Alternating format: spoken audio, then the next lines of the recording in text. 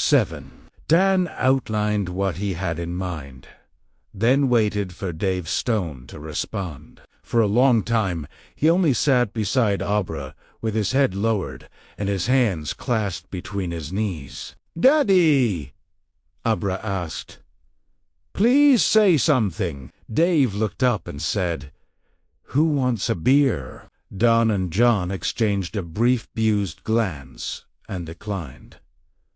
"Well, I do. What I really want is a double shot of Jack. But I'm willing to stipulate with no input from you gentlemen that sipping whiskey might not be such a good idea tonight." "I'll get it, Dad." Abra bounced into the kitchen.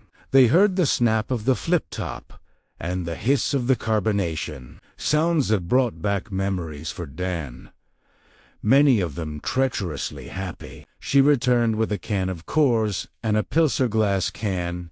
Pour it. "Knock yourself out." Dan and John watched with silent fascination as Abra tilted the glass and slid the beer down the side to minimize the foam, operating with the casual expertise of a good bartender. She handed the glass to her father and set the can on a coaster beside him. Dave took a deep swallow, sighed, closed his eyes, then opened them again.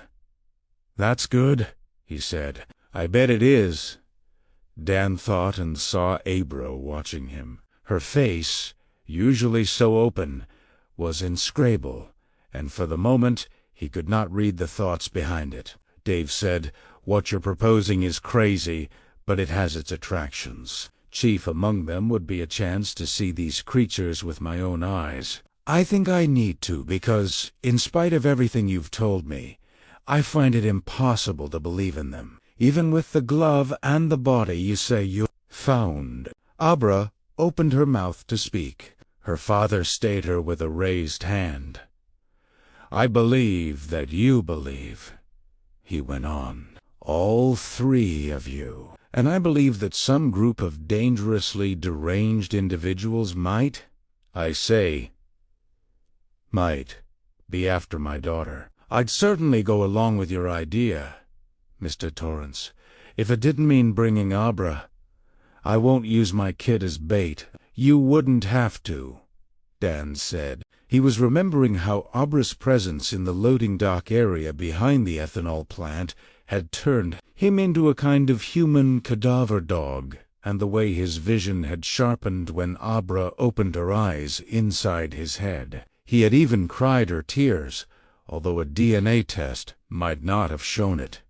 "What do you mean?" "Your daughter doesn't have to be with us.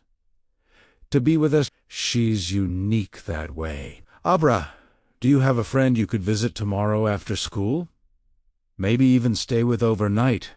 "Sure, Ideen." He could see by the excited sparkle in her eyes that she already understood what he had in mind. "Bad idea," Dave said. "I won't leave her unguarded." "Abra was being guarded all the time we were in Iowa," John said. Abra's eyebrows shot up, and her mouth dropped open a little. Dan was glad to see this. He was sure she could have picked his brain any old time she wanted to, but she had done as he asked. Dan took out his cell and speed-dialed. "Billy, why don't you come on in here and join the party?" 3 minutes later, Billy Freeman stepped into the Stone house. He was wearing jeans, a red flannel shirt with tails hanging almost to his knees, and a teeny town railroad cap, which he doed before shaking hands with Dave and Abra. "You helped him with his stomach," Abra said, turning to Dan. "I remember that. You've been picking my brains after all," Dan said. She flushed. "Not on purpose." "Never. Sometimes it just happens." "Don't I know it?" "All respect to you, Mr. Freeman," Dave said, "but you're a little old for bodyguard duty. And this is my daughter we're talking about." Billy raised his shirt tails and revealed an automatic pistol and a battered black holster. 1911, Colty said, Fallout World War Segundo Vinte. This is old, too, but it'll do the job. Abra, John asked.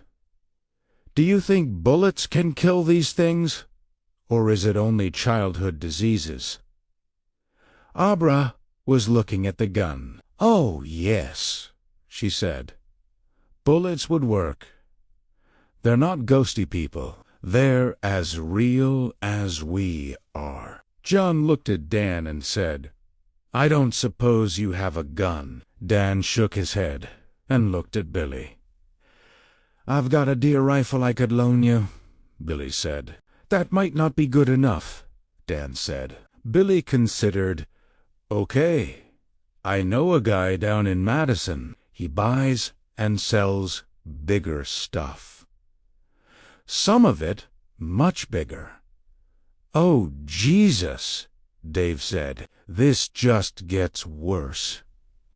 But he didn't say anything else. Don said, Billy, could we reserve the train tomorrow if we wanted to have a sunset picnic at Cloud Gap?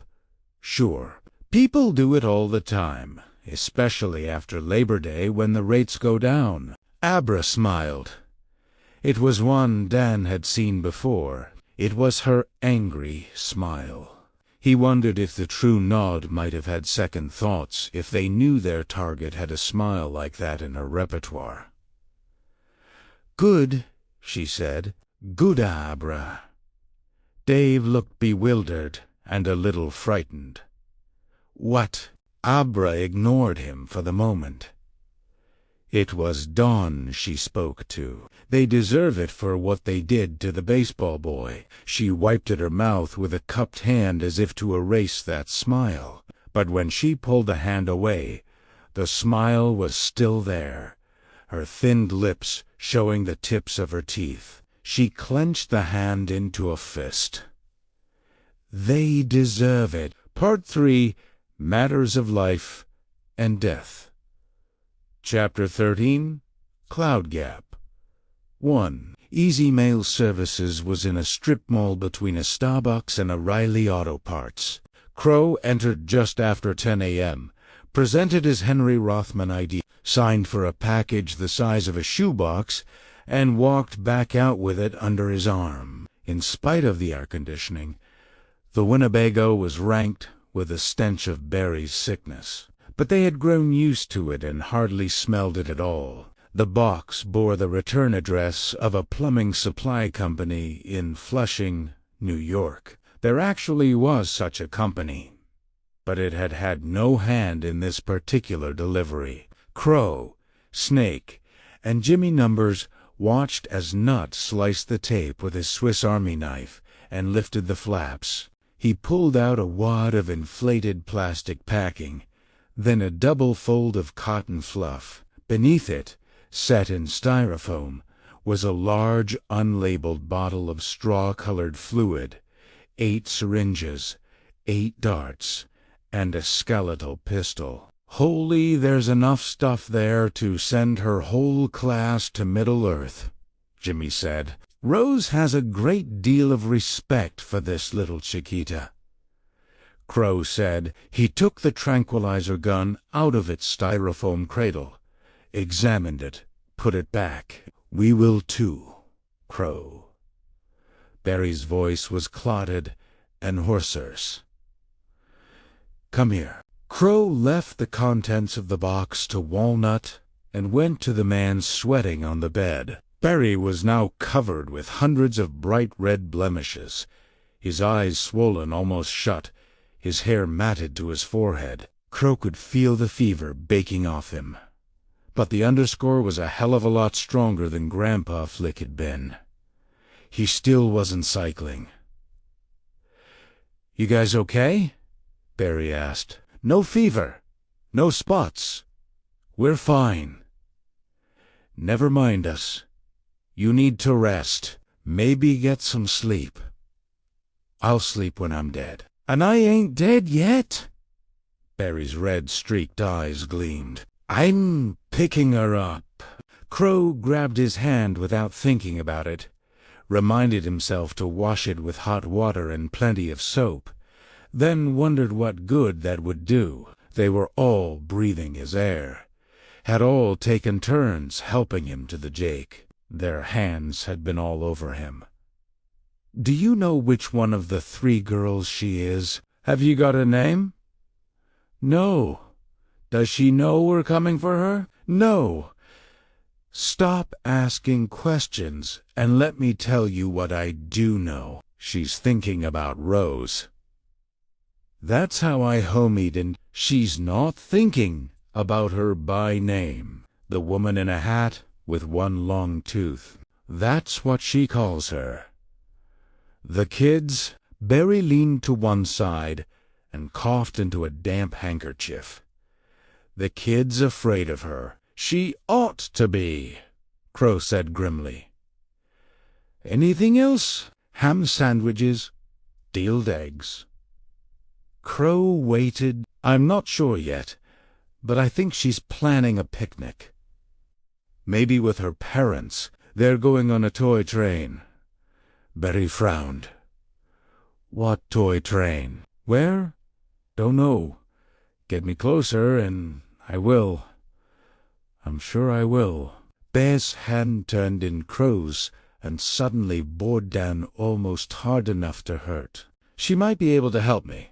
Daddy, if I can hold on and you can get her hurt or enough to make her breathe out some steam, then maybe." "Maybe?" Crow said. Boney looked down. He could see just for a second the bones inside Barry's clutching fingers. 2.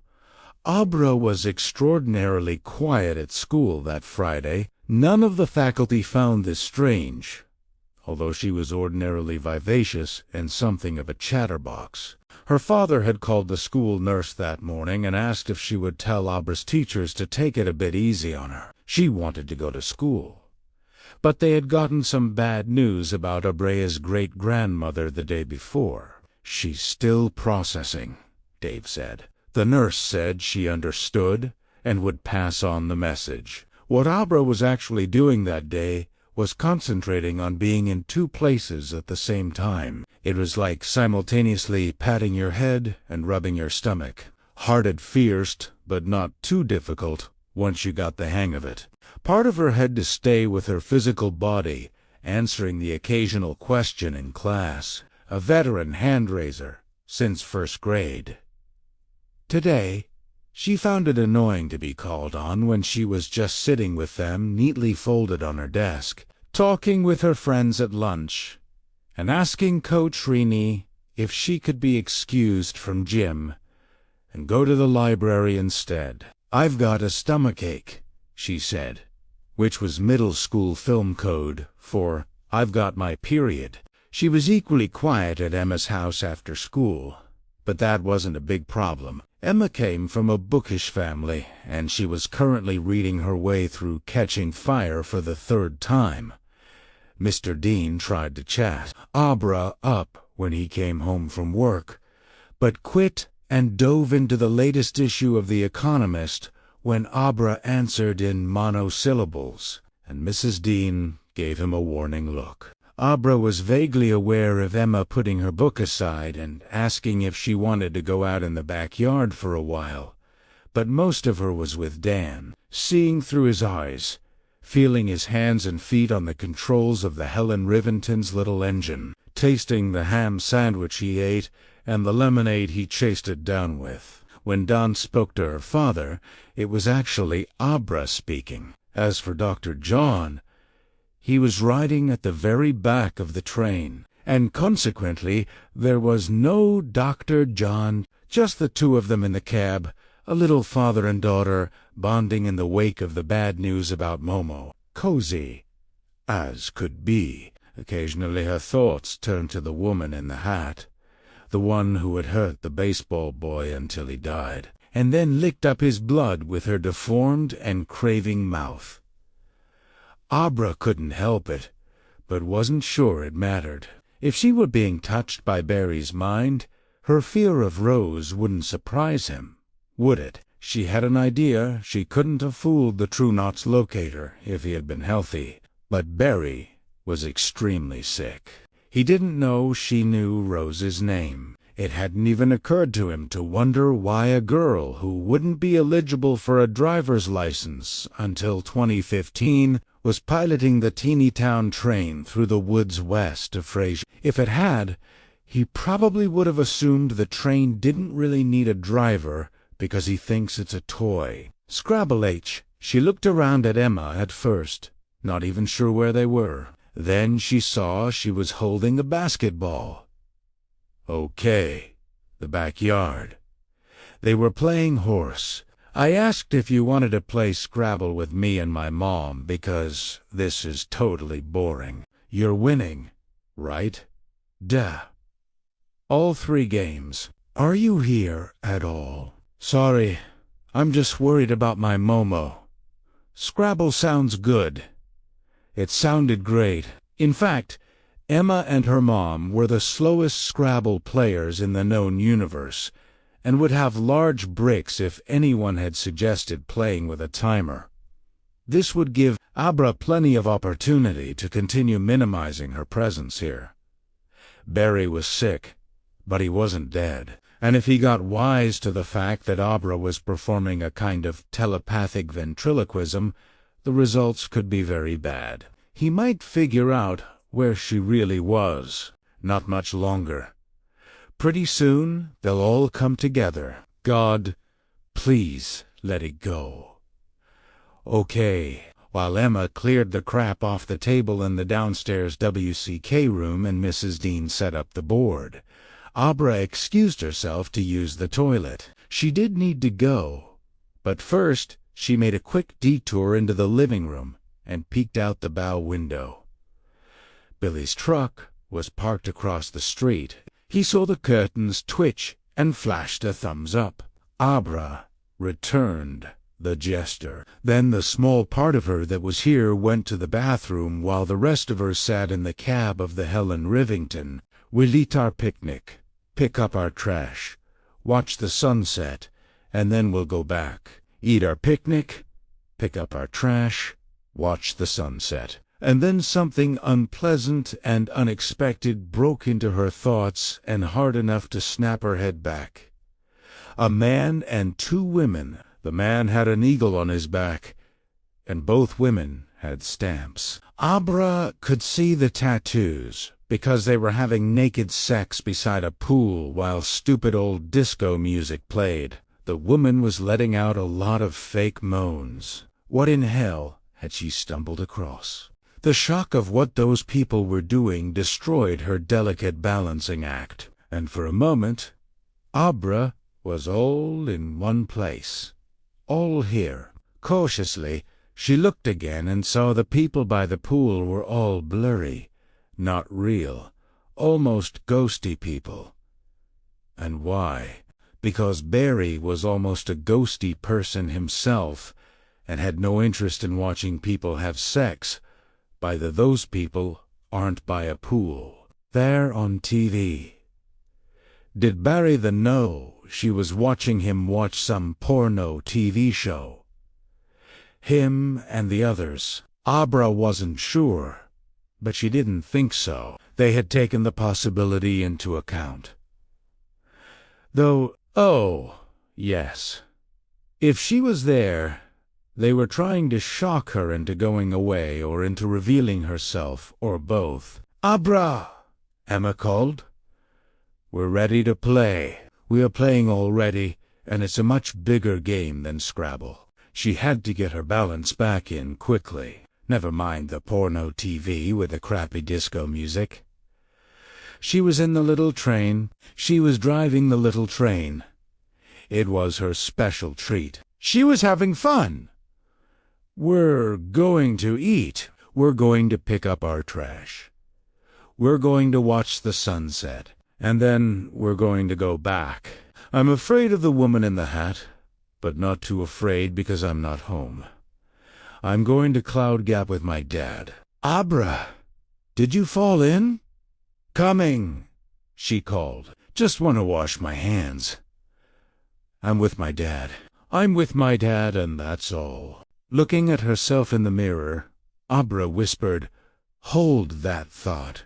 3. Jimmy Numbers was behind the wheel when they pulled into the Bretton Woods rest stop, which was quite close to Anniston, the town where the troublesome girl lived.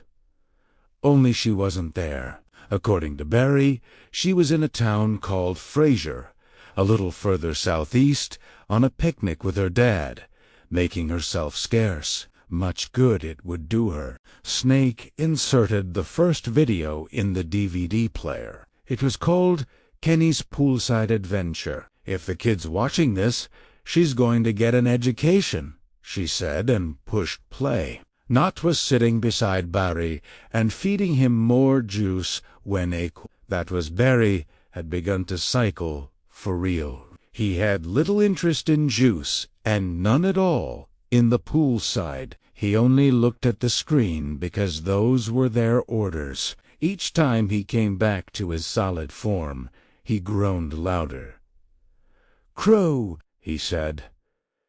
"Get with me, Daddy." Crow was beside him in an instant, elbowing Walnut aside. "Lean close," Barry whispered, and after one uneasy moment, Crow did as he was asked. Barry opened his mouth, but the next cycle started before he could speak. His skin turned milky, then thin to transparency. Crow could see his teeth locked together, the sockets that held his pain-filled eyes, and worst of all, the shadowy crenellations of his brain. He waited, holding a hand that was no longer a hand, but only a nestle of bones. Somewhere at a great distance, that twanky disco music went on and on. Crow thought, they must be on drugs. You couldn't underscore to music like that, unless you were slowly. Barry the grew dense again. This time, he screamed as he came back. Sweat stood out on his brow. So did the red spots. Now so bright, they looked like beads of blood. He wet his lips and said, "Listen to me." Crow listened. 4. Dan did his best to empty his mind so Abra could fill it. He had driven the Riv out to Cloud Gap often enough for it to be almost automatic, and John was riding back by the caboose with the guns, 2 automatic pistols, and Billy's deer rifle. Out of sight, out of mind, or almost. You couldn't completely lose yourself, even while you were asleep.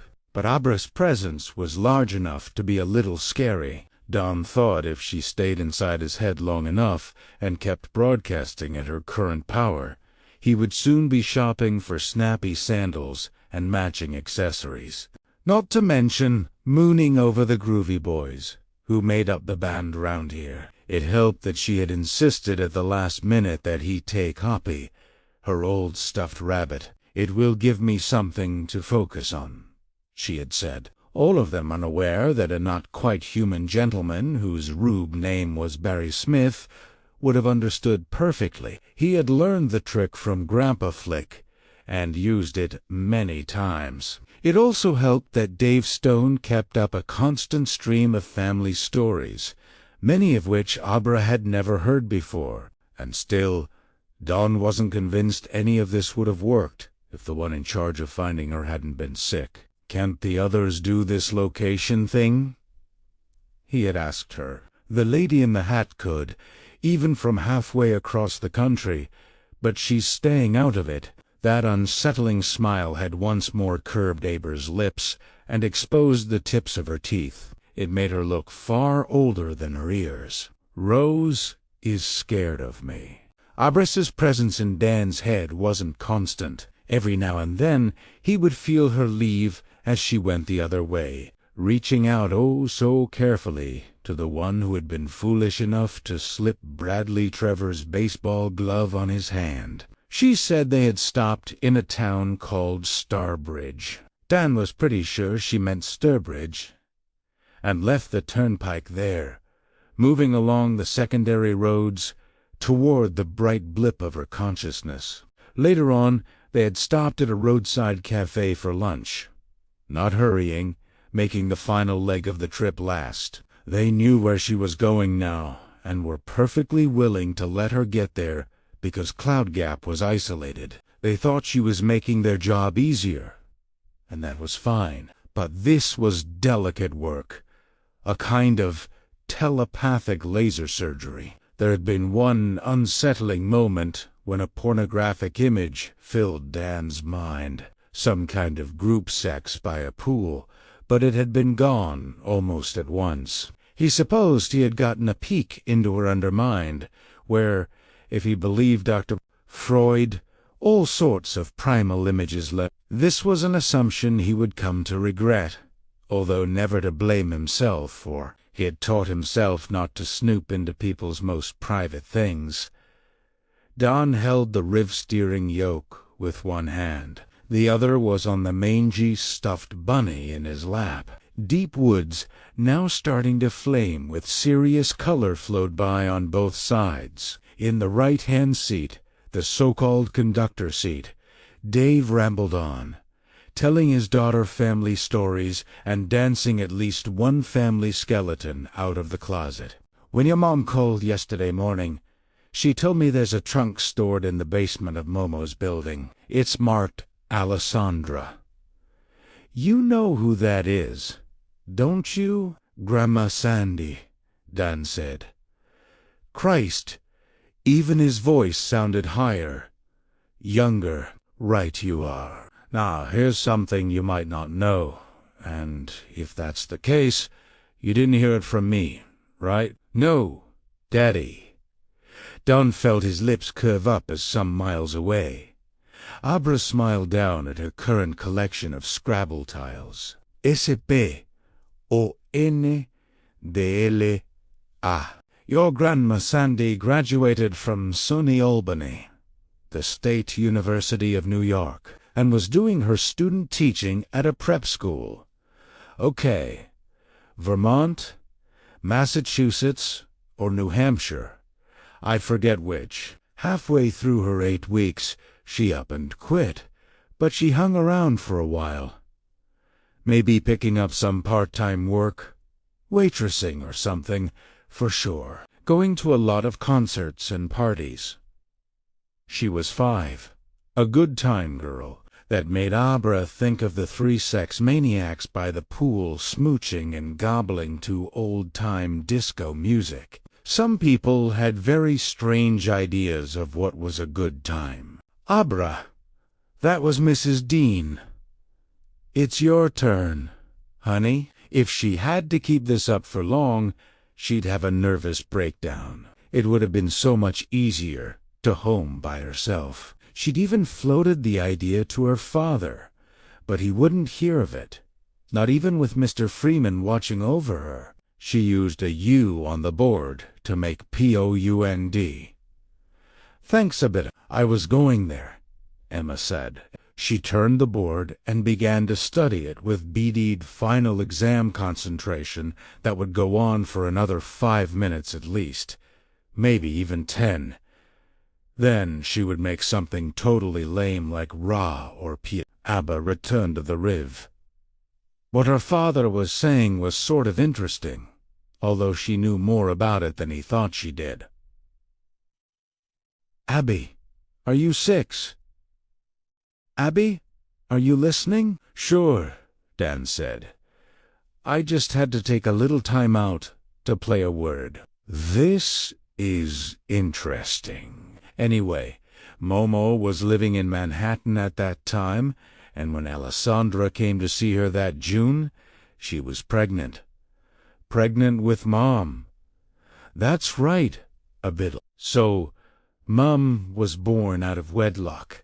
Total surprise, and maybe the tiniest bit overdone. Don, in the peculiar position of both participating and eavesdropping on the discussion, now realized something he found touching and sweetly comic. Abra knew perfectly well that her mother was illegitimate. Lucy had told her the year before. What Abra was doing now, strange but true, was protecting her father's innocence. That's right, honey. But it's no crime. Sometimes people get, I don't know, confused. Family trees can grow strange branches, and there's no reason for you not to know that. Grandma Sandy died a couple of months after Mom was born. Right? In a car wreck. That's right. Momo was babysitting Lucy for the afternoon, and ended up raising her. That's the reason they're so close, and why Momo getting old and sick has been so hard on your mom. Who was the man who got Grandma Sandy pregnant? Did she ever say? Tell you what, Dave said. That's an interesting question. If Alessandra ever told, Momo kept it to herself. He pointed ahead at the lane cutting through the woods. Look, honey! Almost there! They were passing a sign reading Cloud Gap Picnic Area 2 miles 7. Crow's party made a brief stop in Anniston to gas up the Winnebago, but on Lower Main Street, at least a mile from Richland Court. As they left town, Snake now at the wheel, and an epic called Swinging Sorority Sisters on the DVD player, Barry called Jimmy Numbers to his bed. You guys got to step it up a notch, Barry said. They're almost there. It's a place called Cloud Gap. Did I tell you that? Yeah, you did. Jimmy almost patted Barry's hand and thought better of it. They'll be spreading their picnic in no time. That's when you should take them while they're sat down and eating. We'll get it done, Jimmy promised, and in time to twist enough steam out of her to help you. Rose can't object to that. She never would, Barry agreed, but it's too late for me. Maybe not for you, though, huh? Look at your arms. Jimmy did, and saw the first spots blooming on the soft white skin below his elbows. Red death. His mouth went dry at the sight of him. Oh, Christ! Here I go! Barry moaned, and suddenly his clothes were collapsing in on a body that was no longer there. Jimmy saw him swallow, and then his throat was gone. Move, Nut said. Let me at him. Yeah, what are you going to do? He's cooked. Jimmy went up front and dropped into the passenger seat, which Crow had vacated. Take Route 14A. Around Fraser, he said. That's quicker than going through the downtown. You'll connect to the Syca River Road. Snake tapped the GPS. I got all that programmed. You think I'm blind or just stupid? Jimmy barely heard her. All he knew was that he could not die. He was too young to die, especially with all the incredible computer developments just over the horizon, and the thought of cycling, the crushing pain every time he came back. No. No. Absolutely not. Impossible. Late afternoon light slanted in through the bag's big front windows. Beautiful autumn sunlight. Fall was Jimmy's favorite season, and he intended to still be alive and traveling with the true knot.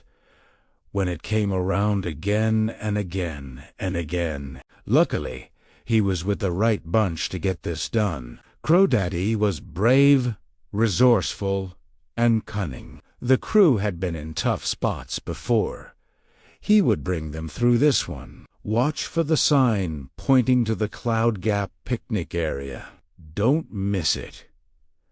Barry says they're almost there. Jimmy, you're giving me a headache. Snake said, Go sit down. We'll be there in an hour. Maybe less. Goit. Jimmy Number said. Snakebite. Andy grinned, and did so. They were just turning onto the Saco River Road when Barry the Underscore cycled out, leaving only his clothes. They were still warm from the fever that had baked him. 8. Barry's dead. There was no horror in this thought when it reached Dan, nor even an ounce of compassion, only satisfaction. Abba Stone might look like an ordinary American girl, prettier than some and brighter than most, but when you got below the surface, and not that far below either, there was a young Viking woman with a fierce and bloodthirsty soul. Dawn thought it was a shame that she'd never had brothers and sisters. She would have protected them with her life. Dawn dropped the ribbon to its lowest gear as the train came out of the deep woods and ran along a fence to drop. Below them, the Saco shone bright gold in the declining sun. The woods, sloping steeply down to the water on both sides, were a bonfire of orange, red, yellow, and purple. Above them, the puffy clouds drifting by seemed almost close enough to touch. He pulled up to the sign, reading Cloud Gap Station in a chuff of air brakes, then turned the diesel off. For a moment, he had no idea what to say, but Abra said it for him using his mouth. "Thanks for letting me drive, Daddy. Now, let's have our plunder in the Dean Rec Room. Abra just made this word, our picnic. I can't believe you're hungry after all you ate on the train," Dave teased. "I am, though. Aren't you glad I'm not anorexic?" "Yes," Dave said. "Actually, I am." Dawn saw John Dalton from the corner of his eye crossing the picnic area clearing, head down, feet noses on the thick pine duff. He was carrying a pistol in one hand and Billy Freeman's rifle in the other. Trees bordered a parking lot for motor traffic. After a single look back, John disappeared into them. During summer, the little lot and all the picnic tables would have been full. On this weekday afternoon in late September, Cloud Gap was dead empty, except for them. Dave looked at Don. Don nodded. Abra's father, an agnostic by inclination, but a Catholic by association, made the sign of the cross in the air, and then followed John into the woods. "It's so beautiful here, Daddy," Dan said. His invisible passenger was now talking to Hoppy, because Hoppy was the only one left. Don set the lumpy, balding, Oneed rabbit on one of the picnic tables, then went back to the first passenger car for the wicker picnic basket. "That's okay," he said to the empty clearing. "I can get it, Dad." 9. In the Dean's Rec Room, Abra pushed back her chair and stood up. "I have to go to the bathroom again. I feel sick to my stomach. And after that, I think I better go home." Emma rolled her eyes, but Mrs. Dean was all sympathy. "Oh, honey, is it you? You know." "Yes. And it's pretty bad." "Do you have the things you need?" "In my backpack. I'll be fine." "Excuse me." "That's right," Emma said. "Quit while you're winning." "Emma," her mother cried. "That's okay, Mrs. Dean. She beat me at horse." Abra went up the stairs, one hand pressed to her stomach in a way she hoped didn't look too fakey. She glanced outside again, saw Mr. Freeman's truck, but didn't bother with the thumbs up this time. Once in the bathroom, she locked the door and sat down on the closed toilet lid. It was such a relief to be done, juggling so many different selves. Barry was dead. Emma and her mom were downstairs. Now, it was just the Aber in this bathroom and the Aber at Cloud Gap. She closed her eyes.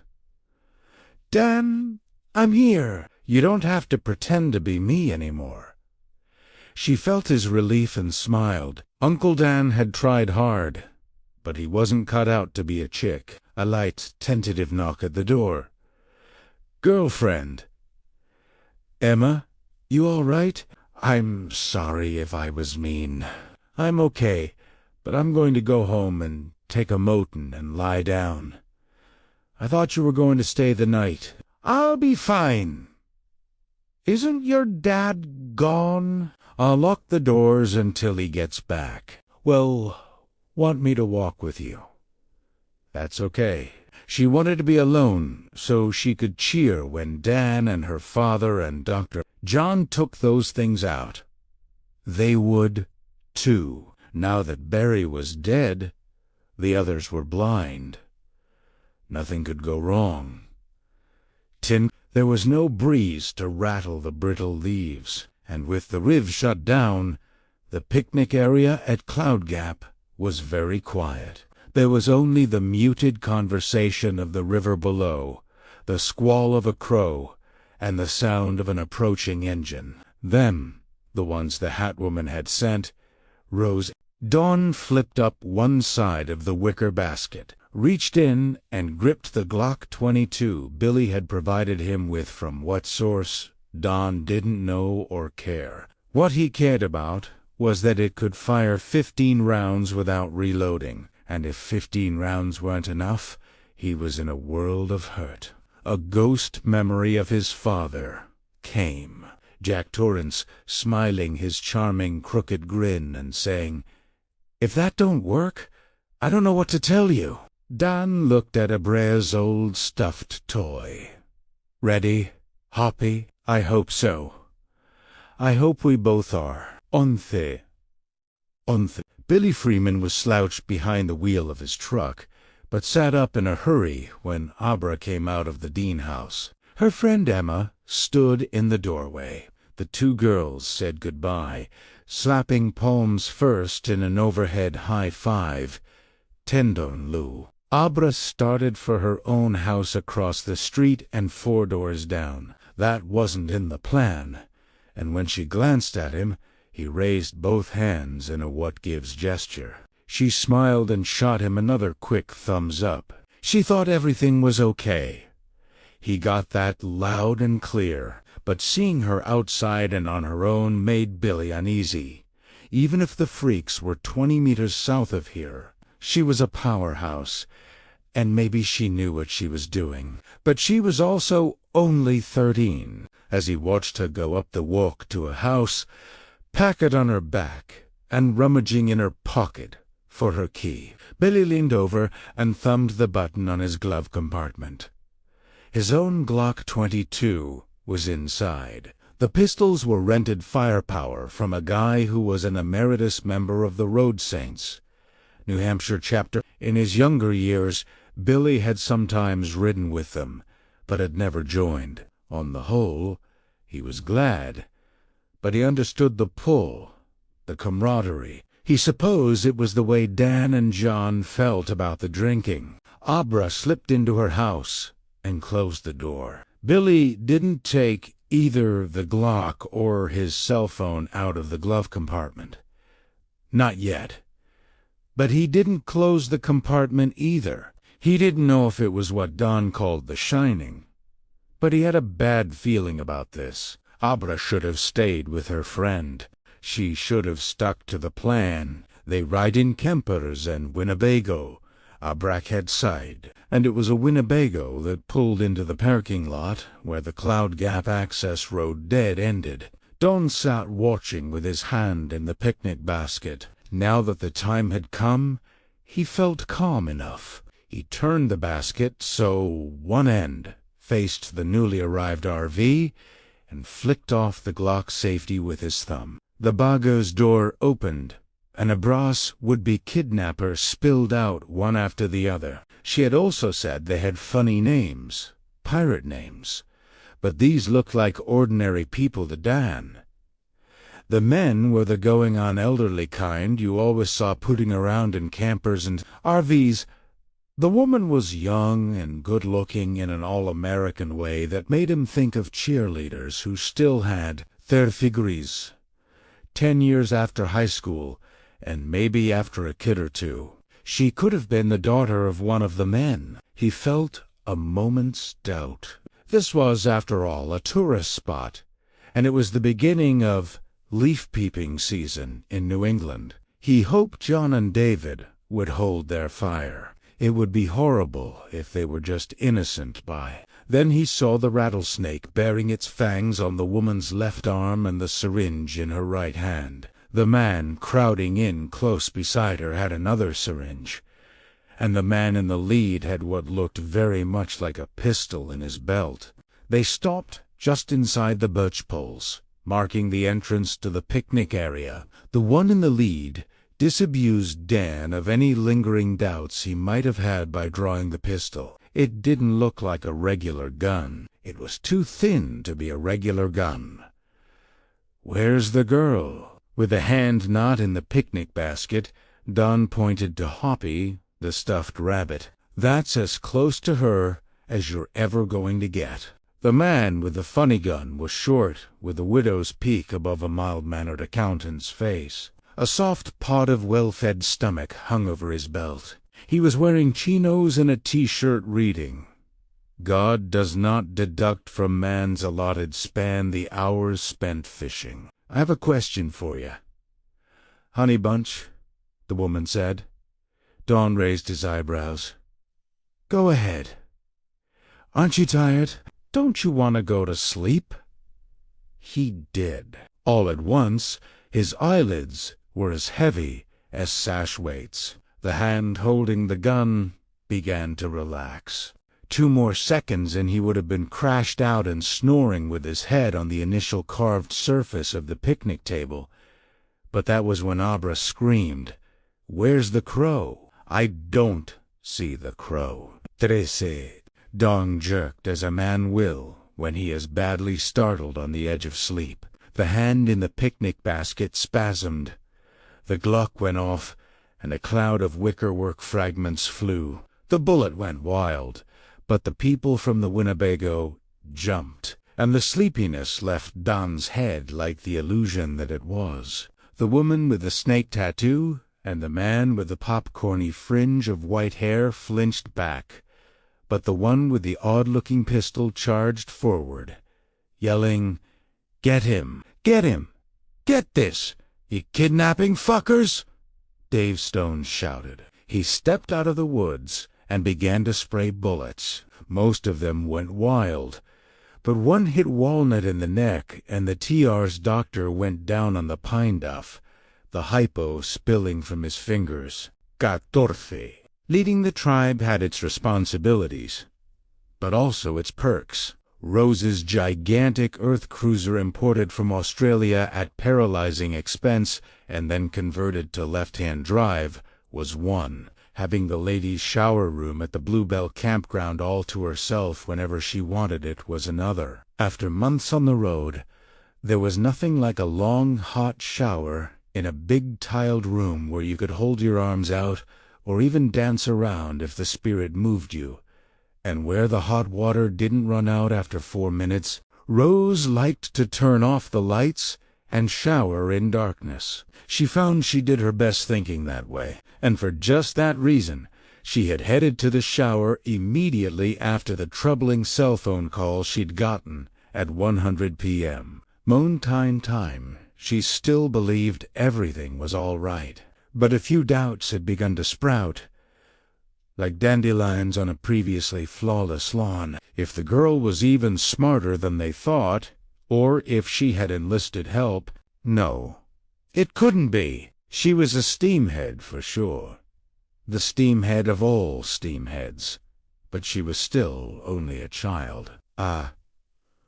Drube child. In any case, all Rose could do for the time being was wait on developments. After 15 refreshing minutes, she stepped out, dried off, wrapped herself in a fluffy bath sheet, and headed back to her RV, carrying her clothes. Short Eddie and Big Mo were cleaning up the open-air barbecue area, following another excellent lunch. Not their fault that nobody felt much like eating with 2 more. 15. The man in the chinos and T-shirt fired his weird pistol at Dan.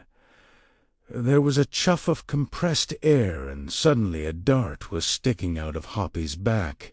Don raised the Glock from the ruins of the picnic basket and fired again. Chino's guy took it in the chest and went over backwards, grunting as fine droplets of blood blew out through the back of his shirt. Andy Steiner was the last one standing. She turned, saw Dave Stone frozen there, looking dazed, and charged at him with her hypodermic needle clutched in her fist like a dagger. Her ponytail swung like a pendulum. She was screaming.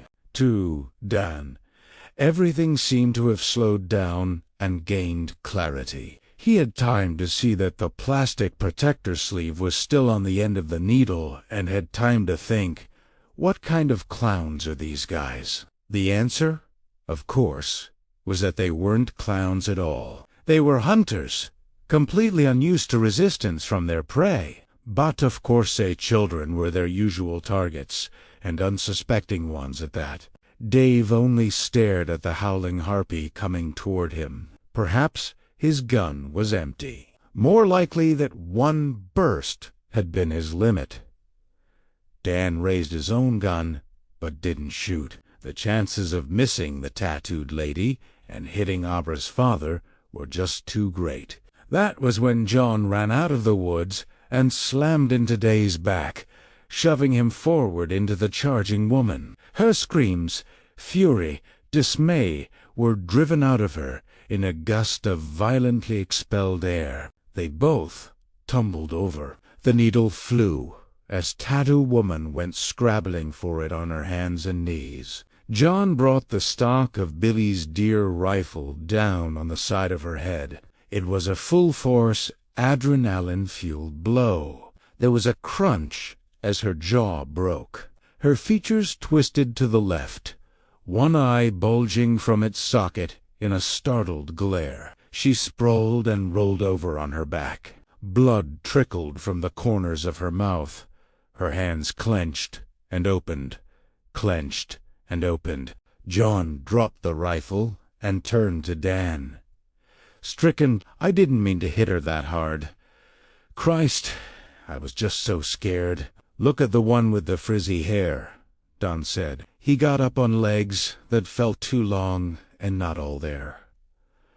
Look at him, John. John Luke. Walnut lay in a pool of blood, one hand clutching his torn neck. He was cycling rapidly. His clothes fell in, then puffed out.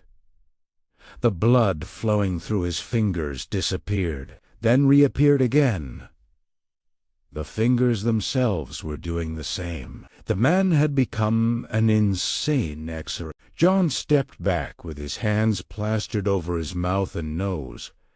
Don still had that sense of slowness and perfect clarity. There was time to see Tattoo Woman's blood and a snarl of her. Blonde hair on the stock of the Remington pump also appearing and disappearing. It made him think of how her ponytail had pendulumed back and forth when she... "Dan, where's the crow? Where's the crow?" ran at Abra's father. She had told him that Barry was cycling. Now Dan understood what she meant. "The one in the fishing shirt is doing it too," Dave Stone said. His voice was only slightly shaky, and Don guessed he knew where some of his daughter's steel had come from, but he didn't have time to think about that now. Abra was telling him they hadn't gotten the whole crew. He sprinted to the Winnebago. The door was still open. He ran up the steps, threw himself on the carpeted floor, and managed to bang his head hard enough on the post under the eating table to send bright specks shooting across his field of vision. Never happens that way in the movies, he thought, and rolled over, expecting to be shot or stomped or injected by the one who had stayed behind to provide the rear guard, the one Abra called the Crow. They weren't totally stupid and complacent after all, it seemed. The Winnebago was empty, appeared empty. Don got to his feet and hurried through the kitchenette. He passed a fold-out bed rumbled from frequent occupancy. Part of his mind registered the fact that the RV smelled like the wrath of God in spite of the air conditioner that was still running. There was a closet, but the door stood open on its track, and he saw nothing inside but clothes. He bent, looking for feet. No feet. He went on to the rear of the Winnebago and stood beside the bathroom door. He thought more movie and pulled it open, crouching as he did it. The Winnebago's can was empty, and he wasn't surprised. If anyone had tried hiding in there, he'd be dead by now. The smell alone would have killed him. Maybe someone did die in here? Maybe this crow? Abra came back at once, full of panic, broadcasting so powerfully that she scattered his own thoughts. No, Barry's the one who died. Where's the crow fiend? The cry. Dawn left the RV.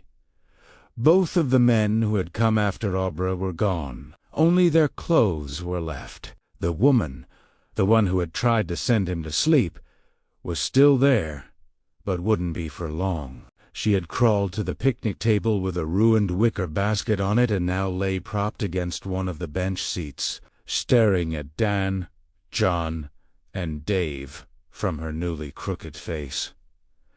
Blood ran from her nose and mouth, giving her a red goatee. The front of her blouse was soaked. As Dan approached, her skin melted from her face, and her clothes fell inward against the strutwork of her skeleton, no longer held in place by her shoulders. The straps of her bra flopped in loops. Of her soft parts, only her eyes remained, watching Dan. Then her skin run at itself, and her clothes plumped up around her body. The fallen bra straps bit into her upper arms, the strap on the left gagging the rattlesnake so it couldn't bite. The finger bones clutching her shattered jaw grew a hand. "You us. Snake bite," Andy said. Her voice was slurred. "By a bunch of rubes." "I don't believe it." Dan pointed at Dave. "That rube there is the father of the girl you came to kidnap, just in case you're wondering." Snake managed a painful grin. Her teeth were rimmed with blood. "You think I give a tin to me? He's just another swinging dick. Even the Pope of Rome's got one, and not one of you care where you put it. Men have to win, don't you? Always have to win. Where's the other one? Where's Crow?"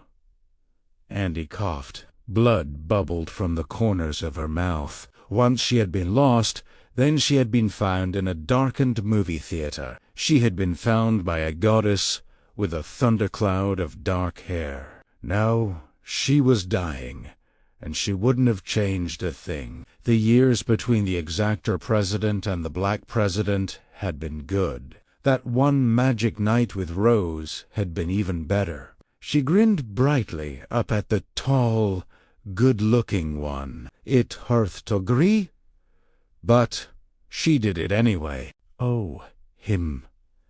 He's in Renault. Rube Shog. Girl." She began to disappear again. Dawn heard John Dalton whisper, "Oh my God! Look at that brain bleed." One can actually see it. Dawn waited to see if Tatwoman would come back. Eventually, she did, with a long groan from between her clenched and bloody teeth. The cycling seemed to hurt even more than the blow that had caused it, but Don thought he could remedy that. He pulled Tatwoman's hand away from her shattered jaw and dug in with his fingers. He could feel her entire skull shift as he did. It was like pushing the side of a badly cracked vase held together by a few strips of tape. This time, Tatwoman did more than groan. She howled and pawed weakly at Dan, who paid no attention. "Where's Crow?" Andy's Snake screamed. He got off and, "Please don't hurt me anymore, Daddy. Please don't. I'll do whatever you want." Dan thought of what Ebba said these monsters had done to Brad Trevor in Iowa, how they had tortured him, and God only knew how many others, and felt an almost ungovernable urge to tear the lower half of this murdering bitch's face entirely off to beat her bleeding, shattered skull with her own jawbone until both skull and bone disappeared. Then, absurdly, given the circumstances, he thought of the kid in the Braves t-shirt, reaching for the leftover Coke piled on the shiny magazine cover. "Canny," he'd said. This woman was nothing like that kid. Nothing. But telling himself so did no good. His anger was suddenly gone, leaving him feeling sick and weak and empty. "Don't hurt me anymore, Daddy." He got up, wiping his hand on his shirt, and walked blindly toward the Riv. "Abra, are you there?" "Yes." Not so panicky now. And that was good. "You need to have your friend's mom call the police and tell them you're in danger. Crows and Aniston." Bringing the police into a business that was at bottom supernatural was the last thing Don wanted. But at this moment, he saw no choice. "I'm not—" Before she could finish, her thought was blotted out by a powerful shriek of female rage. "You little _ Suddenly, the Hat Woman was in Dan's head again. This time not as part of a dream, but behind his waking eyes, her image burning, a creature of terrible beauty, who was now naked, her wet hair lying on her shoulders in Medusa coils. Then her mouth yawned open, and the beauty was torn away. There was only a dark hole with one jutting, discolored tooth, almost a tusk. "What have you done?" Don staggered and put a hand against the Riv's lead passenger car to hold himself up. The world inside his head was revolving. The Hat Woman disappeared, and suddenly a crowd of concerned faces was gathered around him. They were asking if he was all right. He remembered Abra trying to explain how the world had revolved on the day she had discovered Brad Trevor's picture in the Aniston shopper. How all at once Abra had been looking out of the Hat Woman's eyes, and the Hat Woman had been looking out of hers. Now he understood it was happening again, and this time he was along for the ride. Rose was on the ground. He could see a broad swatch of evening sky overhead. The people crowding around her were no doubt her tribe of child killers. This was what Abra was seeing. The question was, what was Rose seeing? 16 Snake cycled, then came back. It burned. She looked at the man kneeling in front of her. "Is there anything I can do for you?" John asked. "I'm a doctor." In spite of the pain, Snake laughed. This doctor, who belonged to the men who had just shot the TR's doctor to death, was now offering to help. What would Hippocrates make of that one? "Put a bullet in me." Ass-face. That's the only thing I can think of. The nerdy one, the bastard who'd actually pulled the trigger on Walnut, joined the one who said he was a doctor. "You deserve it," Dave said. "Did you think I was just going to let you take my daughter? Torture and kill her like you did that poor little boy in Iowa? They knew about that. How could they?" But it didn't matter now. At least, not to Andy. "Your people slaughter pigs and cows and sheep. Is what we do any different? In my humble opinion, killing human beings is a lot different." John said, "Call me silly and sentimental." Snake's mouth was full of blood and some lumpy teeth. Probably that didn't matter either. In the end, this might be more merciful than what Barry had gone through. It would certainly be quicker, but one thing needed straightening out just so they'd know. We're the human beings.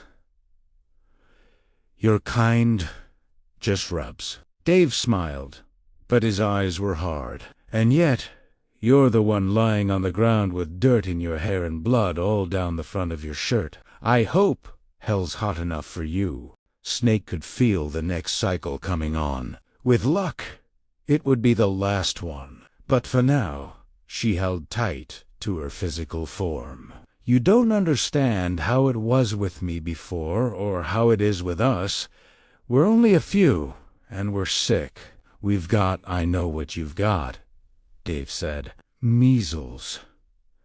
I hope they rot your whole miserable knot from the inside out, Snake said. We didn't choose to be what we are any more than you did. In our shoes, you'd do the same. John shook his head slowly from side to side. Never. Never. Snake began to cycle out. She managed 4 more words. However, then a final gasp, as she stared up at them from her disappearing face. Ropes. Then she was gone. Don walked to John and Dave slowly and carefully, putting his hand on several of the picnic tables to keep his balance. He had picked up Abra's stuffed rabbit without even realizing it. His head was clearing, but that was a decidedly mixed blessing. We have to go back to Anniston and fast. I can't touch Billy. I could before, but now he's gone. Abra? Dave asked. What about Abra? Don didn't want to look at him. Dave's face was naked with fear, but he made himself do it. She's gone, too. So is the woman in the hat. They've both dropped out of the mix. Meaning what? Dave grabbed Dan's shirt in both hands. Meaning what? I don't know. This was the truth, but he was afraid. Chapter 14. Crow 1. Get with me, Dottie. Bury the chinket, said Leanne. Close. This was just after Snake had started the first of the porn DVDs. Crow got with Barry, even held his hand while the dying man struggled through his next cycle. And when he came back, listen to me. She's been watching. All right, only when that porno started up. Explaining to someone who couldn't do the locator thing was hard, especially when the one doing the talking was mortally ill. But Crow got the gist of it. The fucksome frolickers by the pool had shocked the girl, just as Rose had hoped they might, but they had done more than make her quit spying and pull back. For a moment or two, Barry's sense of her location seemed to double. She was still on the train with her dad, riding to the place where they were going to have their picnic, but her shock had produced a ghost image that made no sense. In this, she was in a bathroom, taking a leak. Maybe you were seeing a memory, Crow said. Could that be? Yeah, Barry said. Rubes think all kinds of crazy. Most likely, it's nothing. But for a minute, it was like she was twins, you know? Crow didn't exactly. But only if that's not it, she might be running some kind of game. Give me the map. Jimmy Numbers had all of New Hampshire on his laptop. Crow held it up in front of Barry. Here's where she is, Barry said, tapping the screen. On her way to this cloud Glen Place was her dad. Gap, Crow said. Cloud, gap. Whatever the Barry moved his finger northeast. And this is where the ghost blip came from. Crow took the laptop and looked through the bead of no doubt infected sweat Barry had left on the screen. And that's her hometown bear. She's probably left psychic traces of herself all over it, like dead skin, sure.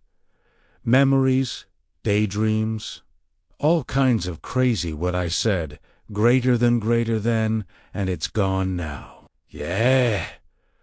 But Barry grasped Crow's wrist. If she's as strong as Rose says, it's just possible that she really is gaming us, throwing her voice like, have you ever run across a steamhead that could do that? No, but there's a first time for everything. I'm almost positive she's with her father. But you're the one who has to decide if almost positive is good enough for that, was when Barry began cycling again, and all meaningful communication ceased. Crow was left with a difficult decision. It was his mission, and he was confident he could handle it.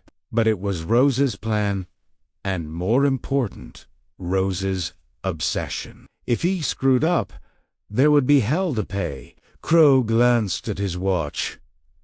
300 página M. Here in New Hampshire. 1 o'clock at the Bluebell campground. Lunch would just be finishing up, and Rose would be available. That decided him. He made the call. He almost expected her to laugh and call him an old woman, but she didn't. "You know, we can't entirely trust Barry anymore," she said. "But I trust you. What's your gut feeling?" His gut felt nothing one way or the other. That was why he had made the call. He told her so and waited.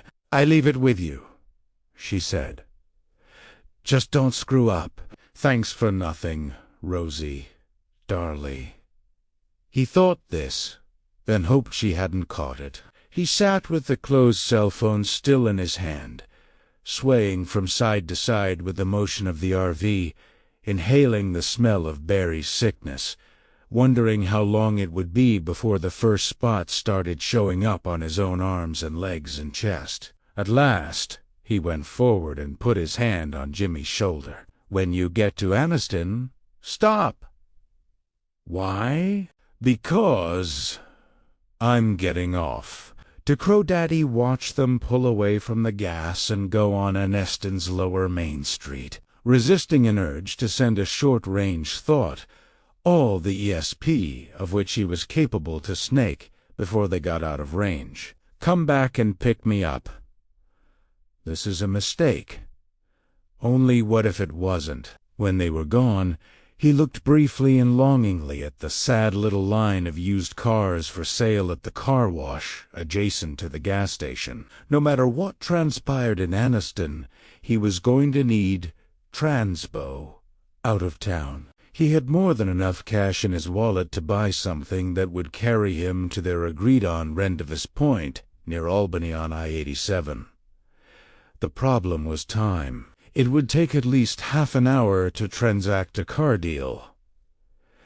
And that might be too long. Until he was sure this was a false alarm, he would just have to improvise and rely on his powers of persuasion. They had never let him down. Yet, Crow did take time enough to step into the gas and go where he bought a Red Sox hat. When in box country, dress as the boss fans do. He debated adding a pair of sunglasses and decided against them. Thanks to TV, a fit middle-aged man in sunglasses always looked like a hitman to a certain part of the population. The hat would have to do. He walked up Main Street to the library, where Abra and Don had once held the council of war. He had to go no farther than the lobby to find what he was looking for. There, under the heading of "Take a Look at Our Town," was a map of Anniston, with every street and lane carefully marked. He refreshed himself on the location of the girl's street. "Great game last night, wasn't it?" a man asked. He was carrying an armload of books. For a moment, Crow had no idea what he was talking about. Then remembered his new hat. "It sure was," he agreed. Still looking at the map, he gave the Sox fan time to depart before leaving the lobby. The hat was fine, but he had no desire to discuss baseball.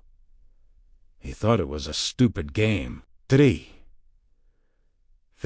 Richland Court was a short street of pleasant New England saltboxers and Cape Cods ending in a circular turnaround. Crow had grabbed a free newspaper called the Anniston Shopper on his walk from the library, and now stood at the corner leaning against a handy oak tree and pretending to study it. The oak shielded him from the street, and maybe that was a good thing because there was a red truck with a guy sitting behind the wheel parked about halfway down. The truck was an oldie with some hand tools and what looked like a rotiler in the bed, so the guy could be a groundskeeper. This was the kind of street where people could afford them. But if so, why was he just sitting there? Maybe. Sitting. Maybe. Crow was suddenly glad he had taken Barry seriously enough to jump ship.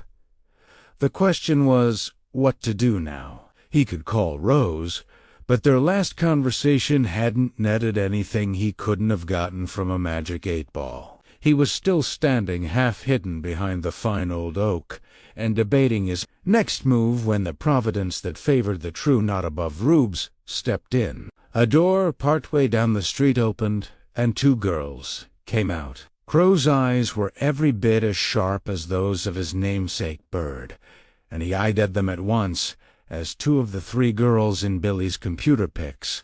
The one in the brown skirt was Emmerdine. The one in the black pants was Abra Stone. He glanced back at the truck. The driver, also an oldie, had been slouched behind the wheel. Now he was sitting up, breeched and bushy-tailed, on the alert. So she had been gaming them. Crow still didn't know for sure which of the 2 was the steamhead, but one thing he was sure of: the men in the Winnebago were on a wild goose chase. Crow took out his cell, but only held it in his hand for a moment, watching the girl in the black pants go down the walk to the street. The girl in the skirt watched her for a second, then went back inside.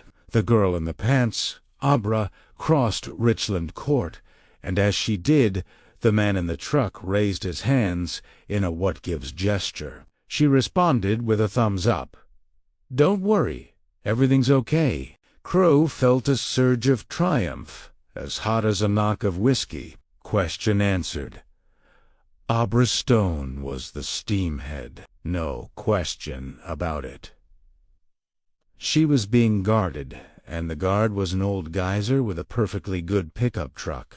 Crow felt confident it would take him and a certain young passenger as far as Albany. He hit Snake on the speed dial and wasn't surprised or uneasy when he got a call-failed message. Cloud Gap was a local beauty spot, and God forbid there should be any cell phone towers to clutter up the tourist snapshots. But that was okay. If he couldn't take care of an old man and a young girl, it was time to turn in his badge. He considered his phone for a moment, then turned it off. For the next 20 minutes or so, there was no one he wanted to talk to, and that included Rose. His mission, his responsibility. He had 4 loaded syringes, 2 in the left pocket of his light jacket, 2 in the right, putting his best Henry Rothman smile on his face. The one he wore when reserving campground space or four-walling motel for the true.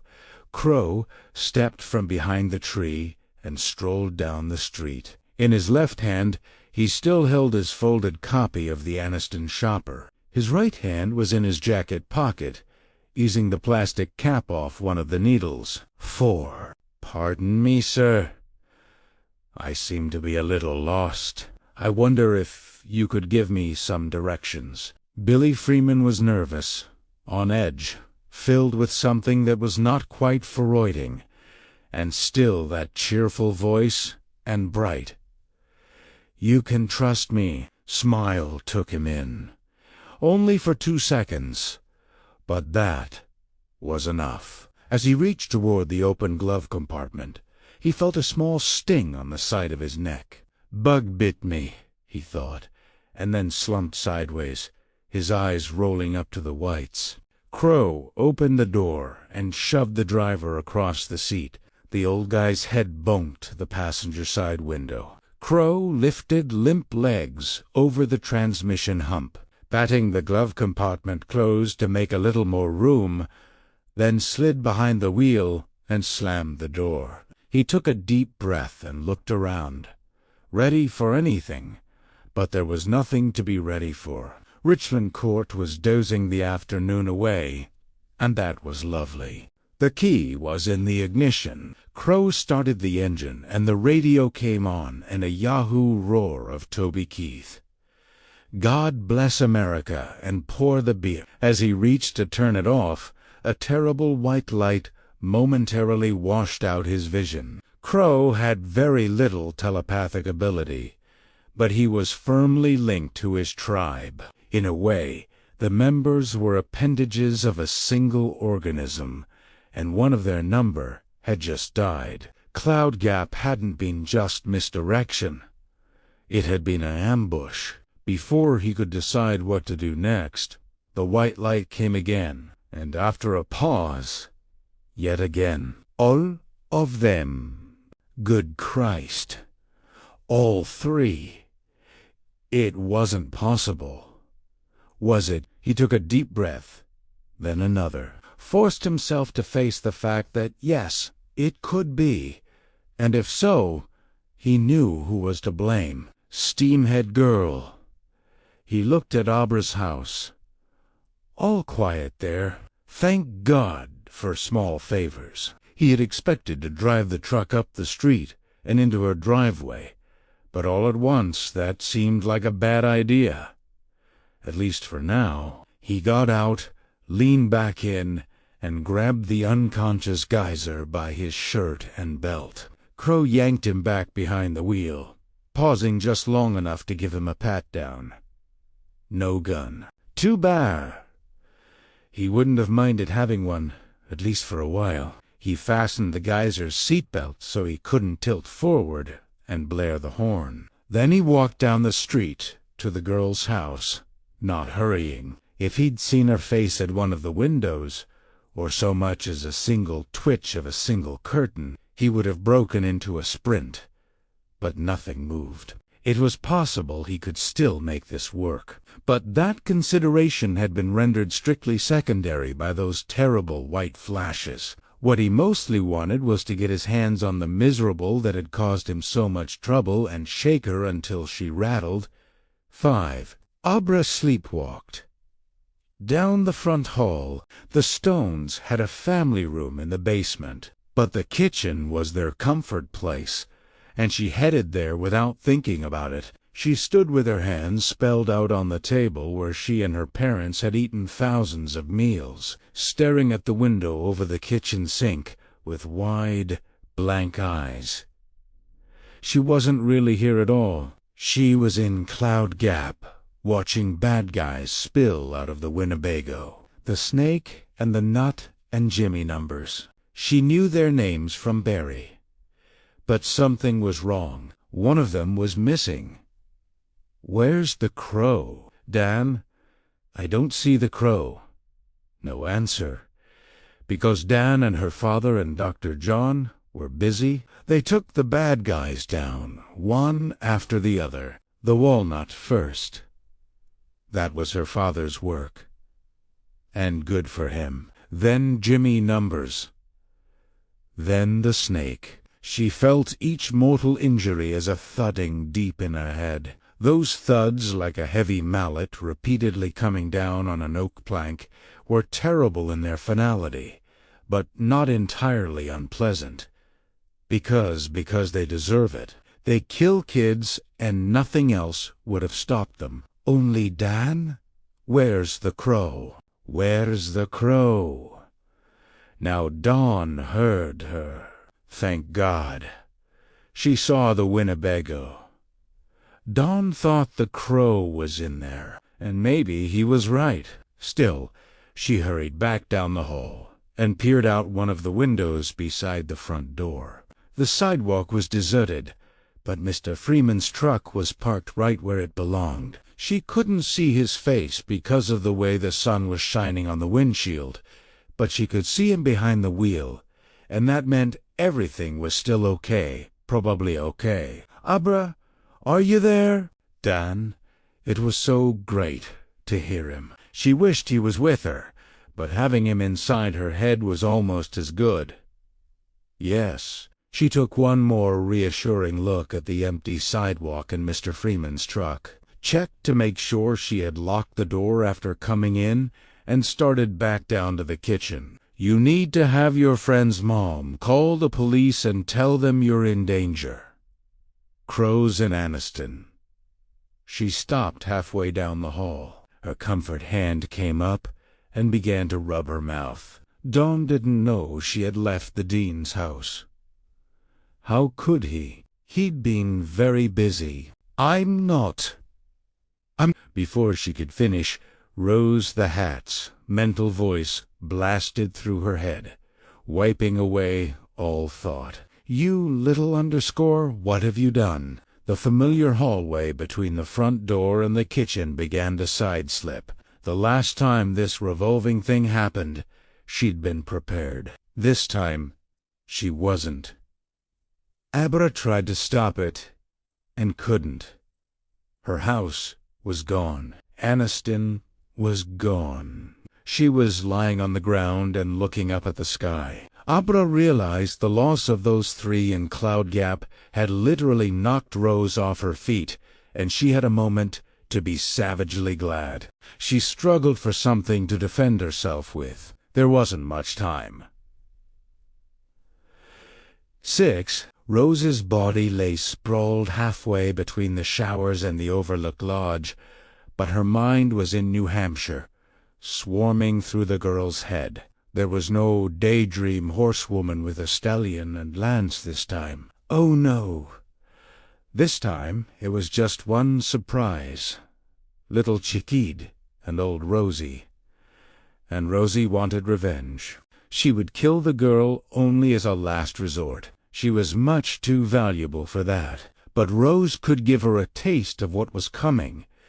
A taste of what Rose's friends had already suffered. There were plenty of soft, vulnerable places in the minds of rubes, and she knew them all very well. Get away, you leave me alone, or I'll kill you. It was like having a flashbang go off behind her eyes.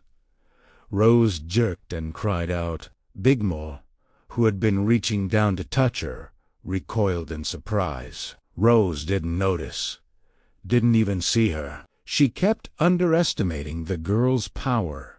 She tried to keep her footing in the girl's head, but the little was actually pushing her out. It was incredible and infuriating and terrifying, but it was true. Worse, she could feel her physical hands rising toward her face. If Mo and Short Eddie hadn't restrained her, the little girl might have made Rose claw her own eyes out. For the time being, at least, she had to give up and leave. But before she did, she saw something through the girl's eyes that flooded her with relief. It was Crow Daddy, and in one hand he was holding a needle. 7. Abra used all the psychic force she could muster, more than she had used on the day she had gone hunting for Brad Trevor, more than she had ever used in her life, and it was still barely enough. Just when she started to think she wouldn't be able to get the Hat Woman out of her head, the world began to revolve again. She was making it revolve, but it was so hard, like pushing a great stone wheel. The sky and the faces staring down at her slid away. There was a moment of darkness when she was between nowhere, and then her own front hall slid back into view. But she was no longer alone. A man was standing in the kitchen doorway. No, not a man. A crow. "Hello, Abra," he said, smiling, and leaped at her. Still mentally reeling from her encounter with Rose, Abra made no attempt to push him away with her mind. She simply turned and ran. 8. In their moments of highest stress, Dan Torrance and Crow Daddy were very much alike, although neither would ever know it. The same clarity came over Crow's vision. The same sense that all of this was happening in beautiful slow motion. He saw the pink rubber bracelet on Abra's left wrist and had time to think breast cancer awareness. He saw the girl's backpack slew to the left as she whirled to her right, and knew it was full of books. He even had time to admire her hair as it flew out behind her in a bright sheath. He caught her at the door as she was trying to turn the thumb lock. When he put his left arm around her throat and yanked her back, he felt her first efforts confused, weak to push him away with her mind. Not the whole hypo. It might kill her. She can't weigh more than 115 pounds max. Crow injected her just south of the collarbone as she twisted and struggled. He needn't have worried about losing control and shooting the whole dose into her, because her left arm came up and thumped against his right hand, knocking the hyper free. It fell to the floor and rolled. But Providence favors true above robes. It had always been that way, and was now. He got just enough into her. He felt her little handhold on his mind. First slip, 10 fall Hawaii. Her hands did the same. She stared at him with shocked, floating eyes. Crow patted her shoulder. We're going for a ride, Abra. You're going to meet exciting new people. Incredibly, she managed a smile, a rather frightening one for a girl so young that with her hair piled up under a cap, she could still have passed for a boy. Those monsters you call your friends are all dead. The last word was only an unwinding slur as her eyes rolled up and her knees came unhinged. Crow was tempted to let her drop. It would serve her to right, but restrained the impulse and caught her under the arms instead.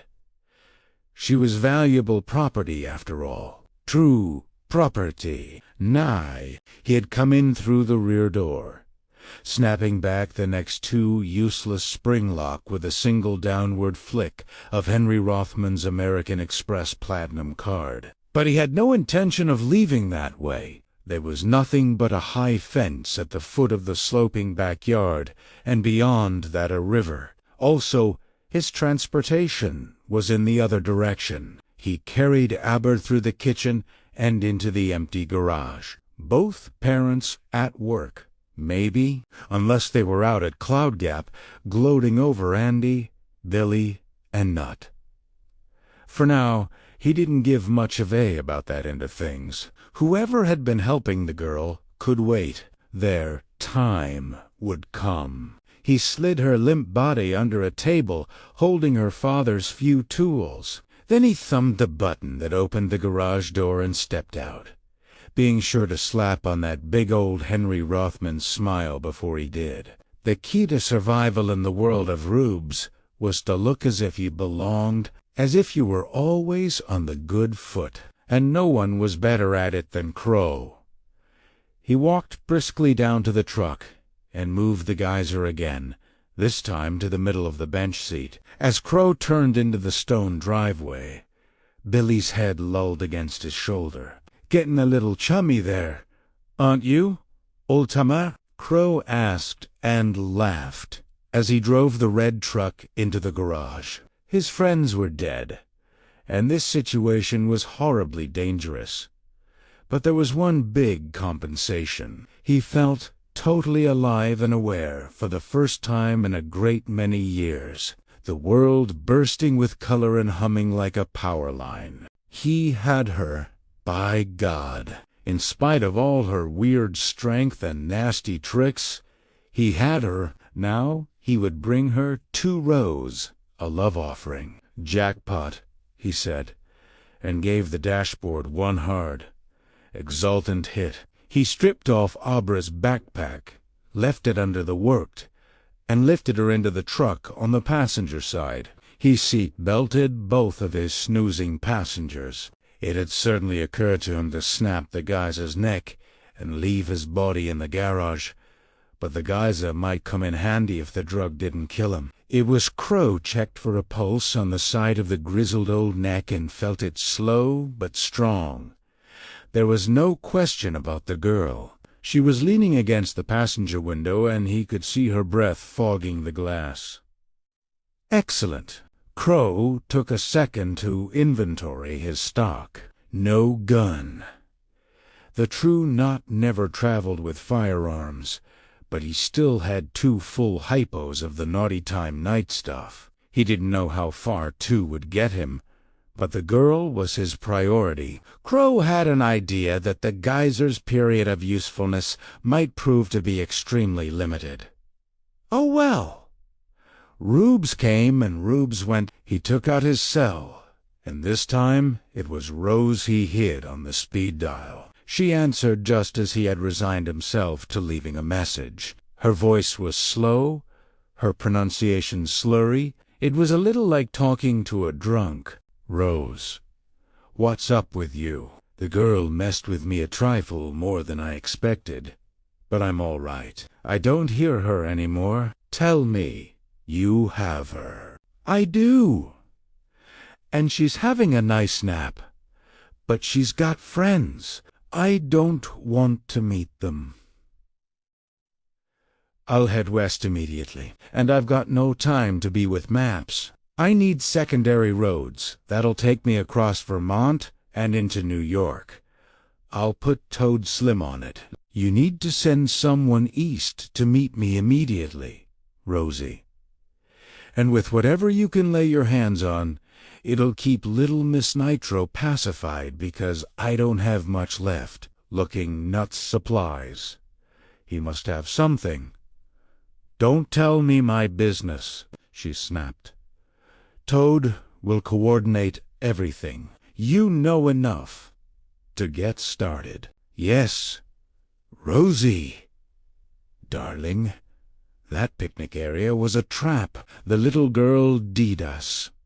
What if her friends called the cops? I'm riding in an old F-150 with a couple of zombies next to me in the cab. I might as well have kidnapper tattooed on my forehead, but he was grinning." Damned if he wasn't grinning. There was a pause at the other end. Crow sat behind the wheel in the Stones' garage, waiting. "At last," Rose said, "if you see blue lights behind you, or a roadblock ahead of you, strangle the girl and suck out as much of her steam as you can while she goes. Then surrender.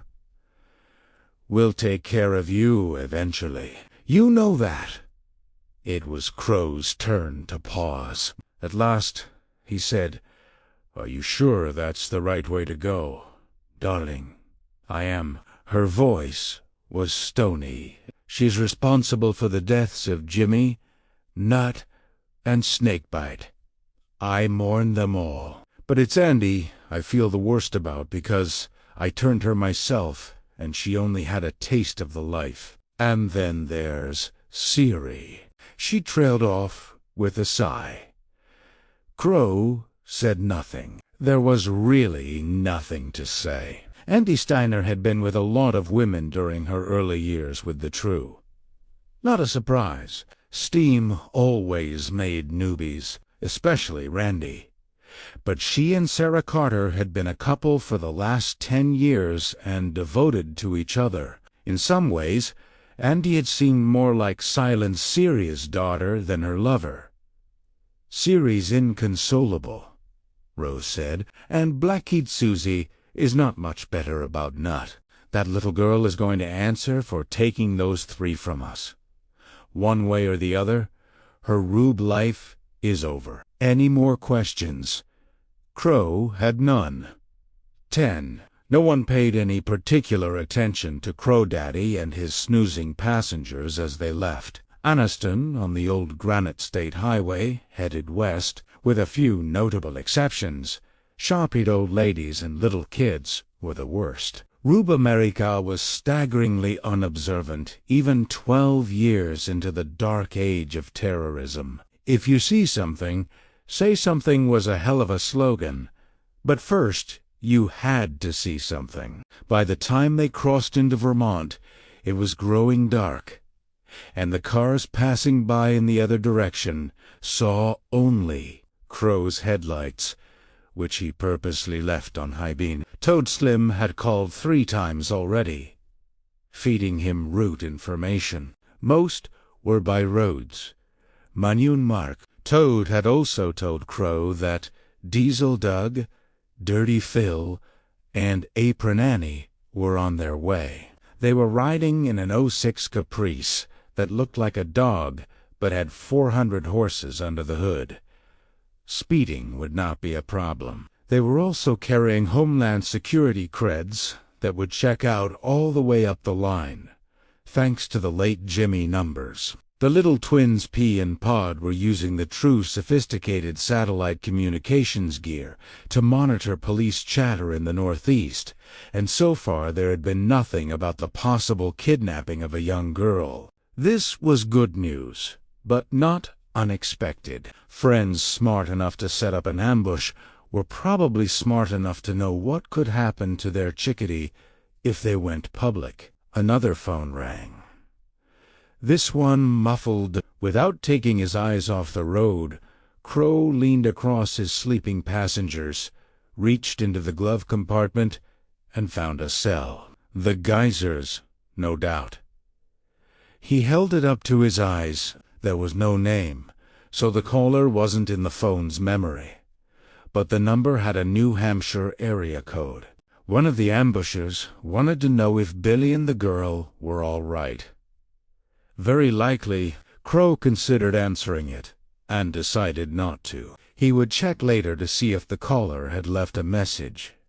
Though, information was power. When he leaned over again to return the cell to the glove compartment, his fingers touched metal. He stowed the phone and brought out an automatic pistol. A nice bonus and a lucky find. If the Geyser had awakened a little sooner than expected, he might have gotten to it before Crow could read his intentions. Crow slid the Glock under his seat, then flipped the glove compartment closed. Guns were also power. 11. It was full dark, and they were deep into the Green Mountains on Highway 18 Win, when Abra began to stir. Crow, still feeling brilliantly alive and aware, wasn't sorry. For one thing, he was curious about her. For another, the old truck's gas gauge was touching empty, and someone was going to have to fill the tank. But it wouldn't do to take chances. With his right hand, he removed one of the 2 remaining hypos from his pocket and held it on his thigh. He waited until the girl's eyes, still soft and muzzy, opened. Then he said, "Good evening, little lady. I'm Henry Rothman. Do you understand me? You're—" Abra cleared her throat, wet her lips, tried again. "You're not Henry anything. You're the Crow. So you do understand. That's good. You feel woolly-headed just now, I imagine, and you're going to stay that way because that's just how I like you. But there will be no need to knock you all the way out again as long as you mind your P's and Q's. Have you got that? Where are we going? Hogwarts to watch the international Quidditch journey. I'll buy you a magic hot dog and a cone of magic cotton candy. Answer my question. Are you going to mind your P's and Q's? Yes. Such instant agreement is pleasing to the ear, but you'll have to pardon me if I don't completely trust it. I need to give you some vital information before you try, something foolish that you might regret. Do you see the needle I have? Yes. Abra's head was still resting against the window, but she looked down at the hypo. Her eyes drifted shut, then opened again very slowly. I'm thirsty from the drug. No doubt I don't have anything to drink with me. We left in a bit of a hurry. I think there's a juice box in my pack. Husky low and slow, the eyes still opening with great effort after every blink. Afraid? That's back in your garage. You may get something to drink in the next town we come to. If you're a good little Goldilocks, if you're a bad little Goldilocks, you can spend the night swallowing your own spit. Clear? Yes.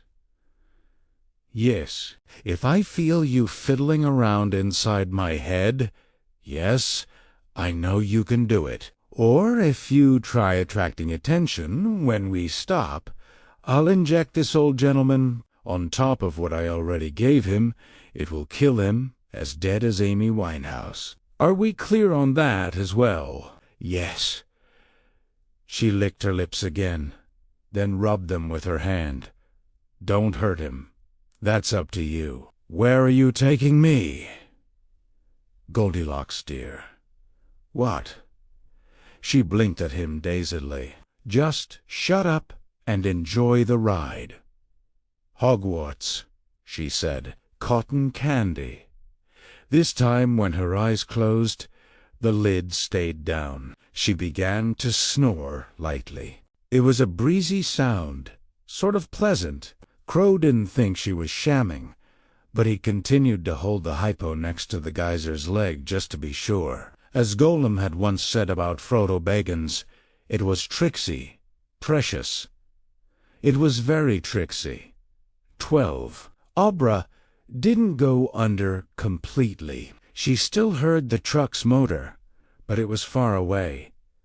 It seemed to be above her. It made her remember when she and her parents went to Lake Winnipesaukee on hot summer afternoons, and how you could hear the distant drone of the motorboats if you ducked your head under water. She knew she was being kidnapped, and she knew this should concern her, but she felt serene, content to float between sleep and waking. The dryness in her mouth and throat was horrible, though her tongue felt like a strip of dusty carpet. I have to do something. He's taking me to the Hat Woman, and I have to do something. If I don't, they'll kill me like they killed the baseball boy, or something even worse. She would do something after she got something to drink, and after she slept a little more.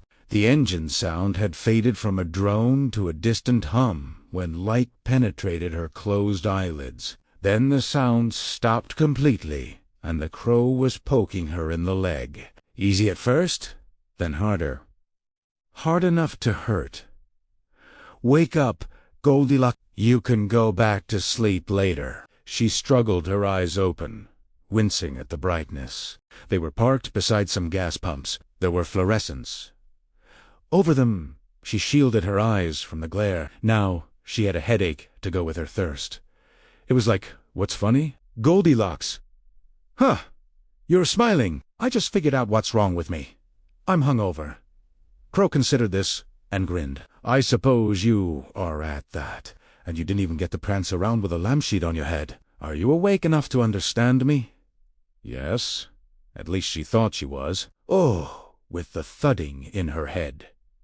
Awful. Take these. He was holding something in front of her face, reaching across his body with his left hand to do it. His right one still held the hypodermic, the needle resting next to Mr. Freeman's leg. She squinted. It was a credit card. She reached up with a hand that felt too heavy and took it. Her eyes started to close, and he slapped her face. Her eyes flew open wide and shocked. She had never been hit in her life. Not by an adult, anyway. Of course, she'd never been kidnapped either. Get out of the truck. Follow the instructions on the pump. You're a bright kid. I'm sure you can do that. And fill the tank. Then replace the nozzle and get back in. If you do all that, like a good little Goldilocks, we'll drive over to the Yandra Coke machine. He pointed to the far corner of the store. You can get a nice big 20th soda or a water if that's what you want. I spy with my little eye that they have Donnie. If you're a bad little Goldilocks, I'll kill the old man. Then go into the store and kill the kid at the register. No problem there. Your friend had a gun, which is now in my possession. I'll take you with me, and you can watch the kid's head go splat. It's up to you. Okay, you get it. Yes, Aubrey said, a little more awake now. Can I have a Coke and a water? His grin this time was high, wide, and handsome. Despite her situation, despite the headache, even despite the slap he'd administered, Abra found it charming. She guessed lots of people found it charming, especially women. A little greedy, but that's not always a bad thing. Let's see how you mind those P's and Q's. She unbuckled her belt. It took 3 tries, but she finally managed to grab the door handle. Before she got out, she said, "Stop calling me Goldilocks. You know my name, and I know yours." She slammed the door and headed for the gas island, weaving a little before he could reply. She had spunk, as well as steam. He could almost admire her, but given what had happened to Snake, Nut, and Jimmy, almost was as far as it went. At first, Deborah couldn't read the instructions, because the words kept doubling and sliding around. She squinted, and they came into focus. The crow was watching her. She could feel his eyes, like tiny warm weights, on the back of her neck. Dan, nothing. And she wasn't surprised. How could she hope to reach Dan when she could barely figure out how to run the stupid pump? She had never felt less shiny in her life. Eventually, she managed to start the gas. Although the first time she tried his credit card, she put it upside down and had to begin all over again. The pumping seemed to go on forever, but there was a rubber sleeve over the nozzle to keep the stench of the fumes down, and the night air was clearing her head a little. There were billions of stars. Usually, they ate her with their beauty and profusion, but tonight, looking at them only made her feel scared. They were far away. They didn't see Abra's stone. When the tank was full, she squinted at the new message in the pump's window and turned to Crow. "Do you want a receipt? I think we can crutch along without that, don't you?" Again came his dazzling grin, the kind that made you happy if you were the one who caused it to break out. Abretti had lots of girlfriends. No, he just has one. The Hat Woman is his girlfriend, Rose. If he had another one, Rose would kill her, probably with her teeth and fingernails. She trudged back to the truck and got in. "That was very good," Crow said. "You win the grand prize. A Coke and a water. So, what do you say to your daddy?" "Thank you," Abra said listlessly. "But you're not my daddy." "I could be, though. I can be a very good daddy, too. Little girls who are good to me. The ones who mind their P's and Q's." He drove to the machine and gave her a $5 bill. "Get me a Fanta if they have it. A Coke if they don't. Do you drink sodas like anyone else?" He made a comical, wounded face. "If you prick us, do we not bleed? If you tickle us, do we not laugh?" Shakespeare. Right. She wiped her mouth again. Romeo and Juliet. Merchant of Venice. Stomachs, Crow said, but with a smile. "Don't know the rest of it, I bet." She shook her head. "A mistake." It refreshed the throbbing which had begun to diminish. "If you poison us, do we not die?" He tapped the needle against Mr. Freeman's leg. "Meditate on that while you get our drinks." He watched closely as she operated the machine. This gas stop was on the wooded outskirts of some little town, and there was always a chance she might decide to hell with the geyser and run for the trees. He thought of the gun, but left it where it was. Chasing her down would be no great task, given her current soupy condition, but she didn't even look in that direction. She slid the 5-spot into the machine and got the drinks, one after the other, pausing only to drink deeply from the water. She came back and gave him his Fanta, but didn't get in. Instead, she pointed farther down the side of the building. "Primera, need to pee." Crow was flummoxed. This was something he hadn't foreseen, although he should have. She had been drugged, and her body needed to purge itself of toxins. "Can't you hold it a while?" He was thinking that a few more miles down the road, he could find a turnout and pull in. Let her go behind a bush. As long as he could see the top of her head, they'd be fine. But she shook her head. Of course, she did. He thought it over. "Okay, listen up. You can use the ladies' toilet if the door's unlocked. If it's not, you'll have to take your leak around back. There's no way I'm letting you go inside and ask the counter boy for the key. And if I have to go back, you'll watch me. I suppose there'll be a dumpster or something you can squat behind. It would break my heart not to get a look at your precious little buns, but I'd try to survive. Now get in the truck." "But you said, get in, or I'll start calling you Goldilocks again." She got in, and he pulled the truck up next to the bathroom doors, not quite blocking them. "Now hold out your hand." "Why?" "Just do it." Very reluctantly, she held out her hand. He took it. When she saw the needle, she tried to pull back. "Don't worry, just a drop. We can't have you thinking bad thoughts now, can we? Or broadcasting them. This is going to happen one way or the other, so why make a production of it?" She stopped, trying to pull away. It was easier just to let it happen. There was a brief sting on the back of a hand. Then he released her. "Go on now. Make wee-wee, and make it quick. As the old song says, sand is running through the hourglass back home. I don't know any song like that."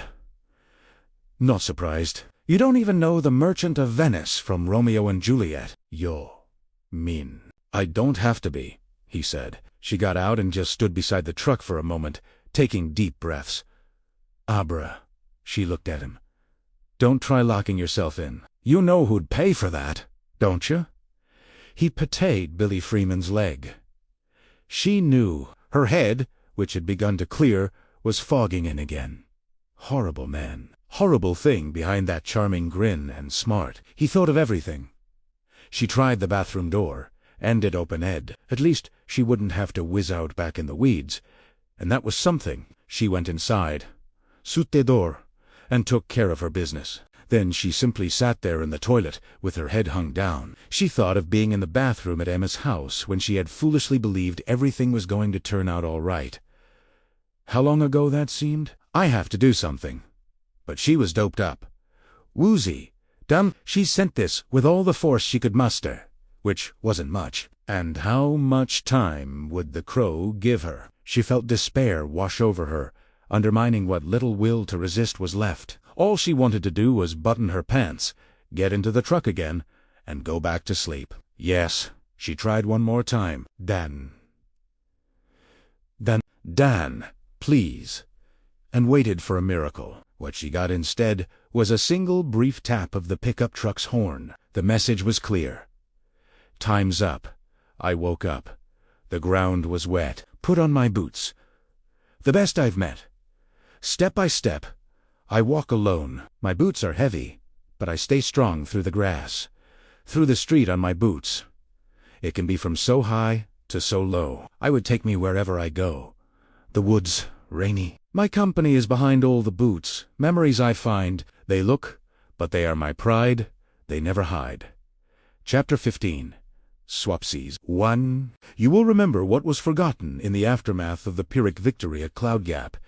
The phrase haunted Dan, like a snatch of irritating and nonsensical music that gets in your head and won't let go. The kind you find yourself humming even as you stumble to the bathroom in the middle of the night. This one was plenty irritating, but not quite nonsensical. For some reason, he associated it with Tony. You will remember what was forgotten. There was no question of taking the True Knots Winnebago back to their cars, which were parked at Teenytown Station on the Frasertown Common. Even if they hadn't been afraid of being observed, getting out of it, or leaving forensic evidence inside it, they would have refused without needing to take a vote on the matter. It smelled of more than sickness and death. It smelled of evil. Don had another reason. He didn't know if members of the True Knot came back as ghostly people or not, but he didn't want to find out. So, they threw the abandoned clothes and the drug paraphernalia into the sack, where the stuff that didn't sink would float downstream to Maine, and go back as they had come into Helen Reed. David Stone dropped into the conductor's seat, saw that Don was still holding Abra's stuffed rabbit, and held out his hand for it. Don passed it over willingly enough, taking note of what Abra's father held in his other hand, his blackberry. What are you going to do with that? Dave looked at the woods flowing by on both sides of the narrow-gauge tracks, then back at Don. As soon as we get to where there's cell coverage, I'm going to call the dean's house. If there's no answer, I'm going to call the police. If there is an answer, and either Emma or her mother tells me that Amberth's gone, I'm going to call the police, assuming they haven't already. His gaze was cool and measuring and far from friendly, but at least he was keeping his fear for his daughter, his terror, more likely, at bay, and Dan respected him for that. Also, it would make him easier to reason with. I hold you responsible for this, Mr. Torrance. It was your plan, your crazy plan. No use pointing out they had all signed on to the crazy plan, or that he and John were almost as sick about Abra's continued silence as her father. Basically, the man was right. You will remember what was forgotten. Was that another overlooked memory? Don thought it was. But why now? Why here? Dave, she's almost certainly been taken. That was John Dalton. He had moved up to the car just behind them. The last of the lowering sun came through the trees and flickered on his face. If that's the case, and you tell the police, what do you think will happen to Abra? God bless you, Dan thought. If I'd been the one to say it, I doubt he would have listened, because, at bottom, I'm the stranger who was conspiring with his daughter. He'll never be completely convinced that I'm not the one who got her into this mess. What else can we do? Dave asked, and then his fragile calm broke. He began to weep and held Abra's stuffed rabbit to his face. What am I going to tell my wife? That I was shooting people in Cloud Gap while some boogeymen were stealing our daughter. First things first. Don said he didn't think AA slogans like, let go, or let God, or take it easy, would fly with Abra's death right now. You should call the Deans when you get cell coverage. I think you'll reach them, and they'll be fine. You think this? Why? In my last communication with Abra, I told her to have her friend's mom call the police. Dave blinked her. You really did. Are you just saying that now to cover your ass? I really did. Abra started to answer. She said, I'm not. And then I lost her. I think she was going to tell me she wasn't at the Dean's anymore. Is she alive? Dave grasped Dan's elbow with a hand that was dead cold. Is my daughter still alive? I haven't heard from her, but I'm sure she is. Of course, you'd say that, Dave whispered. Saya, right. Don bit back a retort. If they started squabbling, any thin chance of getting Abra back would become no chance. It makes sense, John said. Although he was still pale and his hands weren't quite steady, he was using his calm bedside manner voice. Dead. She's no good to the one who's left. The one who grabbed her. Alive. She's a hostage. Also, they want her for well. They want her for her essence. Don said the steam. Another thing, John said. What are you going to tell the cops about the men we killed? That they started cycling in and out of invisibility until they disappeared completely, and then we got rid of their lings. I can't believe I let you get me into this. Dave was twisting the rabbit from side to side. Soon, the old toy would split open and spill its stuffing. Dan wasn't sure he could bear to see that. John said, Listen, Dave, for your daughter's sake, you have to clear your mind. She's been in this ever since she saw that boy's picture in the shopper and tried to find out about him. As soon as Abra called, the Hat Woman was aware of her. She almost had to come after her. I don't know about steam, and I know very little about what Don calls the shining. But I know people like the ones we're dealing with don't leave witnesses, and when it comes to the Iowa boy, that's what your daughter was. Call the Deans, but keep it light, Dan said. Light. He looked like a man trying out a word in Swedish. Say you want to ask Abra if there's anything you should pick up at the store? Bread or milk or something like that? If they say she went home, hust sei fine. You'll reach her there. Then what? Don didn't know. All he knew was that he needed to think. He needed to think about what was forgotten. Joan did know. Then you try to reach Billy Freeman. It was dusk, with a Riv's headlight cutting a visible cone up the aisle of the tracks before Dave got bars on his phone. He called the Deans, and although he was clutching the now deformed Hoppy in a mighty grip and large beads of sweat were trickling down his face, Dan thought he did a pretty good job. Could Abby come to the phone for a minute and tell him if they needed anything at the Stop and Shop? Oh, she did. Then he'd try her at home. He listened a moment longer, said he'd be sure to do that, and ended the call. He looked at Dan, his eyes with white-rimmed holes in his face. Mrs. Dean wanted me to find out how Abra is feeling. Apparently, she went home complaining of menstrual cramps. He hung his head. I didn't even know she'd started having periods, Lucy never said. There are things dads don't need to know, John said. Now try Billy. I don't have his number. He gave a single chop of a laugh. We're one-up posy. Don recited it from memory. Up ahead, the trees were thinning, and he could see the glow of the streetlights along Fragia's main drag. Dave punched in the number and listened some more, then killed the call. Voicemail. The three men were silent as the river broke out of the trees and rolled the last 2 miles toward Teeny Town.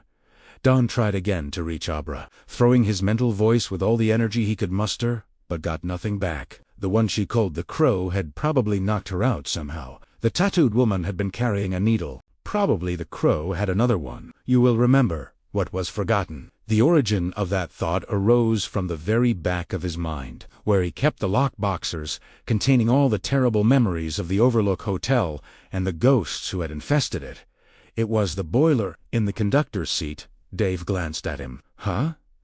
Nothing. The Overlook's heating system had been ancient. The steam pressure had to be dumped at regular intervals. Or it crept up to the point where the boiler could explode and send the whole hotel sky high. In his steepening descent into dementia, Jack Torrance had forgotten this. But his young son had been warned by Tony. Was this another warning, or just a maddening mnemonic brought on by stress and guilt? Because he did feel guilty, John was right. Abra was going to be a true target no matter what. But feelings were invulnerable to rationality. Dave and John went back to the stone house together.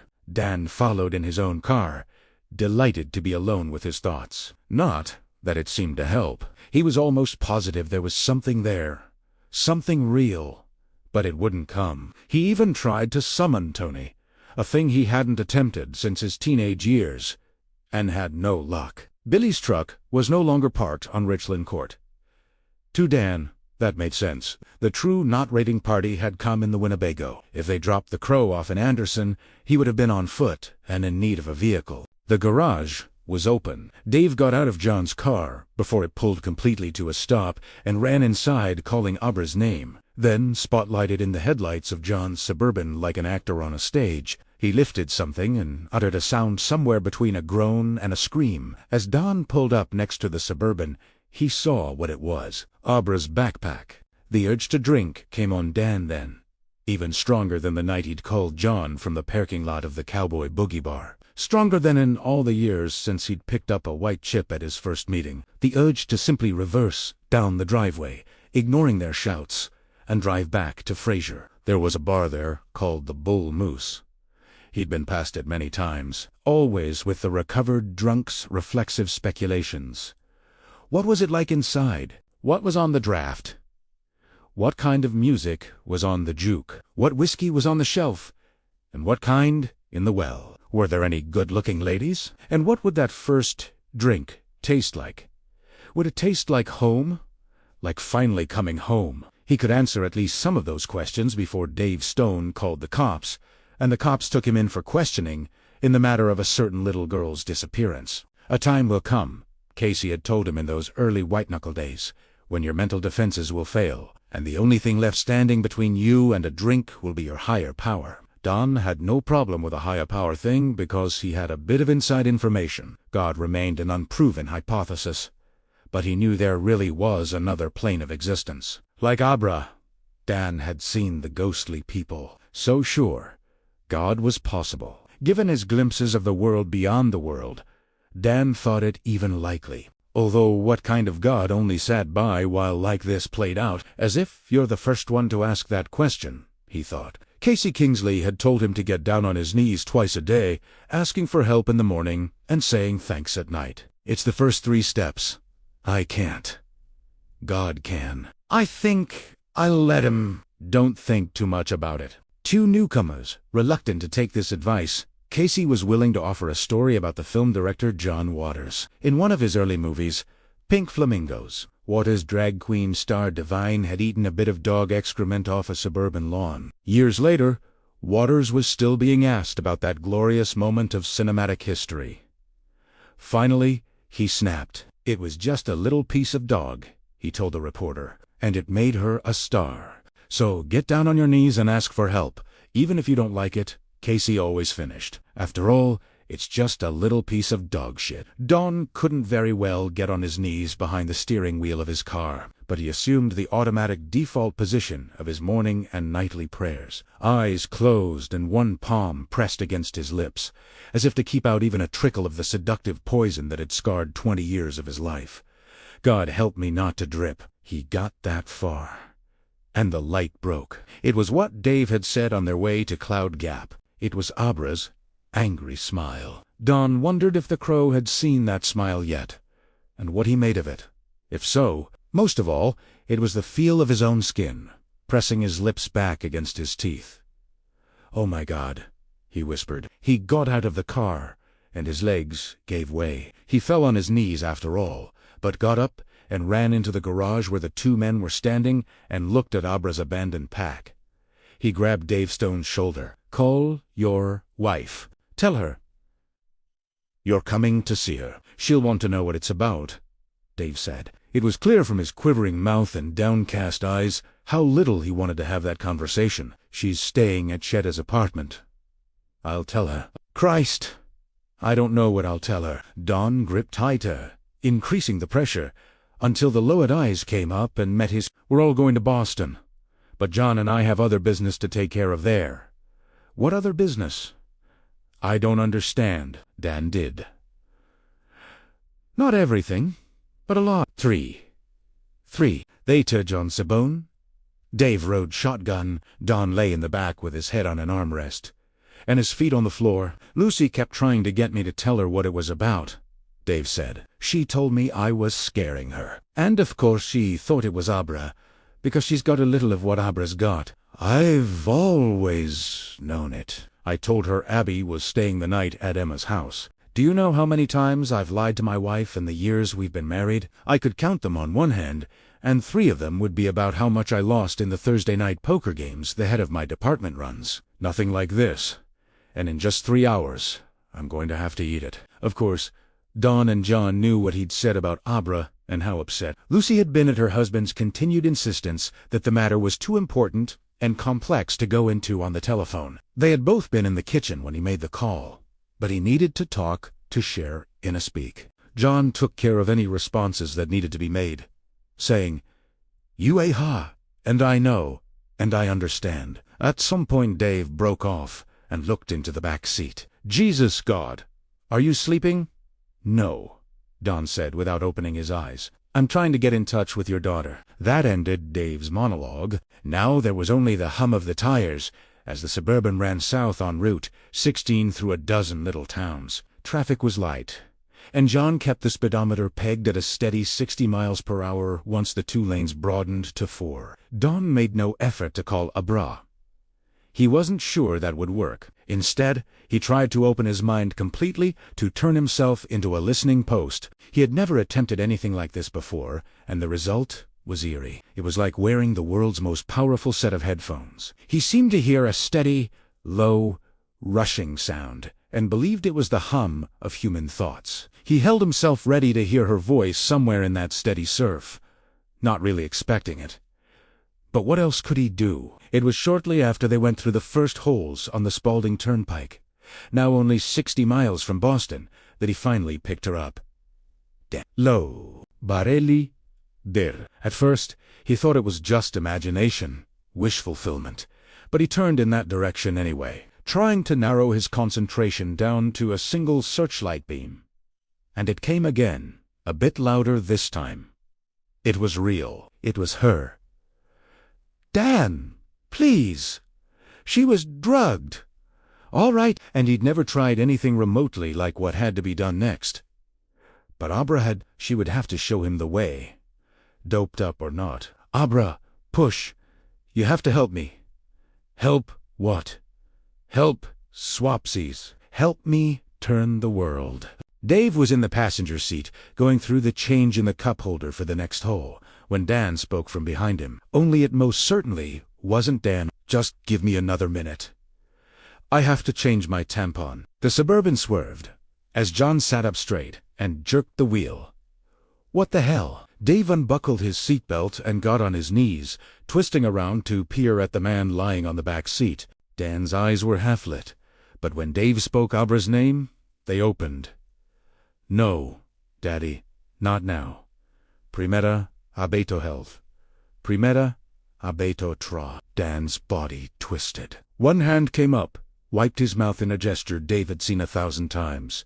10 fell away. "Tell him," I said, "not to call me that. Tell him." Dan's head caught sideways until it was lying on his shoulder. He groaned. His hands twitched aimlessly.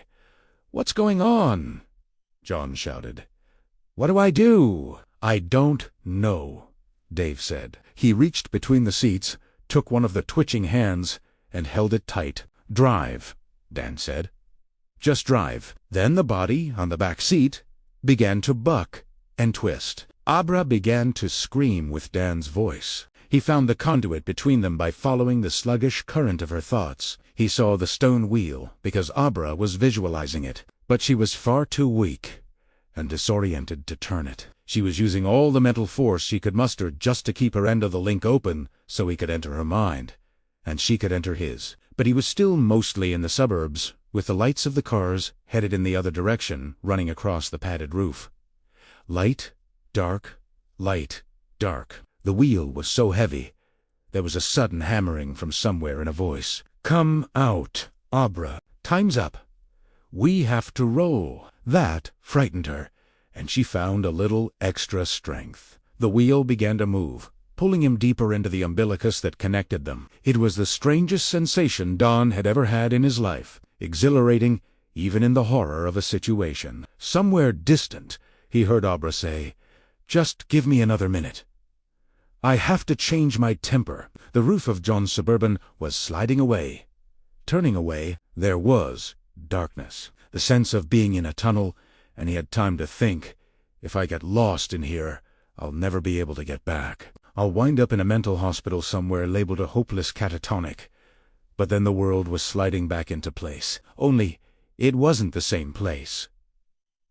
The suburb was gone. He was in a smelly bathroom with dingy blue tiles on the floor and a sign beside the wash basin reading, "Sorry, cold water only." He was sitting on the toilet. Before he could even think about getting up, the door banged open hard enough to crack some of the old tiles, and a man strode in. He looked about 35, his hair dead black and combed away from his forehead, his face angular but handsome in a rough, bony way. In one hand, he held a pistol. "Change your tampon?" "Sure," he said. "Where'd you have it, Goldilocks?" "In your pants pocket. Must have been because your backpack's a long way from here." "Tell him I said not to call me that." Don said, "I told you not to call me that." Crow paused, looking at the girl sitting on the toilet seat, swaying a little from side to side. Swaying because of the dope. Sure.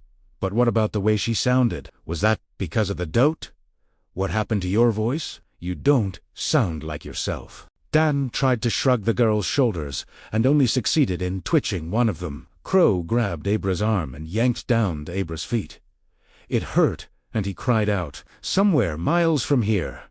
A faint voice shouted, "What's going on? What do I do?" "Drive," he told John, as Crow pulled him out of the door. "Just drive." "Oh, I'll drive." "All right," Crow said, and muscled Abra into the truck next to the snoring Billy Freeman. Then he grabbed a sheath of her hair, wound it in his fist, and pulled. Don screamed with Abra's voice, knowing it wasn't quite her voice. Almost, but not quite. Crow heard the difference, but didn't know what it was. The Hat Woman would have. It was the Hat Woman who had unwittingly shown Abba this mind-swap trick. "But before we get rolling, we're going to have an understanding. No more lies. That's the understanding. The next time you lie to your daddy, this old geyser snorting beside me is dead meat. I won't use the dope either. I'll pull in at a camp road and put a bullet in his belly. That way, it takes a while. You'll get to listen to him scream. Do you understand?" "Yes," Don whispered. "Little girl, I hope so, because I don't chew my cabbage twice." Crow slammed the door and walked quickly around to the driver's side. Dan closed Abra's eyes. He was thinking about the spoons at the birthday party, about opening and shutting drawers. That tool. Abra was too physically weak to grapple with the man, so he got behind the wheel and started the engine. But part of her was strong. If he could find that part, the part that had moved the spoons and opened drawers and played air music, the part that had written on his blackboard from miles away, if he could find it and then take control of it. As Abra had visualized a female warrior's lance in a stallion, Dan now visualized a bank of switches on a control room wall. Some worked her hands, some air legs, some the shrug of her shoulders. Others, though, were more important. He should be able to pull them. He had at least some of the same circuits. The truck was moving, first reversing, then turning. A moment later, they were back on the road. "That's right," Crow said grimly. "Go to sleep. What the hell did you think you were going to do back there? Jump in the toilet and flush yourself away." To his words faded because here were the switches Don was looking for. The special switches, the ones with the red handles. He didn't know if they were really there and actually connected to Abra's powers, or if this was just some mental game of solitaire he was playing. He only knew that he had to try. "Shine on," he thought, and pulled them all. Billy Freeman's pickup was 6 or 8 miles west of the gas station and rolling through rural Vermont darkness on 108. When Crow first felt the pain, it was like a small silver band circling his left eye. It was cold, pressing. He reached up to touch it. But before he could, it slithered right, freezing the bridge of his nose like a shot of Then it circled his other eye as well. It was like wearing metal binoculars or eye. Now his left ear began to ring, and suddenly his left cheek was numb. He turned his head and saw the little girl looking at him. Her eyes were wide and unblinking. They didn't look doped in the slightest. For that matter, they didn't look like her eyes. They looked older, wiser, and as cold as his face now felt. Stop the truck. Crow had capped the hypo and put it away. But he was still holding the gun he'd taken from beneath the seat when he decided she was spending way too much time in the crapper. He raised it, meaning to threaten the geyser and make her stop whatever it was she was doing. But all at once, his hand felt as if it had been plunged into freezing water. The gun put on weight. 5 pounds, 10 pounds. What felt like 25.25 at least. And while he was struggling to raise it, his right foot came off the F-150's gas pedal, and his left hand turned the wheel so that the truck veered off the road and rolled along the soft shoulder, gently slowing with the right side wheels tilting toward the ditch. "What are you doing to me?" "What do you deserve, Daddy?" The truck bumped it down to a birch tree, snapped it in two, and stopped. The girl and the geyser were seat-belted in, but Crow had forgotten his. He jolted forward into the steering wheel, honking the horn. When he looked down, he saw the geyser's automatic turning in his fist, very slowly, turning toward him. This shouldn't be happening. The dope was supposed to stop it. Hell, the dope had stopped it. But something had changed in that bathroom. Whoever was behind those eyes now was cold, sober, and horribly strong. "Rose! Rose! I need you!" "I don't think she can hear." The voice that wasn't Abra said, "You may have some talents, you son of egg, but I don't think you have much in the way of telepathy. I think when you want to talk to your girlfriend, you use the phone." Exerting all his strength, Crow began to turn the Glock back toward the girl. Now it seemed to weigh 50 pounds.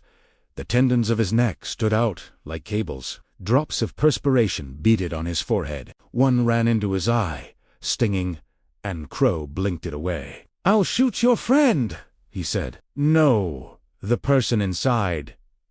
Aber said, "I won't let you." But Crow could see she was straining now, and that gave him hope. He put everything he had into pointing the muzzle at Rip Van Winkle's midsection, and had almost gotten there when the gun started to rotate back again. Now he could hear the little panting. Hell, he was too. They sounded like marathoners approaching the end of a race, side by side. A car went by, not slowing. Neither of them noticed. They were looking at each other. Crow brought his left hand down to join his right on the gun. Now it turned a little more easily. He was beating her, by God. But his eyes... "Jesus!" Billy Aber shouted. "Billy, a little help here." Billy snorted, his eyes open. "What?" For a moment, Crow was distracted. The force he was exerting slackened, and the gun immediately began to turn back toward him. His hands were cold. Cold. Those metal rings were pressing into his eyes, threatening to turn them to jelly. The gun went off for the first time when it was between them, blowing a hole in the dashboard just above the radio. Billy jerked awake, arms flailing to either side like a man pulling himself out of a nightmare. One of them struck Abra's temple, the other Crow's chest. The cab of the truck was filled with blue haze and the smell of burnt gunpowder. What was that? What the hell was that? Crow. No, you know. He swung the gun back toward Aber, and as he did it, he felt her control slip. He was the blow to the head. Crow could see dismay and terror in her eyes, and was savagely glad. Have to kill her. Can't give her another chance, but not a headshot in the gut. Then I'll sock the saint. Billy slammed his shoulder into Crow's side. The gun jerked up and went off again, this time putting a hole in the roof just above Aber's head. Before Crow could bring it down again, huge hands laid themselves over his. He had time to realize that his adversary had only been tapping a fraction of the force at its command. Panic had unlocked a great, perhaps even unknowable reserve. This time, when the gun turned toward him, Crow's wrists snapped like bundles of twigs. For a moment, he saw a single black eye staring up at him, and there was time for half a thought.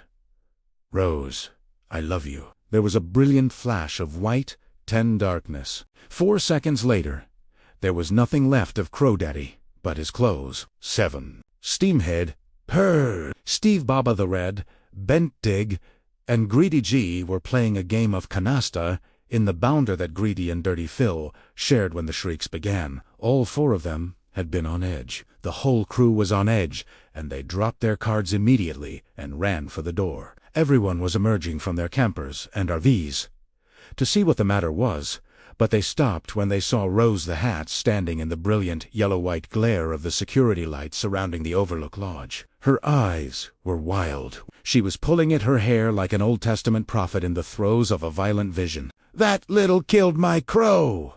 she shrieked. "I'll kill her! I'll kill her and eat her heart!" At last, she sank to her knees, sobbing into her hands. The true Knot stood, stunned.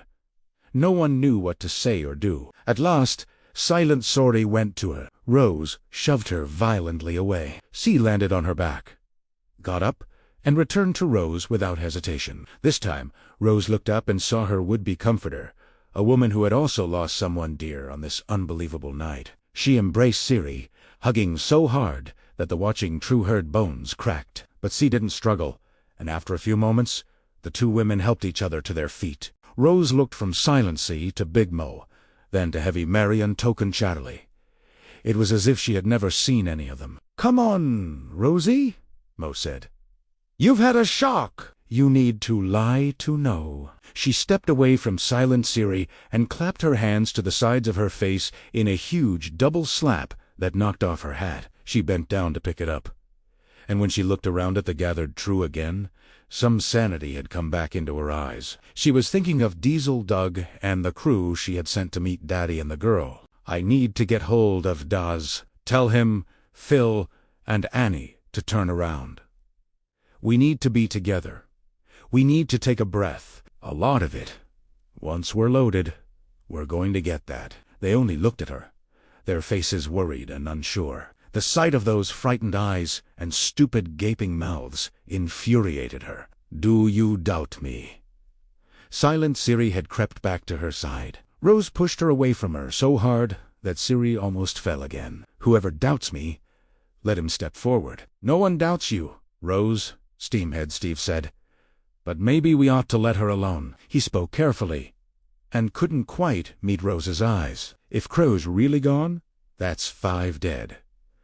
We've never lost 5 in one day. We've never even lost 10. Rose stepped forward, and Steve immediately stepped back, hunching his shoulders up around his ears like a child, expecting a blow. "You want to run away from one little steamhead girl? After all these years? You want to turn tail and run from a rube?" No one answered her, least of all Steve. But Rose saw the truth in their eyes. They did. They actually did. They'd had a lot of good years. Fat years. Easy hunting years. Now they had run across someone who not only had extraordinary steam but also knew them for who they were and what they did. Instead of avenging Crow Daddy, who had, along with Rose, seen them through good times and bad, they wanted to put their tails between their legs and go hipping away. In that moment, she wanted to kill them all. They felt it and shuffled further back, giving her room. All but Silent Siri, who was staring at Rose as if hypnotized. Her mouth hung on a hinge. Rose seized her by her scrawny shoulders. "No, Rosie," Mo squealed. "Don't hurt her." "What about you, Siri? That little girl was responsible for murdering the woman you loved. Do you want to run away?" "Nope," Siri said. Her eyes looked up into Rose's. Even now, with everyone looking at her, Siri seemed little more than a shadow. "Do you want payback?" Loop Siri said, then avenged. She had a low voice, almost a no voice, and a speech impediment, but they all heard her, and they all knew what she was saying. Rose looked around at the others. "For those of you who don't want what Siri wants, who just want to get down on your bellies and squirm away," she turned to Big Mo and seized the woman's flabby arm. Mo screeched in fear and surprise and tried to draw away. Rose held her in place and lifted her arm so the others could see it. It was covered with red spots. "Can you squirm away from this?" they muttered and took another step or two back. Rose said, "It's in us. Most of us are fine." "Sweet," Terry Pigford shouted. "I'm fine. Not a mark on me." She held her smooth arms out for inspection. Rose turned her burning, tear-filled eyes on Terry. "Now, but for how long?" Sweet Terry made no reply, but turned her face away. Rose put her arm around Silent Sigh and surveyed the others. "Nut said that the girl may be our only chance of getting rid of the sickness before it infects us all. Does anyone here know better? If you do, speak up." "No one deef. We're going to wait until Dazani and Dirty Fell get back, then we'll take steam. Biggest steam ever. We're going to empty the canisters." Looks of surprise and more uneasy mutters greeted this. Did they think she was crazy? Let them. It wasn't just measles eating into the true knot. It was terror, and that was far worse. "When we're all together, we're going to circle. We're going to grow strong. Lord Hunty, we are the chosen ones. Have you forgotten that? Sabata Hunty, we are the true ones, and we endure." Say it, weed me. Her eyes read them. Say it, they said it, joining hands to make a ring. "We are the true knot, and we endure." A little resolution came into their eyes.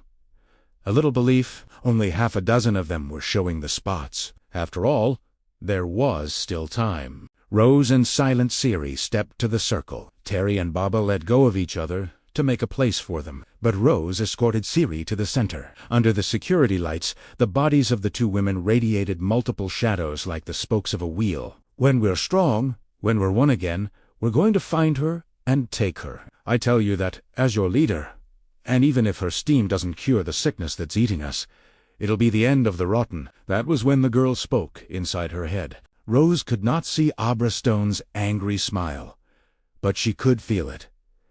"Don't bother coming to me."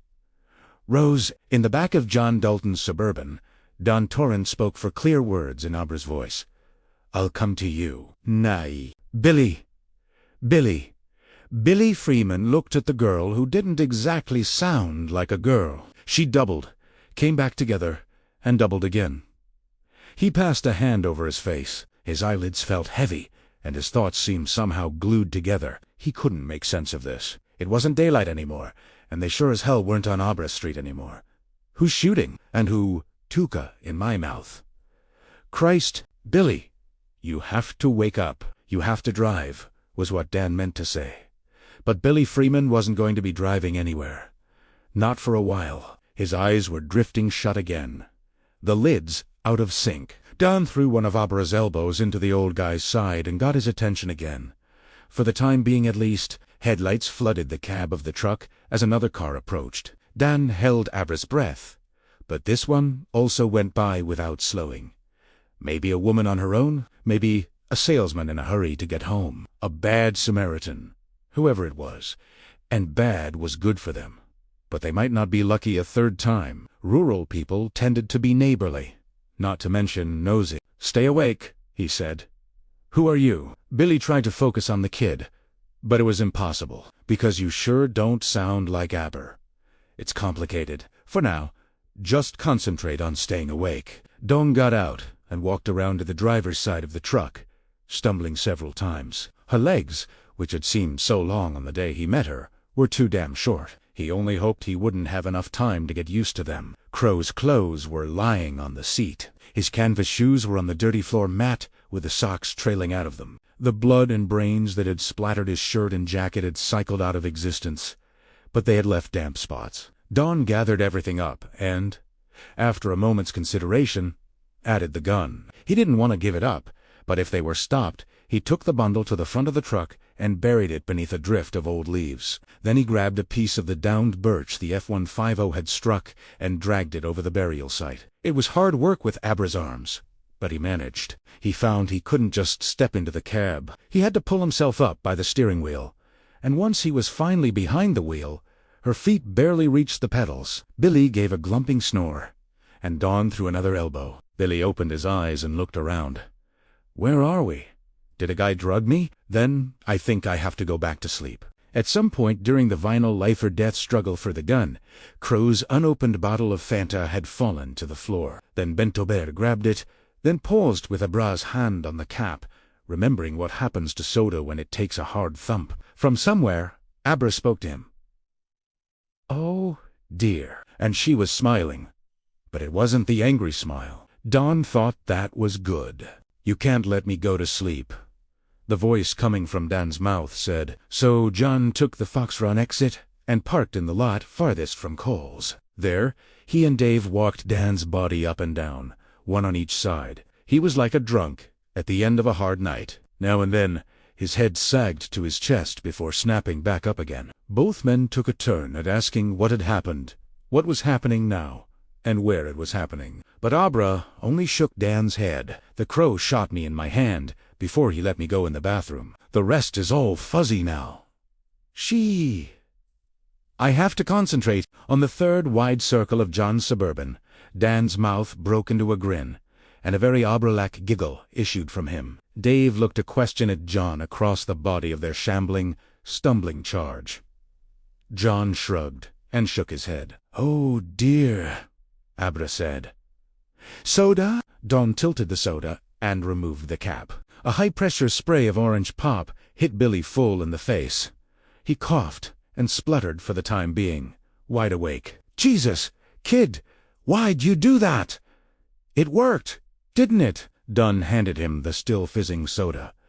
"Put the rest inside you." "I'm sorry, but you can't go back to sleep, no matter how much you want to." While Billy tilted the bottle and chugged soda, Don leaned over and found the seat adjustment lever. He pulled it with one hand and yanked on the steering wheel with the other. The seat jolted forward. It caused Billy to spill Fanta down his chin and to utter a phrase not generally used by adults around young girls from New Hampshire. But now Abra's feet could barely reach the pedals. Don put the truck in reverse and backed up slowly, angling toward the road as he went. When they were on the pavement, he breathed a sigh of relief. Getting stuck in a ditch beside a little-used Vermont highway would not have advanced their cause much. "Do you know what you're doing?" Billy asked. "Yes, been doing it for years. Although there was a little lag time when the state of Florida took away my license. I was in another state at the time. But there's a little thing called reciprocity, the bane of traveling drunks all across this great country of ours. You're done." "Guilty as charged," he said, peering over the top of the steering wheel. He wished he had a book to sit on, but since he didn't, he would just have to do the best he could. He dropped the transmission into drive and got rolling. "How'd you get inside her?" "Don't ask." The crow had said something, or only thought it. Don didn't know which, about camp roads, and about 4 miles up Route 108. They came to a lane with a rustic wooden sign nailed to a pine tree. Bob and Dot's happy place. If that wasn't a camp road, nothing was. Don turned in. Abra's arms, glad for the power steering, flicked on the high beams. A quarter of a mile up, the lane was barred by a heavy chain, with another sign hanging from it. "This one is less rustic. No trespassing." The chain was good. It meant Bob and Dob hadn't decided on a getaway weekend at their happy place, and a quarter of a mile from the highway was enough to assure them of some privacy. There was another bonus, a culvert with water trickling out of it. He killed the lights and engine, then turned to Billy. "See that culvert? Go wash the soda off your face. Splash up good. You need to be as wide awake as you can get." "I'm awake," Billy said. "Not enough. Try to keep your shirt dry, and when you're done, comb your hair. You're going to have to meet the public." "Where are we?" "Vermont. Where's the guy who hijacked me?" "Dead." "Good goddamn riddance," Billy exclaimed. Then, after a moment's thought, "How about the body?" "Where's that?" An excellent question, but not one Don wanted to answer. What he wanted was for this to be over. It was exhausting and disorienting in 1,000 ways. Gone. That's really all you need to know. But not now. Was your face, then walk up and down this road a few times. Swing your arms, take deep breaths, and get as clear as you can. "I've got a headache." Don wasn't surprised. "When you come back, the girl is probably going to be the girl again, which means you'll have to drive. If you feel sober enough to be plausible, go to the next town that has a motel and check in. You're traveling with your granddaughter." "Got it." "Yeah." Billy said. "My granddaughter, Abby Freeman. Once you're in, call me on my cell because you'll be wherever the rest of you is." "Right? This is to the sky, buddy." "Yes," Dan said. "It certainly is. Our job now is to unfuck it. Okay, what is the next town?" "No idea. I don't want you having an accident." "Billy, if you can't get clear enough to drive 20 or 30 miles and then check into a motel without having the guy on the counter, call the cops. You and Abra will have to spend the night in the cab of this truck. It won't be comfortable, but it should be safe." Billy opened the passenger side door. "Give me 10 minutes. I'll be able to pass for sober donut before." He gave the girl behind the steering wheel a wink. "I work for Casey Kingsley. Death by drinking. Remember." Dan watched him go to the culvert and kneel there, then closed Abra's eyes. In a parking lot outside the Fox Run Mall, Abra closed Don's. "Abra, I'm here. Are you awake?" "Yes, sort of. We need to turn the wheel again. Can you help me?" This time she could. "Let go of me, you guys," Dan said. His voice was his own again. "I'm all right, I think." John and Dave let go, ready to grab him again if he staggered, but he didn't. What he did was touch himself. Hair, face, chest, legs. Then he nodded. "Yeah," he said. "I'm here." He looked around. "Which is where?" "Fox Run Mall," John said. 60 miles or so from Boston." "Okay, let's get back on the road." "Abra," Dave said. "What about Abra?" "Abra's fine. Back where she belongs." "She belongs at home," Dave said, and with more than a touch of resentment in her room. "I am with her friends, who are listening to those stupid rounds here on her iPod." She is at home, Dan thought. If a person's body is their home, she's there. She's with Billy. Billy will take care of her. What about the one who kidnapped her? This crow? Dawn paused beside the back door of John's Suburban. "You don't have to worry about him anymore. The one we have to worry about now is Rose." The Crown Motel was actually over the state line in Crownville, New York. It was a rattletrap place with a flickering sign out front reading VACNCY and MNYCABECHANELS. Only 4 cars were parked in the 30 or so slots. The man behind the counter was a descending mountain of fat with a ponytail that trickled to a stop halfway down his back. He ran Billy's visa and gave them the keys to 2 rooms without taking his eyes from the TV, where 2 women on a red velvet sofa were engaged in strenuous osculation. "Do they connect?" Billy asked, looking at the woman. "The rooms?" "I mean, yeah, they all connect." "Just open the doors." "Thanks." He drove down the ranks of units to 23 and 24 and parked the truck. Abra was curled up on the seat with her head pillowed on one arm, fast asleep. Billy unlocked the rooms, turned on the lights, and opened the connecting doors. He judged the accommodation shabby, but not quite desperate. All he wanted now was to get the 2 of them inside and go to sleep himself, preferably for about 10 hours. He rarely felt old, but tonight he felt ancient. Abra woke up a little as he lay her on the bed. "Where are we?" "Crownville, New York." "We're safe. I'll be in the next room." "Primera, why in it?" "My dad and I. One done soon." Hoping he was right about that. Her eyes closed and then slowly opened again. "I talked to that woman." "Did you do that?" Billy had no idea what she meant. "She knows what we did." She felt it, and it hurt. A harsh light gleamed momentarily in Abra's eyes. Billy thought it was like seeing a peak of sun at the end of a cold, overcast day in February. "I'm glad. Go to sleep." Hoon, that cold winter light, still shone out of the pale and tired face. "She knows I'm coming for her." Billy thought of brushing her hair out of her eyes. But what if she bit? Probably that was silly, but the light in her eyes, his mother had looked like that sometimes, just before she lost her temper and whipped one of the kids. "You'll feel better in the morning. I'd like it if we could go back tonight. I'm sure your dad feels that way, too. But I'm in no shape to drive. I was lucky to get this far without running off the road. I wish I could talk to my mom and dad." Billy's own mother and father, never candidates for Parents of the Year. Even at their best, were long dead, and he wished only for sleep. He looked longingly through the open door at the bed in the other room. Soon, but not quite yet, he took out his cell phone and flipped it open. It rang twice, and then he was talking to Dan. After a few moments, he handed the phone to Aubrey. "Your father. Knock yourself out." Aubrey seized the phone. "Dad!" Tears began to fill her eyes. "Yes, I'm stop. Dad, I'm all right. Just so sleepy. I can hardly—" Her eyes widened as a thought struck her. "Are you okay?" She listened. Billy's eyes drifted shut, and he snapped them open with an effort. The girl was crying hard now, and he was sort of glad. The tears had doused that light in her eyes. She handed the phone back. "It's Dan. He wants to talk to you again." He took the phone and listened. Then he said, "Abra, Don wants to know if you think there are any other bad guys. One's close enough to get here tonight." "No. I think the Crow was going to meet some others, but they're still a long way away, and they can't figure out where we are."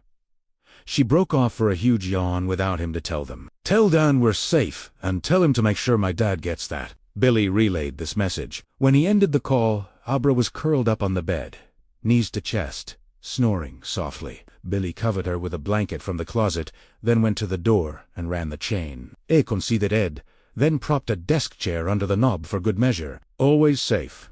Never sorry," his father had liked to say. Rose opened a compartment under the floor and took out one of the canisters. Still on her knees between the Earth cruiser's front seats, she cracked it and put her mouth over the hissing lid. Her jaw unhinged all the way to her chest, and the bottom of her head became a dark hole in which a single tooth jutted. Her eyes, ordinarily up-tilted, bled downward and darkened. Her face became a doleful death mask with the skull standing out clearly beneath. She took a steam. When she was done, she replaced the canister and sat behind the wheel of her RV, looking straight ahead. "Don't bother coming to me, Rose. I'll come to you." That was what she had said. What she had dared to say to her. Rose. O'Hara. Rose. The hat. Not just strong, then strong and vengeful. Angry. "Come ahead, darling," she said. "And stay angry. The angrier you are, the more foolhardy you'll be. Come and see your Auntie Rose." There was a snap. She looked down and saw she had broken off the lower half of the Earth cruiser's steering wheel. Steam conveyed strength. Her hands were bleeding. Rose threw the jagged arc of plastic aside, raised her palms to her face, and began to lick them. Chapter 16. That Which Was Forgotten. The moment Don closed his phone, Dave said, "Let's pick up Lucy and go get her." Don shook his head.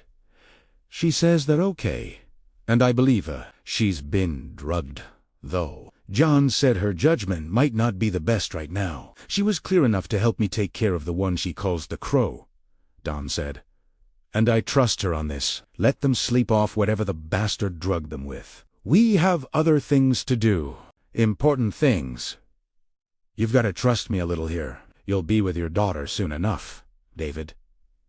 For the moment, though, listen to me carefully. We're going to drop you off at your grandmother-in-law's place. You're going to bring your wife to the hospital. I don't know if she'll believe me when I tell her what happened today. I don't know how convincing I can be when I hardly believe it myself. Tell her the story has to wait until we're all together, and that includes Abra's mom. I doubt if they'll let you in to see her." Dave glanced at his watch. "Visiting hours are long over, and she's very ill. Floor staff don't pay much attention to the visiting rules when patients are near the end," Dan said. Dave looked at John, who shrugged. "The man works in a hospice. I think you can trust him on that." "She may not even be conscious," Dave said. "Let's worry about one thing at a time. What does Chetta have to do with us anyway?" "She doesn't know anything about it," Dan said. "I'm pretty sure she knows more than you think." 2. They dropped Dave off at the condo on Marlborough Street and watched from the curb as he mounted the steps and rang one of the bells. "He looks like a little kid who knows he's going to the woodshed for a pants down but whipping," John said. "This is going to strain the hell out of his marriage, no matter how it turns out. When a natural disaster happens, no one's to blame. Try to make Lucy Stone see that. She's going to think you left your daughter alone, and a crazy guy snatched her on some level. She's always going to think it. Abra might change her mind about that. As for today, we did what we could, and so far we're not doing too badly. But it's not over. Not by a long shot. Dave was ringing the bell again and peering into the little lobby when the elevator opened, and Lucy Stone came rushing out. Her face was strained and pale. Dave started to talk as soon as she opened the door. So did she. Lucy pulled him in, yanked him in by both arms. "Oh, man," John said softly. "That reminds me of too many nights when I rolled in drunk at 3 o'clock in the morning. Either he'll convince her, or he won't," Dan said. "We've got other business." 3. Dan Torrance and John Dalton arrived at Massachusetts General Hospital shortly after 10:30. It was slack-tied on the intensive care floor, a deflating helium balloon with "Feel Better Soon" printed on it in party-colored letters drifted half-heartedly along the hallway ceiling, casting a jellyfish shadow. Don approached the nurse's station, identified himself as a staffer at the hospice to which Miss Reynolds was scheduled to be moved, showed his Helen Rivington House ID, and introduced John Dalton as the family doctor. A stretch, but not an actual lie. "We need to assess her condition before the transfer," Don said. "And 2 family members have asked to be present. They are Miss Reynolds' granddaughter and her granddaughter's husband. I'm sorry about the lateness of the hour, but it was unavoidable. They'll be here shortly." "I've met the Stones," the head nurse said. "They're lovely people. Lucy, in particular, has been very attentive to her. Granketta's special. I've been reading her poems, and they're wonderful. But if you're expecting any input from her, gentlemen, you're going to be disappointed. She slipped into a coma." "We'll see about that," Don thought, and the nurse looked at John doubtfully. "Well, it's really not my place to say." "Go on," John said. "I've never met a head nurse who didn't know what the score was." She smiled at him, then turned her attention back to Dan. "I've heard wonderful things about the Rivington Hospice, but I doubt very much if Keita will be going there. Even if she lasts until Monday, I'm not sure there's any point in moving her. It might be kinder to let her finish her journey here. If I'm stepping out of line, I'm sorry." "You're not," Dan said, "and we'll consider that. John, would you go down to the lobby and escort the Stones up when they arrive? I can start without you." "Are you sure?" "Yes," Dan said, holding his eyes. She's in room 9. The head nurse said, "It's the single at the end of the hall. If you need me ring her call bill for." Ketta's name was on the room 9 door, but the slot for medical orders was empty, and the vitals monitor overhead showed nothing hopeful. Don stepped into the aromas he knew well. Air freshener, antiseptic, and mortal illness. The last was a high smell that sang in his head like a violin that knows only one note. The walls were covered with photographs, many featuring Abra at various ages. One showed a gape-mouthed cluster of little folks watching a magician pull a white rabbit from a hat. Dan was sure it had been taken at the famous birthday party, the Day of the Spoons. Surrounded by these pictures, a skeleton woman slept with her mouth open and a pearl rosary twined in her fingers. Her remaining hair was so fine it almost disappeared against the pillow. Her skin, once olive-toned, was now yellow. The rise and fall of her thin bosom was hardly there. One look was enough to tell Dan that the head nurse had indeed known what the score was. If Azy were here, he would have been curled up next to the woman in this room, waiting for Dr. Sleep to arrive so he could resume his late-night patrol of corridors. Empty, save for the things only cats could see. Dan sat down on the side of the bed, noting the signal for going into her was a saline drip. There was only one medicine that could help her now, and the hospital pharmacy didn't stock it. Her cannula had come askew. He straightened it, then he took her hand and looked into the sleeping face. "Keita," there was a slight hitch in her breathing. "Keita, come back." Beneath the thin, bruised lids, the eyes moved. She might have been listening. She might have been dreaming her last dreams of Italy, perhaps, bending over the household well and hauling up a bucket of cool water. Bending over in the hot summer sun. "Obra needs you to come back." "And so do I." It was all he could do, and he wasn't sure it would be enough, until slowly her eyes opened. They were vacant at first, but they gained perception. Dan had seen this before. The miracle of returning consciousness. Not for the first time. He wondered where it came from and where it went when it departed. Death was no less a miracle than birth. The hand he was holding tightened, the eyes remained on Dan's, and Kata smiled.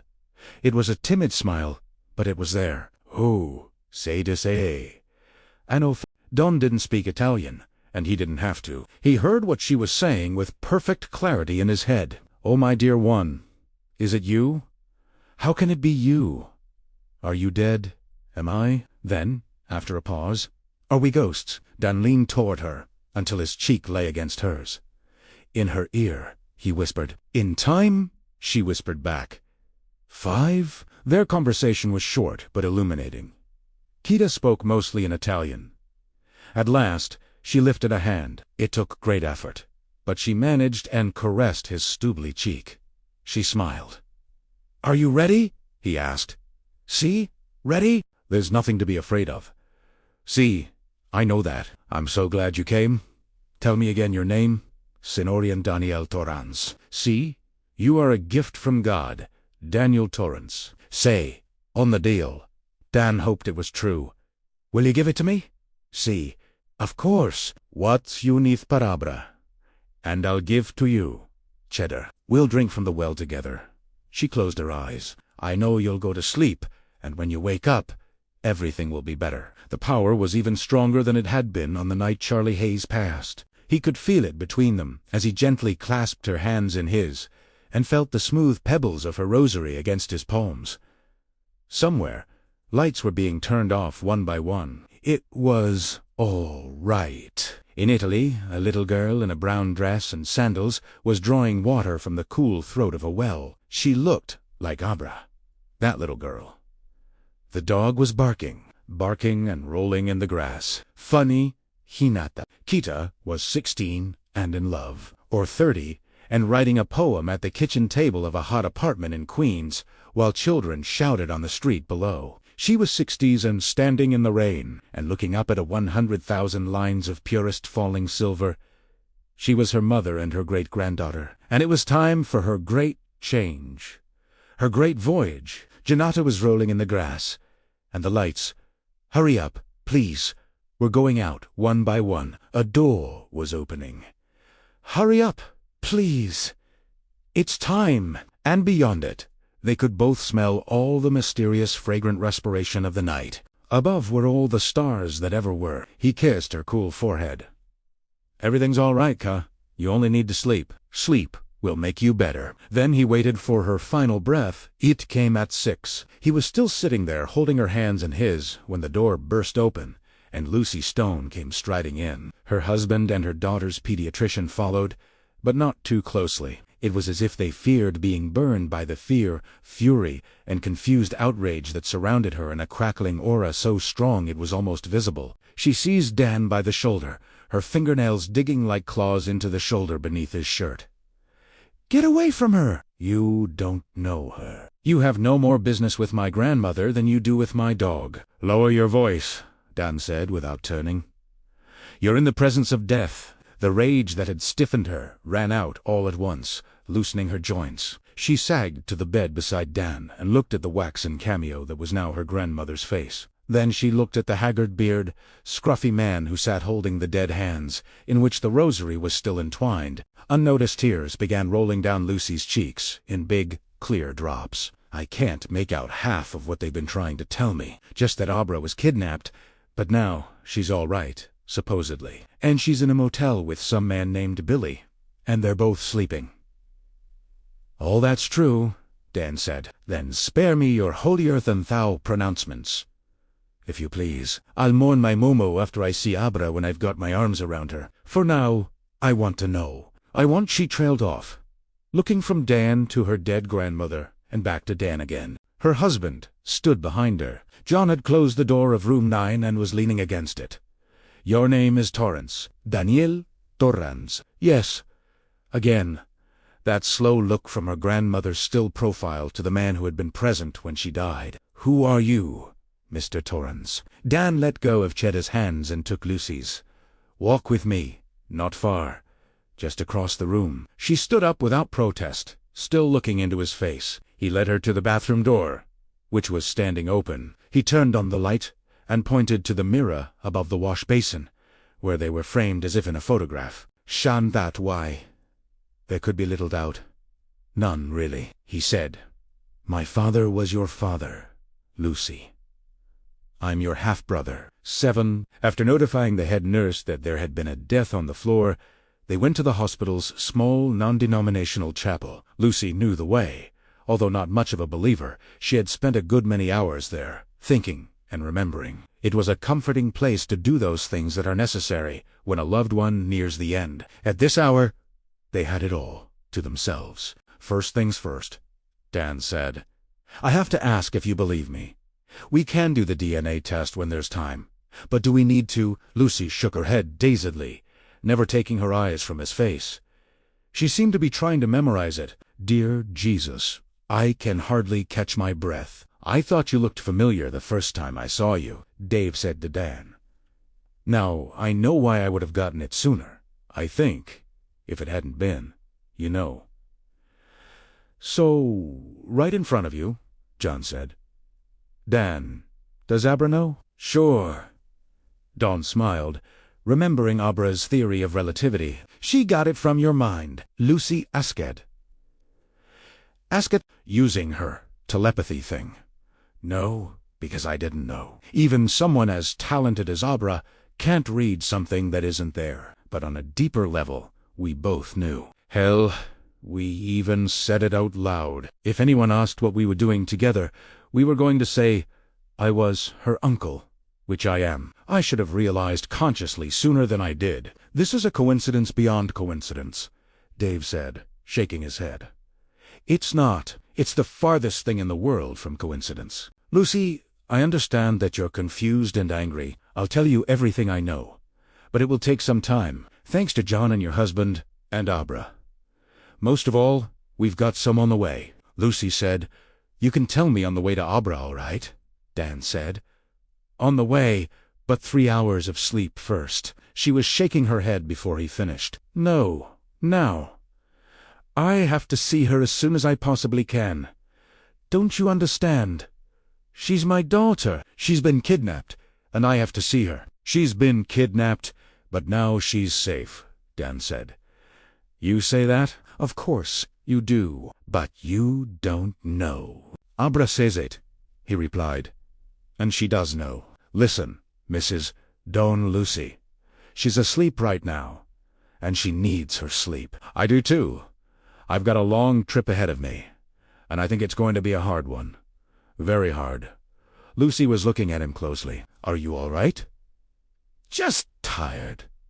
"We all are," John said. "It's been a stressful day." He uttered a brief yap of laughter, then pressed both hands over his mouth like a child who said a naughty word. "I can't even call her and hear her voice," Lucy said. She spoke slowly, as if trying to articulate a difficult precept. "Because they're sleeping off the drugs.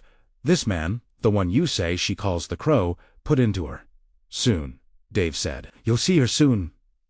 He put his hand over hers. For a moment, Lucy looked as if she would shake it off. She clasped it instead. "I can start on the way back to your grandmother's," Don said. He got up. It was an effort. "Come on." 8. He had time to tell her how a lost man had ridden a northbound bus out of Massachusetts, and how, just over the New Hampshire state line, he'd tossed what would turn out to be his last bottle of booze into a trash can with, if you no longer need it, Levitt it stenciled on the side. He told them how his childhood friend Tony had spoken up for the first time in years when the bus had rolled into "This is the place." Tony A.D. sighed. From there, he doubled back to a time when he had been Danny instead of Dan, and sometimes Doc, as in "What's up, Doc?" And his invisible friend Tony had been an absolute necessity. The Shining was only one of the burdens that Tony helped him bear, and not the major one. The major one was his alcoholic father, a troubled and ultimately dangerous man whom both Danny and his mother had loved deeply. Perhaps as much because of his flaws as despite them. He had a terrible temper, and you didn't have to be a telepath to know when it was getting the best of him. For one thing, he was usually drunk when it happened. I know he was loaded on the night he caught me in his study messing with his papers. He broke my arm. "How old were you?" Dave asked. He was riding in the back seat with his wife. 4, I think. Maybe even younger. When he was on the warpath, he had this habit of rubbing his mouth. "Danny, demonstrated. "Do you know anyone else who does that when she's upset?" Opera said. "I thought she got it from me." She raised her right hand toward her mouth, then captured it with her left and returned it to her lap. Dawn had seen Abra do the same thing on the bench outside the Anniston Public Library on the day they'd met in person for the first time. "I thought she got her temper from me, too. I can be pretty ragged sometimes." "I thought of my father the first time I saw her do the mouth-rubbing thing," Dawn said. "But I had other things on my mind, so I forgot." This made him think of Watson, the caretaker at the Overlook, who had first shown the hotel's untrustworthy furnace boiler to his father. "You have to watch it," Watson had said, "because she creeps." But in the end, Jack Torrance had forgotten. It was the reason Dan was still alive. "Are you telling me you've figured out this family relationship from one little habit? That's quite a deductive leap, especially when it's you and I who look alike. Not you and Abra. She gets most of her looks from her father." Lucy paused, thinking, "But, of course, you share another family trait. Dave says you call it the shining. That's how you knew, isn't it?" Don shook his head. "I made a friend the year my father died. His name was Dick Howran, and he was the cook at the Overlook Hotel. He also had the shining, and he told me lots of people had a little bit of it." Was right. "I've met plenty of people along the way who shine to a greater or lesser degree. Billy Freeman, for one, is why he's with Abra right now." John swung the Suburban into the little parking area behind Ketta's condo. But for the time being, none of them got out. In spite of her worry about her daughter, Lucy was fascinated by this history lesson. Dan didn't have to look at her to know it. If it wasn't the shining, what was it? "When we were going out to Cloud Gap on the Riv, Dave mentioned that you found a trunk in storage at Kita's building." "Yes, my mother's." "I had no idea Momo had saved some of her things. Dave told John and me that she was quite the party girl back in the day. It was actually Abra that Dave had been talking to via telepathic link, but this was something Dan felt it might be better for his newly discovered half-sister not to know, at least for the time being." Lucy flashed Dave the reproachful look reserved for spouses who have been telling tales out of school, but said nothing. "He also said that when Alessandra dropped out of SUNY Albany, she was doing her student teaching at a prep school in Vermont or My father taught English until he lost his job for hurting a student who was in Vermont at a school called Stovington Prep. And according to my mother, he was quite the party boy in those days. Once I knew that Abra and Billy were safe, I ran some numbers in my head. They seemed to add up, but I felt that if anyone knew for sure, it would be Alessandra Anderson's mother." "Did she?" Lucy asked. She was leaning forward now, her hands on the console between the front seats. "Not everything, and we didn't have long together, but she knew enough. She didn't remember the name of the school where your mother's student taught, but she knew it was in Vermont, and that she'd had a brief affair with her supervising teacher, who was, she said, a published writer." Dan paused. "My father was a published writer. Only a few stories, but some of them were in very good magazines, like the Atlantic Monthly. Kata never asked her for the man's name, and Alessandra never volunteered it. But if her college transcript is in that trunk, I'm pretty sure you'll find that her supervisor was John Edward Torrance." He yawned and looked at his watch. "That's all I can do right now. Let's go upstairs. 3 hours of sleep for all of us, then on to upstate New York. The roads will be empty, and we should be able to make great time." "Do you swear she's safe?" Lucy asked. Dan nodded. "All right, I'll wait, but only for 3 hours. As for sleeping," she laughed. The sound had no humor in it. 9. When they entered Kita's condo, Lucy strode directly to the microwave in the kitchen, set the timer, and showed it to Dan. He nodded, then yawned again. 3:30 a.m. we're out of here." She studied him gravely. "I'd like to go without you, you know, right this minute." He smiled a little. "I think you'd better hear the rest of the story first." She nodded grimly. "That, and the fact that my daughter needs to sleep off whatever is in her system, are the only things holding me here. Now, go lie down before you fall." Don and John took the guest room. The wallpaper and furnishings made it clear that it had been mostly kept for one special little girl. But Chetta must have had other guests from time to time, because there were twin beds. As they lay in the dark, John said, "It's not a coincidence that this hotel you stayed in as a child is also in Colorado. Is it? No, this is not true. It is in the same town. They are, and the hotel was haunted. The ghostly people, Don thought. Yes, then John said something that surprised Don and temporarily brought him back from the edge of sleep. Dave had been right. The easiest things to miss were the ones right in front of you. It makes sense, I suppose. Once you accept the idea, there could be supernatural beings among us and feeding on us. An evil place would call evil creatures. They'd feel right at home there. Do you suppose this knot has other places like that in other parts of the country? I don't know, cold spots. I'm sure they do. Don put an arm over his eyes. His body ached and his head was pounding. Johnny, I'd love to do the boys having a sleepover thing with you, but I have to get some sheep. Okay, but John got up on one elbow. All things being equal, you would have gone right from the hospital like Lucy wanted because you care almost as much about Abra as they do. You think she's safe, but you could be wrong. I'm not hoping that was the truth. He had to hope so, because the simple fact was that he couldn't go. Not now. If it had only been to New York, maybe, but it wasn't. And he had to sleep. His whole body cried for it. What's wrong with you, Don? Because you look terrible. Nothing. Just tired. Then he was gone. First into darkness, and then into a confused nightmare of running down endless halls while some shape followed him, swinging a mallet from side to side, splitting wallpaper and driving up puffs of plastered dust. Come out, you little... The shape yelled, Come out, you worthless pup, and take your medicine. Then Abra was with him. They were sitting on the bench in front of the Anniston Public Library in the late summer sun. She was holding his hand. It's all right, Uncle Dan. It's all right. Before he died, your father turned that shape out.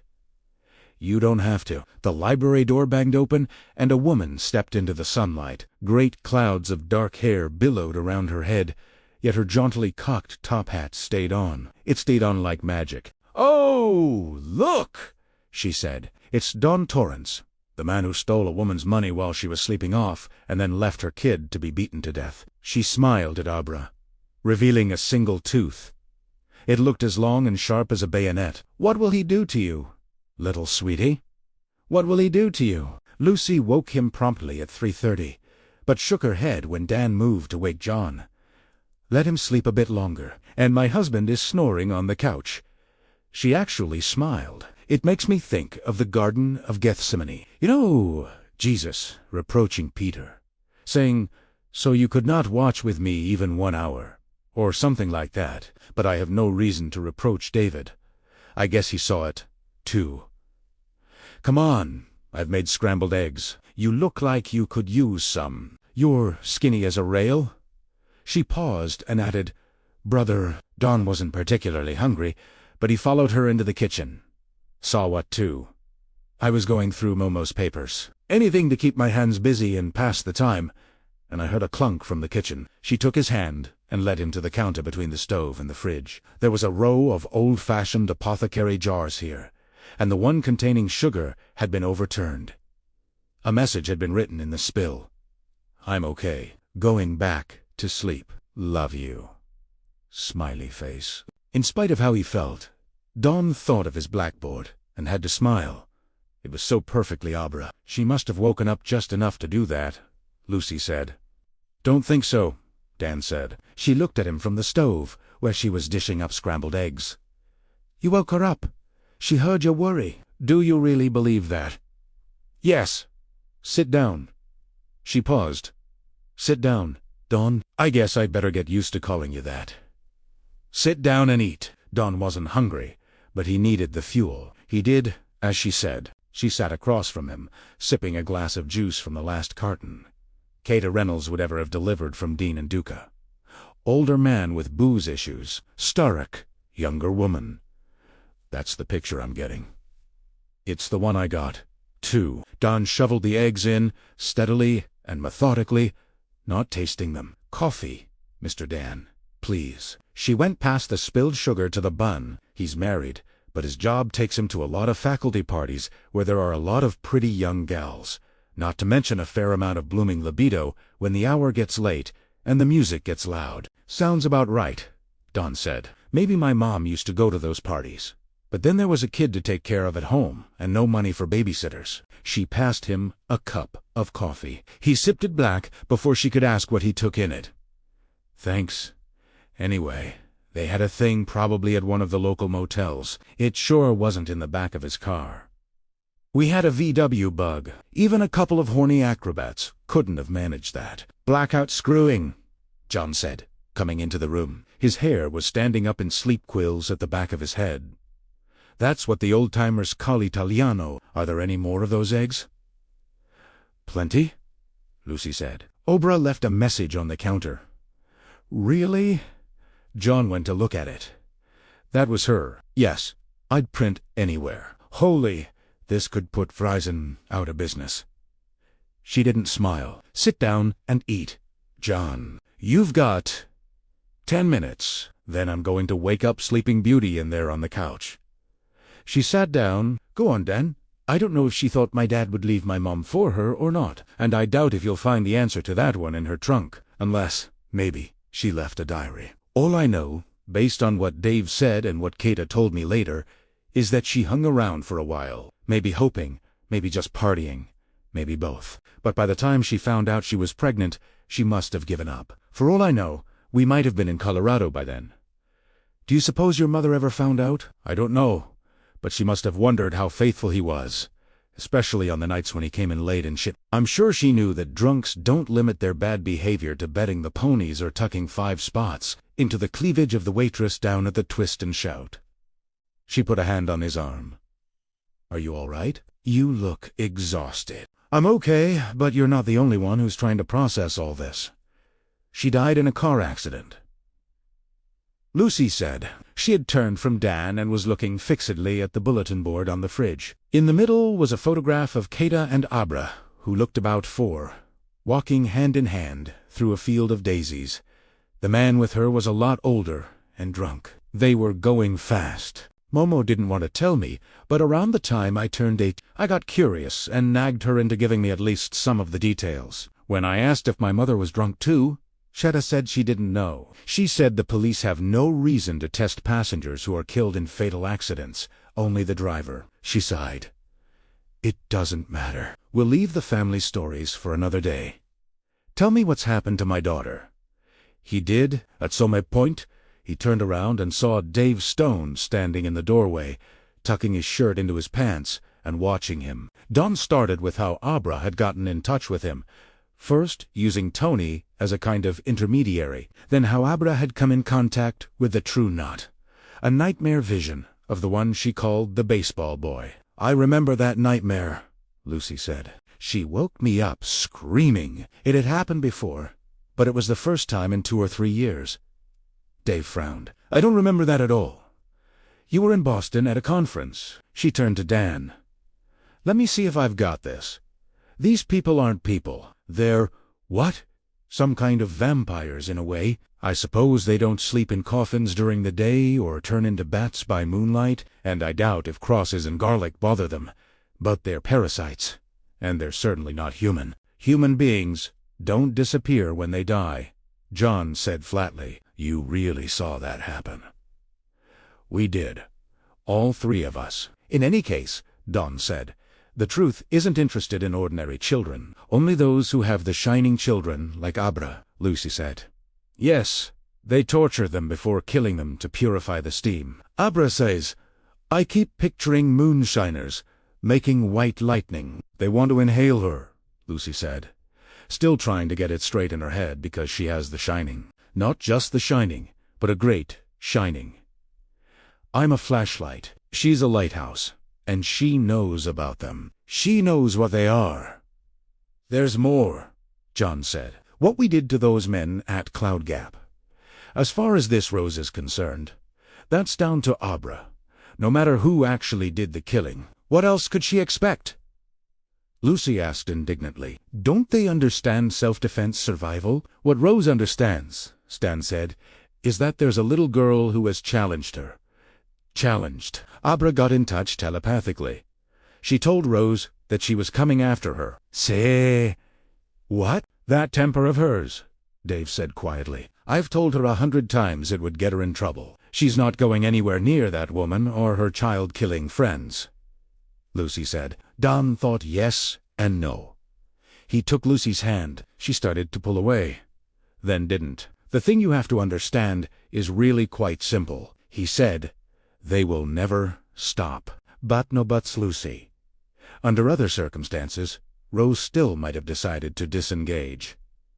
"This is one crafty old but there's one other factor, which is that they're sick," John said. "Abra says it's the measles. They might even have caught it from the Trevor boy. I don't know if you'd call that divine retribution or just irony. Measles, I know it doesn't sound like much, but believe me, it is. You know how in the old days, measles could run through a whole family of kids. If that's happening to this true knot, it could wipe them out." "Good!" Lucy cried. The angry smile on her face was one Dan knew well. "Not if they think Abra's super steam will cure them," Dave said. "That's what you need to understand, Huon. This isn't just a skirmish to this. It's a fight to the death." He struggled, and then brought out the rest of it, because it had to be said. "If Rose gets the chance, she'll eat our daughter alive." Lucy asked, "Where are they?" "This is not true.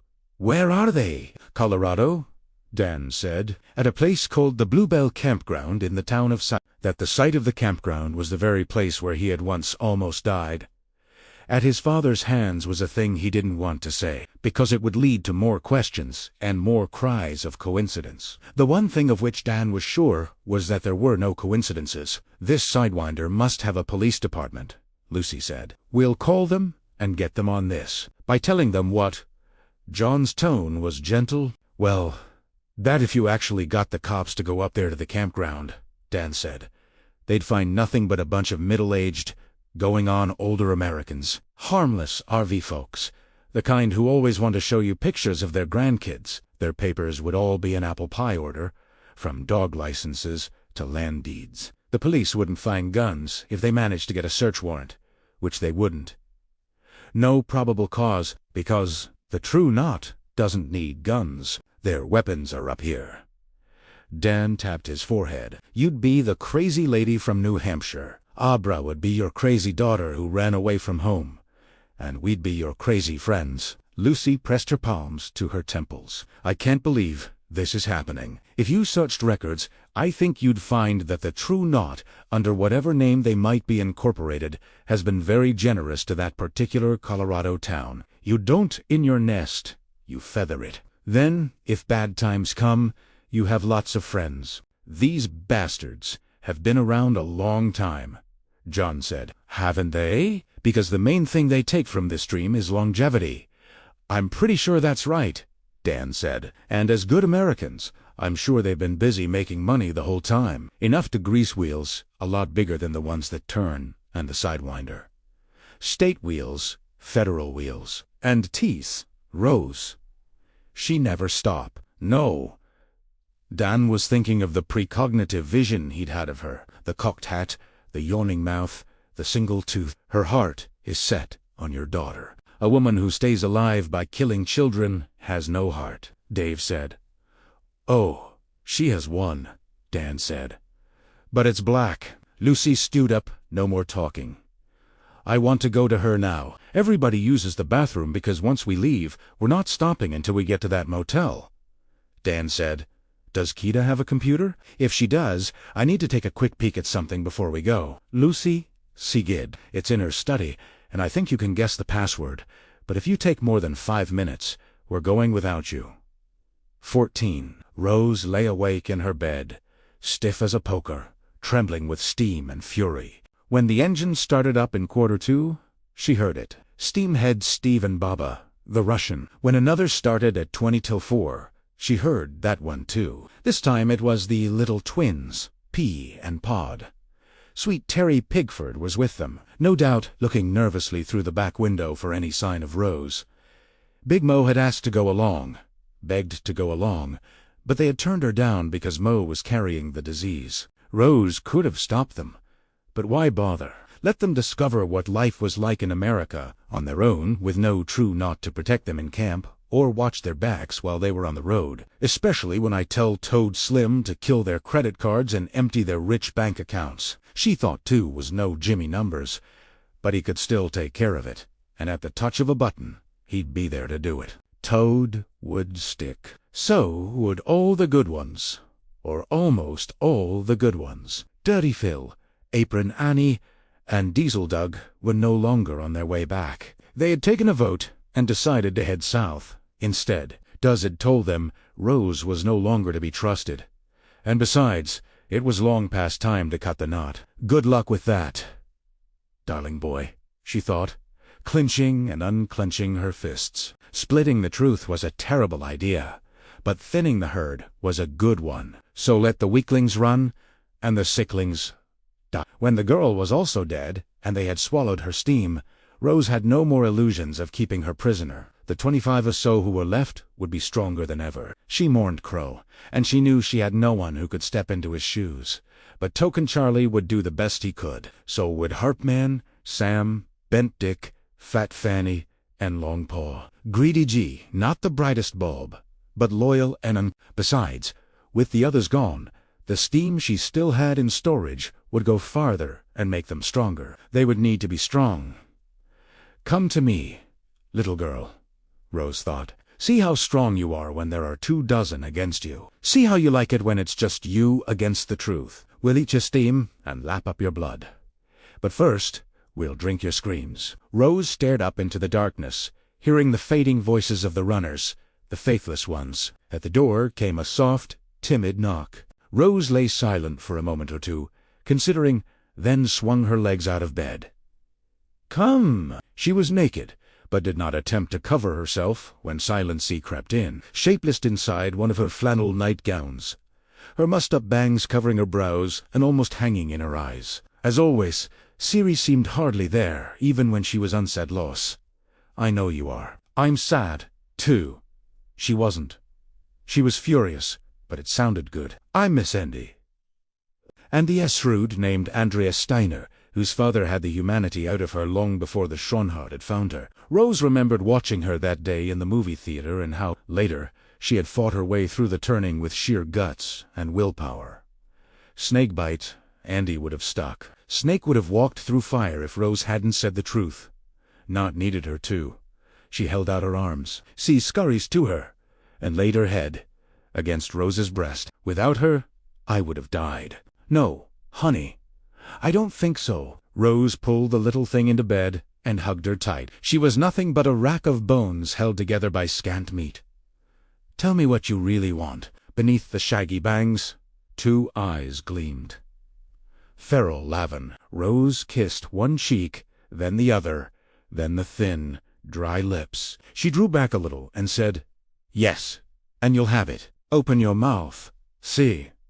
Sori obediently did so. Their lips came together again. Rose the hat, still full of steam, breathed down Silent Siri's throat. The walls of Ketta's study were papered with memos, fragments of poems, and correspondence that would never be answered. Dunn typed in the 4-letter password, launched Firefox, and Googled the Bluebell Campground. They had a website that wasn't terribly informative, probably because the owners didn't care that much about attracting visitors. The place was your basic front, but there were photos of the property, and these Don studied with the fascination people reserve for recently discovered old family albums. The overlook was long gone, but he recognized the terrain. Once, just before the first of the snowstorms that closed them in for the winter, he and his mother and father had stood together on the hotel's broad front porch, seeming even broader, with the lawn gliders and wicker furniture in storage. Looking down the long, smooth slope of the front lawn, at the bottom, where the deer and the antelope often came out to play, there was now a long rustic building called the Overlook Lodge. Here, the caption said, visitors could dine, play bingo, and dance to live music on Friday and Saturday nights. On Sundays, there were church services overseen by a rotating cadre of sidewinders, men and women of the cloth, until the snow came. My father mowed that lawn and trimmed the topiary that used to be there. He said he'd trimmed lots of ladies' topiaries in his time. I didn't get the joke, but it used to make Mom laugh. Some joke, he said low. He saw rows of sparkling RV hookups, Lux Mod Cons, that supplied LP gas as well as electricity. There were men's and women's shower buildings big enough to serve as megatruck stops, like Little America or Pedro south of the border. There was a playground for the wee folks. Dawn wondered if the kiddies who played there ever saw or sensed unsettling things as Danny Doc Torrance once had in the Overlook's playground. There was a softball field, a shuffleboard area, a couple of tennis courts, and even a booth. No rope, though. Not that. Not anymore. Halfway up the slope, where the Overlook's hedge animals had once congregated, there was a row of clean white satellite dishes. At the crest of the hill, where the hotel itself had stood, was a wooden platform with a long flight of steps leading up to it. The site, now owned and administered by the state of Colorado, was identified as the roof of the world. Visitors to the Bluebell campground were welcome to use it or to hike the trails beyond, free of charge. The trails are recommended only for the more experienced hiker.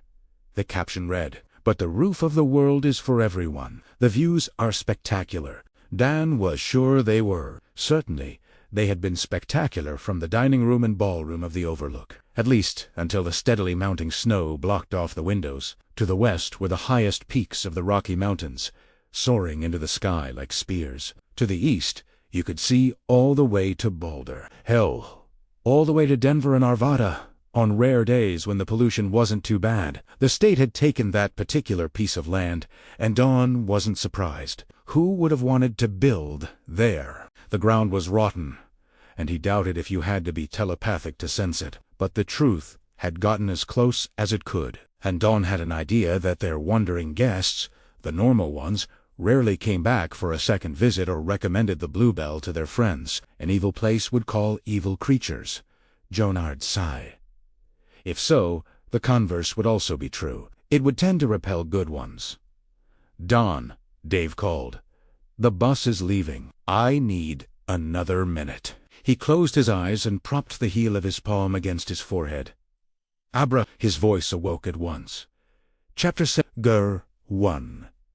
It was dark outside the Crown Motel. Dawn, still an hour or more away, when the door of Unit 24 opened, and a girl stepped out. Heavy fog had moved in, and the world was hardly there at all. The girl was wearing black pants and a white shirt. She had put her hair up in pigtails, and the face they framed looked very young. She breathed deeply, the coolness and the hanging moisture in the air doing wonders for her lingering headache, but not much for her unhappy heart. Momo was dead. Yet, if Uncle Don was right, not really dead, just somewhere else, perhaps a ghostly person, perhaps not. In any case, it wasn't a thing she could spend time thinking about. Later, perhaps she would meditate on these matters. Dan had asked if Billy was asleep. Yes, she had told him, still fast asleep. Through the open door, she could see Mr. Freeman's feet and legs are under the blankets, and I hear his steady snoring. He sounded like an idling motorboat. Dawn had asked if Rose or any of the others had tried to touch her mind. No, she would have known. Her traps were set. Rose would guess that she wasn't stupid. He had asked if there was a telephone in her room. Yes, there was a phone. Uncle Dan told her what he wanted her to do. It was pretty simple. The scary part was what she had to say to that strange woman in Colorado. And yet, she wanted to. Part of her had wanted that ever since she'd heard the baseball boy's dying screams. You understand the word? You have to keep saying, "Yes, of course," because you have to go there. Do you know what that is? Yes, I know what it means. Make her mad. Infuriate her. Abra stood breathing into the fog. The road they drove in on was nothing but a scratch. The trees on the other side are completely gone. So was the motel office. Sometimes she wished she were like that, all white on the inside. But only sometimes, in her deepest heart, she had never regretted what she was. When she felt ready, as ready as she could be, Abra went back into her room and closed the door on her side so she wouldn't disturb Mr. Freeman if she had to talk loudly. She examined the instructions on the phone, pushed 9 to get an outside line, then dialed directory assistance and asked for the number of the Overlook Lodge at the Bluebell campground inside Winder. "Colorado, I could give you the main number," Dan had said, "but you'd only get an answering machine." In the place where the guests ate meals and played games, the telephone rang for a long time. Dan said it probably would and that she should just wait it out. It was, after all, 2 hours earlier there. At last, a grumpy voice said, "Hello, if you want the office, you called the wrong number." "I don't want the office," Abra said. She hoped the rapid, heavy beating of her heart wasn't audible in her voice. "I want Rose." Rose, the hat. A pause then. "Who is this?" "Abra Stone. You know my name, don't you? I'm the girl she's looking for. Tell her I'll call back in 5 minutes. If she's there, we'll talk. If she's not, tell her she can go herself." "I won't call back again." Abra hung up, then lowered her head, cupped her burning face in her palms, and took long, deep breaths. 2. Rose was drinking coffee behind the wheel of her earth cruiser, her feet on the secret compartment with the stored canisters of steam inside, when the knock came at her door. A knock this early could only mean more trouble. "Yes," she said. "Come in." It was Long Paul, wearing a robe over childish pajamas with racing cars on them. The payphone in the lodge started ringing. At first, I let it go. Thought it was a wrong number. And besides, I was making coffee in the kitchen. But it kept on. "So," I answered.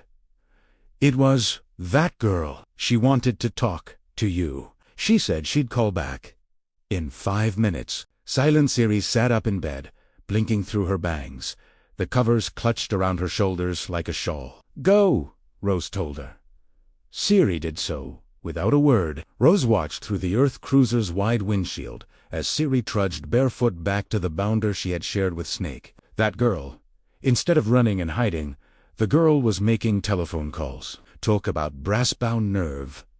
Her own idea. That was a little hard to believe, wasn't it? "What were you doing up and bustling in the kitchen so early?" "I couldn't sleep." She turned toward him, just a tall, elderly fellow with thinning hair and bifocals sitting at the end of his nose. A rube could pass him on the street every day for a year without seeing him. But he wasn't without certain abilities. Paul didn't have Snake Sleeper talent or the late Grandpa Flick's locator talent, but he was a decent person. If he happened to suggest that a rube slap his wife's face, or a stranger's for that matter, that face would be slapped in briskly. Everyone in the tribe had their little skills. It was how they got along. "Let me see your arms, Paulie." He sighed and brushed the sleeves of his robe and pajamas up to his wrinkly elbows. The red spots were there. "When did they break?" "I saw the first couple yesterday afternoon." "Fever." "Yeah. Some." She gazed into his honest, trusting eyes, and felt like hugging him. Some had run, but Long Paul was still here. So were most of the others. Surely enough to take care of the girl, if she were really foolish enough to show her face. And she might be. What girl of 13 wasn't foolish? "You're going to be all right," she said. He sighed again. "Hope so. If not, it's been a damn good run." None of that talk. Everyone who sticks is going to be all right. It's my promise, and I keep my promises. Now, let's see what our little friend from New Hampshire has to say for herself. 3. Less than a minute after Rose settled into a chair next to the big plastic bingo drum with her cooling mug of coffee beside it, the lodge's paid telephone exploded with a 20th century clatter that made her jump. She let it ring twice before lifting the receiver from the cradle and speaking in her most modulated voice. "Hello, dear. You could have reached out to my mind. You know, it would have saved you long-distance charges. A thing the girl would have been very unwise to try. Abra Stone wasn't the only one who could lay traps. "I'm coming for you," Dago sighed. The voice was so young, so fresh. Rose thought of all the useful steam that would come with that freshness, and felt greed rise in her like an unslaked thirst. "So, you said, are you sure you really want to do that? Dear, will you be there if I do?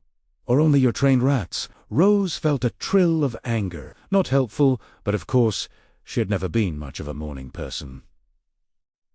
"Why would I not be, dear?" She kept her voice calm and slightly indulgent. The voice of a mother, or so she imagined. She had never been one to speak to a tantrum-throwing toddler. "Because you're a coward." "I'm curious to know what you base that assumption on," Rose said. Her tone was the same, indulgent, slightly amused, but her hand had tightened on the phone and pressed it harder against her ear. "Never having met me." "Sure. I have inside my head. And I sent you running with your tail between your legs, and you kill kids. Only cowards kill kids. You don't need to justify yourself to a child, she told herself. Especially not a rube. But she heard herself saying, you know nothing about us.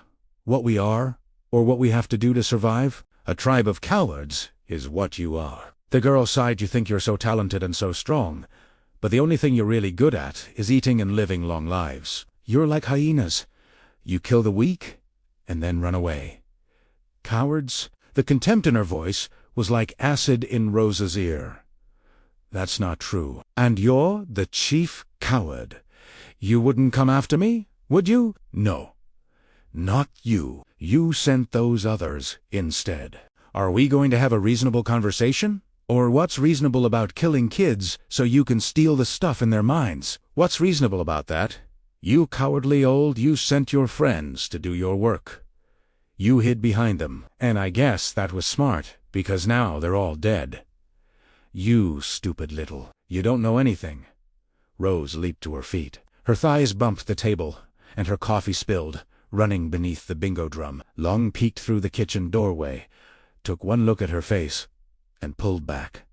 Who's the coward? Who's the real coward? You can say such things over the phone, but you could never say them looking into my face. How many will you have to have with you when I come?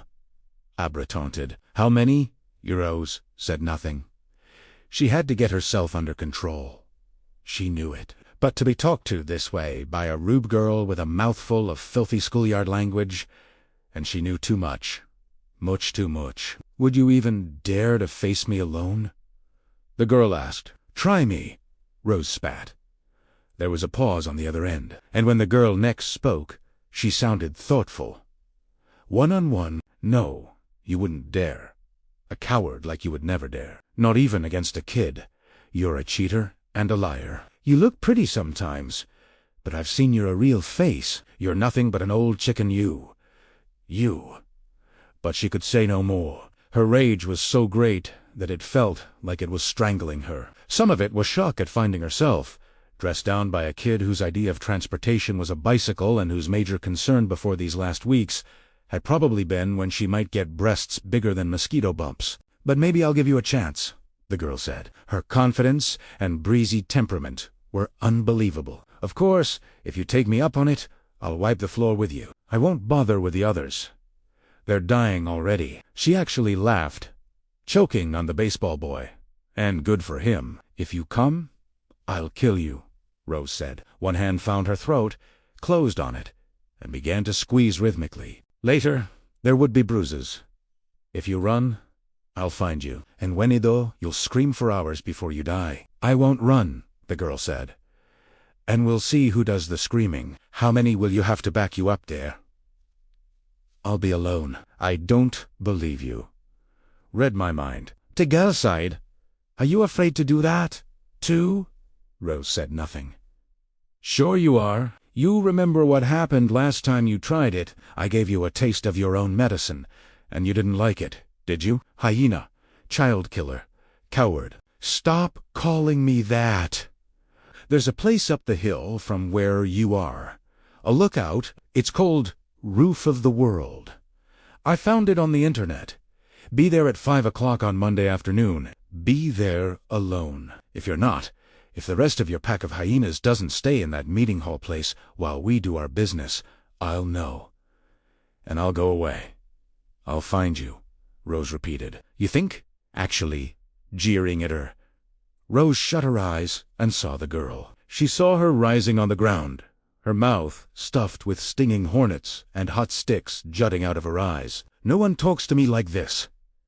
Not ever. I suppose you might find me, but by the time you did, how many of your stinkin' true knots would be left to back you up? 12, 10, maybe only 3 or 4. This idea had already occurred to Rose. For a child she'd never even seen face to face, to reach the same conclusion was in many ways the most infuriating thing of all. The Crow knew Shakespeare. Take Earl's side. He quoted some to me not too long before I killed him. I know a little too because we had a Shakespeare unit in school. We only read one play, Romeo and Juliet.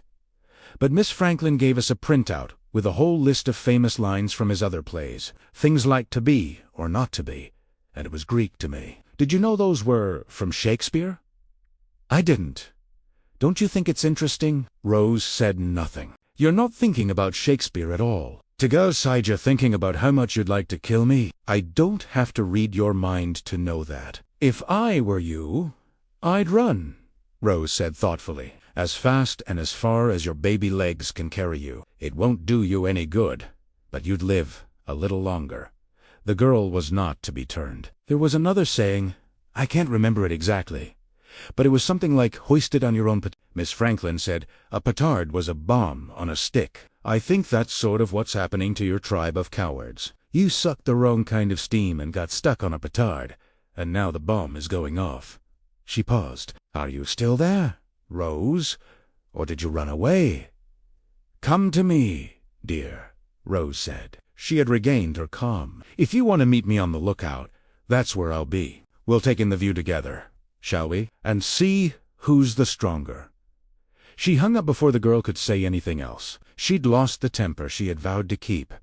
But she had at least gotten the last word, or maybe not, because the one the girl kept using played over and over in her head, like a gramophone record stuck in a bad groove. Coward. Coward. For. Braced the receiver carefully in its cradle. She looked at it. She even stroked its plastic surface, which was hot from her hand and wet with her sweat. Then, before she realized it was going to happen, she burst into loud growling sobs. They stormed through her, cramping her stomach and shaking her body. She rushed to the bathroom, still crying, knelt in front of the toilet, and threw up. When she came out, Mr. Freeman was standing in the connecting doorway with his shirt-tail hanging down and his gray hair in corkscrews. What's wrong? Are you sick from the dope he gave you? It wasn't that. He went to the window and peered out into the pressing fog. Is it them? Are they coming for us? Temporarily incapable of speech, she could only shake her head so vehemently that her pigtails flew. It was she who was coming for them, and that was what terrified her, not just for herself. Rose sat still, taking long, steadying breaths. When she had herself under control again, she called for Long Paul. After a moment or two, he poked his head cautiously through the swing door that gave on the kitchen. The look on his face brought a ghost of a smile to her lips. It's safe. You can come in. I won't bite you. He stepped in and saw the spilled coffee. I'll clean that up. Leave it. Who's the best locator we've got left? You. Rose. No hesitation. Rose had no intention of approaching the girl mentally, not even in a touch and go. Así de from me. Well, with Grandpa Flick gone and Barry, he considered Sue's got a touch of locator, and so does Greedy G. But I think Token Charlie's got a bit more. Is he sick? He wasn't yesterday. Sen im dume. I'll wipe up the coffee while I'm waiting, because this is important. Polly, the person who makes the mess, is the one who should have to clean it up. Off to the left, Rose sat where she was for a while, fingers steepled under her chin. Clear thinking had returned, and with it, the ability to plan. They wouldn't be taking steam today, after all. It seemed that could wait until Monday morning. At last, she went into the galley for a wad of paper towels and cleaned up her mess. Dan, this time it was John. Got to go right there, he said. I just want to splash some cold water on my face. He went down the hall listening to Abra, nodding his head slightly as if she were there. Mr. Freeman wants to know why I was crying, why I threw up. What should I tell him for now? Just that, when we get there, I'll want to borrow his truck, because we're going west. Well, it was complicated, but she understood. The understanding wasn't in words, and didn't need to be. Beside the bathroom wash basin was a rack holding several wrapped toothbrushes. The smallest, not wrapped, had Abra printed on the handle in rainbow letters. On one wall was a small plaque reading, "A life without love is like a tree without fruit." He looked at it for a few seconds, wondering if there was anything in the AA program to that effect. The only thing he could think of was, if you can't love anybody today, at least try not to hurt anybody. Didn't really compare. He turned on the cold water and splashed his face several times hard. Then he grabbed a towel and raised his head. No Lucy in the portrait with him this time. Just Dan Torrance, son of Jack and Wendy, who had always believed himself to be an only child. His face was covered with flies. Part 4. Roof of the World. Chapter 18. Going West. 1. What Dan remembered best about that Saturday wasn't the ride from Boston to the Crown Motel, because the 4 people in John Dalton's SUV said very little. The silence wasn't uncomfortable or hostile, but exhausted. The quiet of people who have a great deal to think about, but not a hell of a lot to say. What he remembered best was what happened when they reached their destination. Dan knew she was waiting because he had been in touch with her for most of the trip, talking in a way that had become comfortable for them. Half words and half pictures. When they pulled in, she was sitting on the back bumper of Billy's old truck. She saw them and jumped to her feet, waving. At that moment, the cloud cover, which had been thinning, broke apart, and a ray of sun spotlighted her. It was as if God had given her a high five. Lucy gave a cry that was not quite a scream. She had her seatbelt unbuckled and her door open before John could bring his Suburban to a complete stop. 5 seconds later, she had her daughter in her arms and was kissing the top of her head, the best she could do, with Abra's face crushed between her breasts. Now the sun spotlighted them both. Mother and child reunion, Dan thought. The smile that brought felt on his face felt strange. It had been a long time between smiles. Two.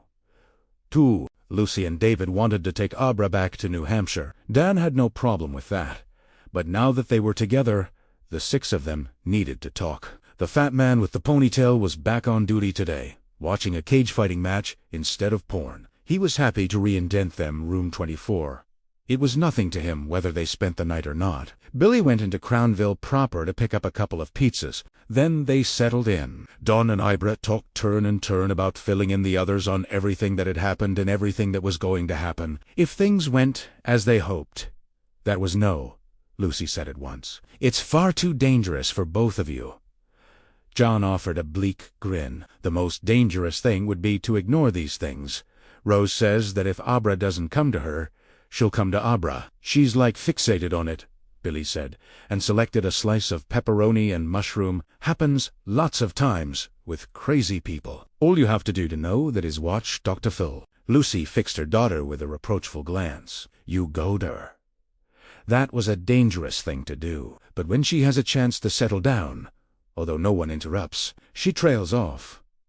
Maybe Dan thought she heard how implausible that sounded when it was actually articulated. They won't stop Emma. Abra said she won't stop. Abra will be safe enough. Dan said, there's a wheel. I don't know how to explain it any better than that. If things get bad, if they go wrong, Abra will use the wheel to get away, to pull out. She's promised me that. That's right, Abra said. Primera promise. Dan fixed her with a hard look.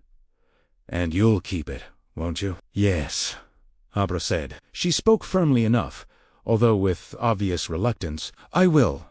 There are all those kids to consider. 2, John said. We'll never know how many there's true not been taken over the years. Hundreds, maybe. Dan thought that if they lived as long as Abra believed, the number was probably in the thousands, he said. Or how many they will take, even if they leave Abra alone. That's assuming the measles doesn't kill them all, Dave said, hopefully. He turned to John. You said that really might happen. They want me because they think I can cure the measles, Abra said. Duh. Keep a civil tongue, Miss Lucy said. But she spoke absently. She picked up the last slice of pizza, looked at it, then threw it back in the box. I don't care about the other kids. I care about Abra.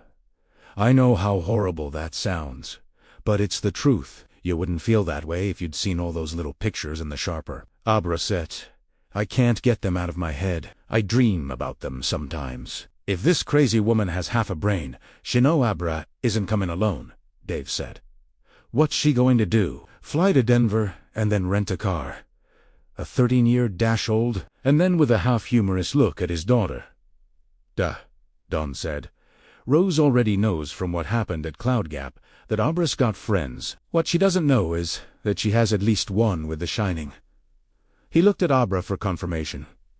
She nodded. Listen, Lucy, Dave, together, I think that Abra and I can put an end to this. He searched for the right word, and found only one that fit. Plagi. Plagi, either of us alone. He shook his head. Besides, Abra said, you and Dad can't really stop me. You can lock me in my room, but you can't lock up my head. Lucy gave her the death stare, the one mothers save, especially for rebellious young daughters. It had always worked with Abra, even when she was in one of her furies. But it didn't this time. She looked back at her mother calmly and with a sadness that made Lucy's heart feel cold. Dave took Lucy's hand. I think this has to be done. There was silence in the room. Abra was the one who broke it. If nobody's going to eat that last slice, I am. I'm starving. 3. They went over it several more times, and at a couple of points, voices were raised. But essentially, everything had been said, except it turned out for one thing. When they left the room, Billy refused to get into John's Suburban. I'm gone, he told Dan. Billy, I appreciate the thought, but it's not a good idea. My truck, my rules. Besides, are you really going to make the Colorado high country by Monday afternoon on your own? Don't make me laugh. You look like a stick. Don said, several people have told me that lately, but none have put it so elegantly. Billy didn't smile. I can help you. I'm old, but I ain't dead. Take him, Abra said. He's right. Don looked at her closely. Do you know something, Abra? The reply was quick. No, feel something. That was good enough for Dan. He held out his arms, and Abra hugged him hard, the side of her face pressed against his chest. Don could have held her like that for a long time, but he let her go and stepped back. Let me know when you get close, Uncle Don. I'll come. Just little touches, remember. She sent an image, instead of a thought, in words. A smoke detector was beeping the way it did when they wanted a battery change. She remembered perfectly. As she went to the car, Abra said to her father, we need to stop on the way back for a get-well card. Julie Cross broke her wrist yesterday in soccer practice. He frowned at her. How do you know that? I know, she said. He gently pulled one of her pigtails. You really could do it all along, couldn't you? I don't understand why you didn't just tell us. Abba. Dan, who had grown up with The Shining, could have answered that question. Sometimes parents needed to be protected. So they parted. John's SUV went east, and Billy's pickup truck went west, with Billy behind the wheel. Dawn said, Are you really okay to drive, Billy? After all the sleep I got last night, sweetheart, I could drive to California. Do you know where we're going? I bought a road atlas in town while I was waiting for the pizza. So, you'd made up your mind even then. And you knew what Abra and I were planning. Well, sort of. When you need me to take over, just yell, Dan said, and promptly fell asleep with his head against the passenger window. He descended through a deepening depth of unpleasant images. First, the hedge animals at the overlook. The ones that moved when you weren't looking. This was followed by Mrs. Massey from room 217, who now wore a cocked top hat. Still descending, he revisited the battle at Cloud Gap. Only this time, when he burst into the Winnebago, he found Abra lying on the floor with her throat cut and Rose standing over her with a dripping straight razor. Rose saw Dan, and the bottom half of her face dropped away in an obscene grin where one long tooth gleamed. I told her it would end this way, but she wouldn't listen, she said.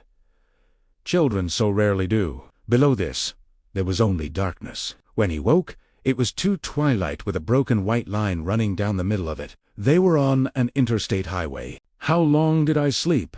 Billy glanced at his watch. A good long while. Feel better? Yes, he did.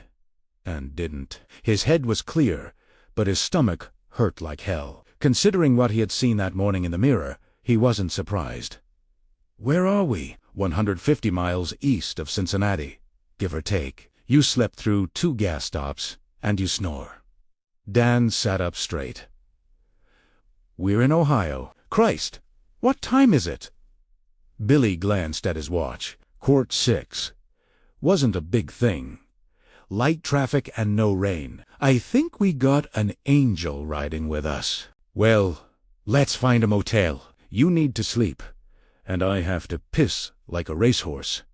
Not surprised, Billy pulled off at the next exit, showing signs for gas, food, and a motel. He pulled into a Wendy's and got a bag of burgers, while Don used the men's. When they got back into the truck, Don took one bite of his double, put it back in the bag, and sipped cautiously at a coffee milkshake that his stomach seemed willing to take. Billy looked shocked.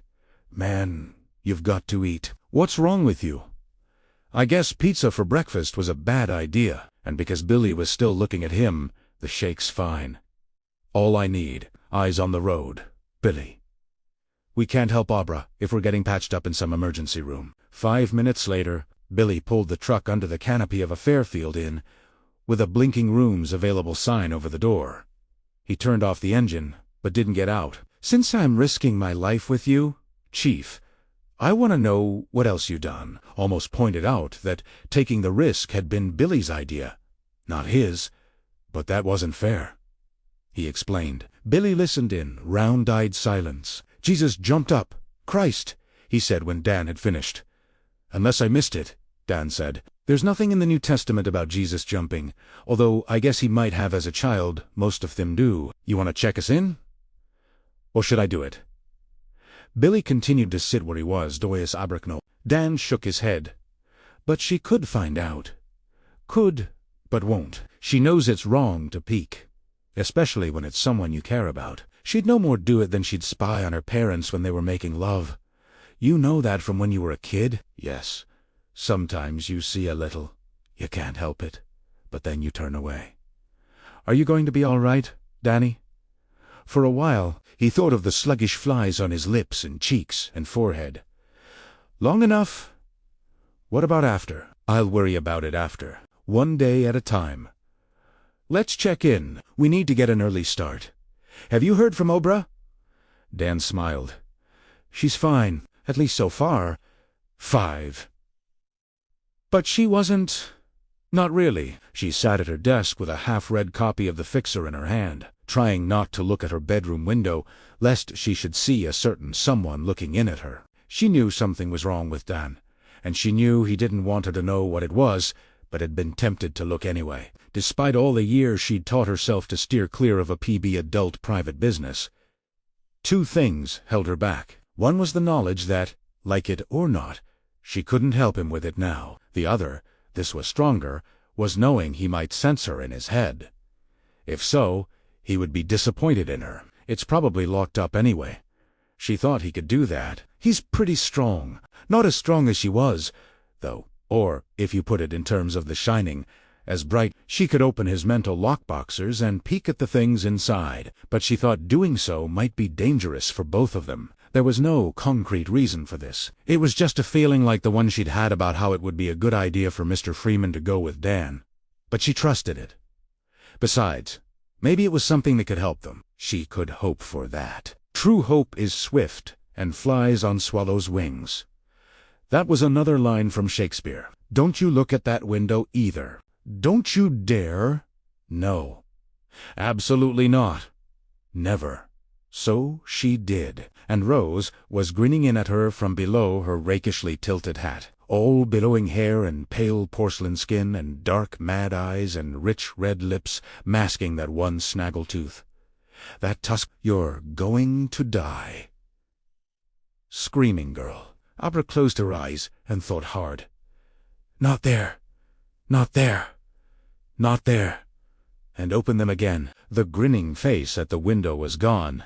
But not really. Somewhere high in the mountains at the roof of the world, Rose was thinking about her and waiting. The motel had a breakfast buffet. Because his traveling companion was watching him, Don made a point of eating some cereal and yogurt. Billy looked relieved. While he checked them out, Don strolled to the lobby men's room. Once inside, he turned the lock, fell to his knees, and vomited up everything he'd eaten. The undigested cereal and yogurt floated in a red foam. "All right?" Billy asked when Dan rejoined him at the desk. "Fine," Dan said. "Let's roll." 7. According to Billy's road atlas, it was about 1,200 miles from Cincinnati to Denver. Sidewinder lay roughly 75 miles further west along roads full of switchbacks and lined with steep drops. Don tried driving for a while on that Sunday afternoon, but tired quickly and turned the wheel over to Billy again. Ife la slab. And when he woke up, the sun was going down. They were in Iowa, home of the late Brad Trevor, Abra.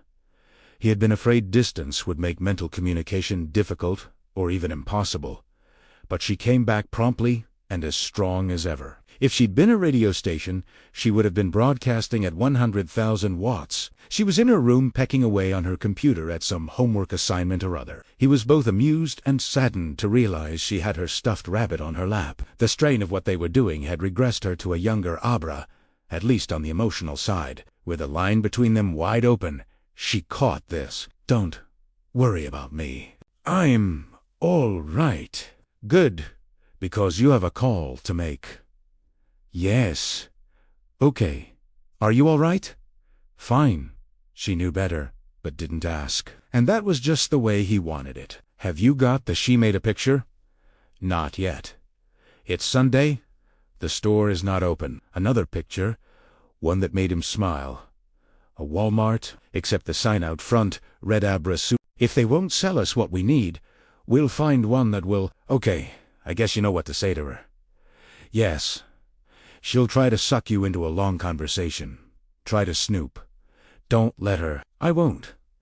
Let me hear from you after, so I won't worry." Of course, he would worry plenty.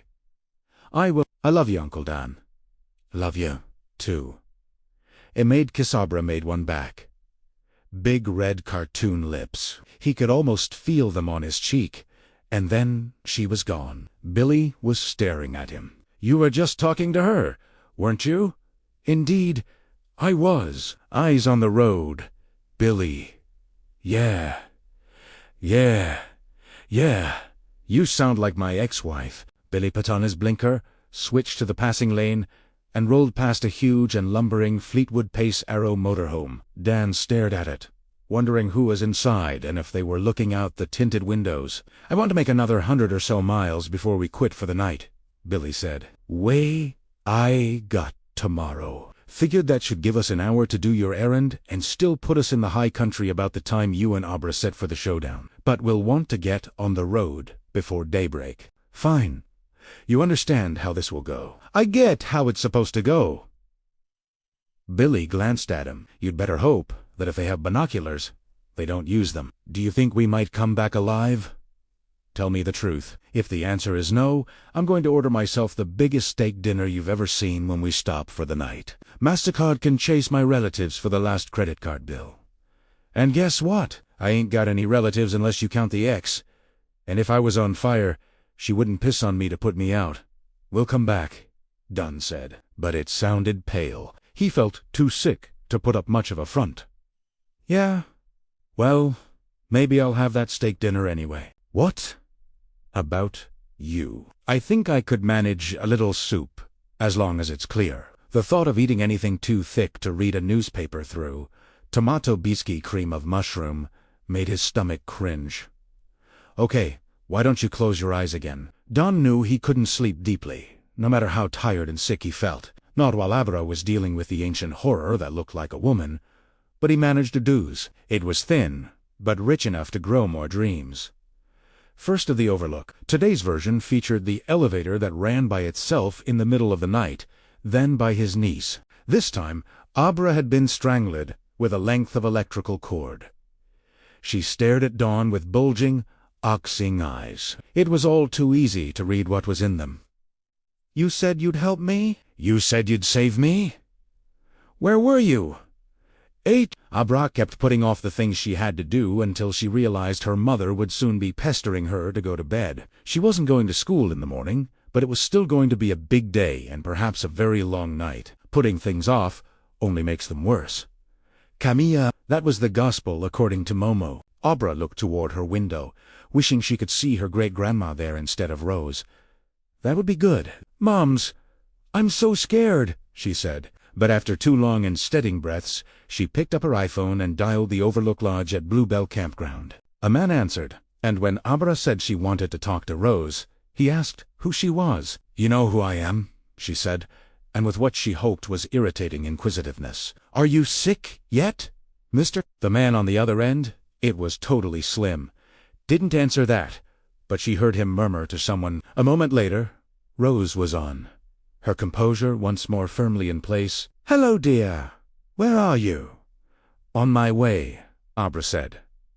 "Are you really? That's nice, dear. So, I don't suppose that I'd find this call came from a New Hampshire area code if I star 69. "Of course you would," Abra said. "I'm using my cell. You need to get with the 21st century. What do you want?" The voice on the other end was now curt. "To make sure you know the rules," Abra said. "I'll be there at 5 tomorrow. I'll be in an old red truck, driven by Vorm, my Uncle Billy." Abra said. "Was he one of the ones from the ambush?" "He's the one who was with the crow and me." "Stop asking questions. Just shut up and listen." "So rude," Rose said sadly. "He'll park at the end of the lot by the sign that says kids eat free when Colorado pro teams win." "I say you've been on our website." "That's sweet. Or was it your uncle, perhaps? He's very brave to act as your ofa." "Is he your father's brother or your mother's?" "Rube families are a hobby of mine. I make family trees." She tried to snoop, Don had told her. And how right he was. "What part of shut up and listen don't you understand? Do you want this to happen or not?" No reply. Just waiting in silence. Creepy, waiting silence. From the parking lot, we'll be able to see everything. The campground, the lodge, and the roof of the world on top of the hill. My uncle and I better see you up there, and we better not see the people from your town anywhere. They're going to stay in that meeting hall thingy while we do our business in the big room. Got it? Uncle Billy won't know if they're not where they're supposed to be, but I will. If I pick up a single one somewhere else, we'll be gone. Your uncle will stay in his truck." "No, I'll stay in the truck until we're sure. Then he'll get back in, and I'll come to you. I don't want him anywhere near you." "All right, dear, it will be as you say." "No, it won't." "You're lying." But so was Abra, which kind of made them even. "I have one really important question." "Dear Rose," said pleasantly. Abra almost asked what it was, then remembered her uncle's advice. Her real uncle. One question. Right, which would lead to another and another and another. "Choke on it," she said, and hung up. Her hands began to tremble, then her legs, arms, and shoulders. "Abra, Mom!" Calling from the foot of the stairs. She feels it just a little. But she does feel it. Is that a mom thing or a shining thing? "Honey, are you okay?" "Fine, ma'am. Getting ready for bed." "10 minutes, then we're coming up. Be in your PJs." "I will." If they knew who I was just talking to. Abra thought, but they didn't. They only thought they knew what was going on. She was in her bedroom. Every door and window in the house was locked, and they believed that made her safe. Even her father, who had seen the true not in action. But then she closed her eyes and reached out to him. 9. Don and Billy were under another motel canopy, and still nothing from Abra. That was bad. "Come on, Chief," Billy said. "Let's get you inside." And then she was there. Thank God. "Hush a minute," Don said and listened. 2 minutes later, he turned to Billy, who thought the smile on his face finally made him look like Dan Torrance again. "Was it H?" "Yes." "How did it go?" "Abra says it went fine. We're in business. No questions about me. Just which side of the family were you on?" "Listen, Billy, the uncle thing was a bit of a mistake. You're way too old to be Lucy's or David's brother. When we stop tomorrow to do our errands, you need to buy sunglasses, big ones, and keep that ball cap of yours jammed down all the way to your ears so your hair doesn't show. Maybe I should get some just for men while I'm at it. Don't sass me, you old fart." That made Billy grin. "Let's get rested and get some food. You look better, like you could actually eat." "Soup," Dan said. "No sense pressing my luck." "Soup, right." He ate it all slowly. And, reminding himself that this would be over one way or the other in less than 24 hours, he managed to keep it down. They dined in Billy's room, and when he was finally finished, Dan stretched out on the carpet. It eased the pain in his gut a little. "What's that?" Billy asked. "Some kind of yogi." "Exactly." I learned it from watching Yogi Bear cartoons. Run it down for me again. I got it. Chief, don't worry. Now you're starting to sound like Casey Kingsley. A scary thought. Now run it down again. Abra starts pinging around Denver. If they have someone who can listen, they'll know she's coming and that she's in the neighborhood. We got the Sidewinder early, say 4 instead of 5, and drove right past the road to the campground. They won't see the truck unless they post a sentry down by the highway. That is, I don't think they will. Dan thought of another AAF. We're powerless over people, places, and things. Like most Alka nuggets, it was 70% true and 30% rara. In any case, we can't control everything. And carry on. There's a picnic area about a mile farther up the road. You went there a couple of times with your mom before you guys got snowed in for the winter. Billy Paus. Billy Paus. Just her and you. Never your dad. He was working on a play. Go on. Billy did. Dawn listened closely, then nodded. Okay, you've got it. Didn't I say so? Now, can I ask a question? Sure. By tomorrow afternoon, will you still be able to walk a mile? I'll be able to. I better be. 10. Thanks to an early start, Las Cuatro Alto M. Long before first light, Dan Torrance and Billy Freeman began to see a horizon-spanning cloud shortly after 9 a.m. On a whirl-a-tir, by which time the blue-gay cloud had resolved itself into a mountain range, they stopped in the town of Martinville, Colorado. There on the short and mostly deserted Main Street, Don saw not what he was hoping for, but something even better. A children's clothing store called Kid Stuff. Half a block down was a drugstore flanked by a dusty-looking hawk shop and a Video Express with closing must-sell all stock at bargain prices. As marked in the window, he sent Billy to Martinville Drugs and Sundries to get sunglasses and stepped through the door of Kid Stuff. The place had an unhappy, hopeless vibe. He was the only customer. Here was somebody's good idea going bad, probably thanks to the big box small stores in Sterling or Fort Morgan. Why buy local when you could drive a little and get cheaper pants and dresses for back to school? So what if they were made in Mexico or Costa Rica? A tired-looking woman with tired-looking hair came out from behind the counter and gave Dan a tired-looking smile. She asked if she could help him. Dan said she could. When he told her what he wanted, her eyes went wide. I know it's unusual, Dan said, but get with me on this little. I'll pay cash. He got what he wanted. In Little Losing Hope stores off the turnpike, the cord went a long way. As they neared Denver, Don got in touch with Ubra. He closed his eyes and visualized the wheel they both now knew about. In the town of Anniston, Abra did the same. It was easier this time. When he opened his eyes again, he was looking down the slope of the Stones' back lawn at the Saco River, gleaming in the afternoon sun. Abra opened hers, on a view of the Rockies. Wow! Uncle Billy, they're beautiful, aren't they? Billy glanced at the man sitting beside him. Don had crossed his legs in a way that was utterly unlike him and was bouncing one foot. Color had come back into his cheeks, and there was a bright clarity in his eyes that had been missing on their run west. They sure are, honey, he said.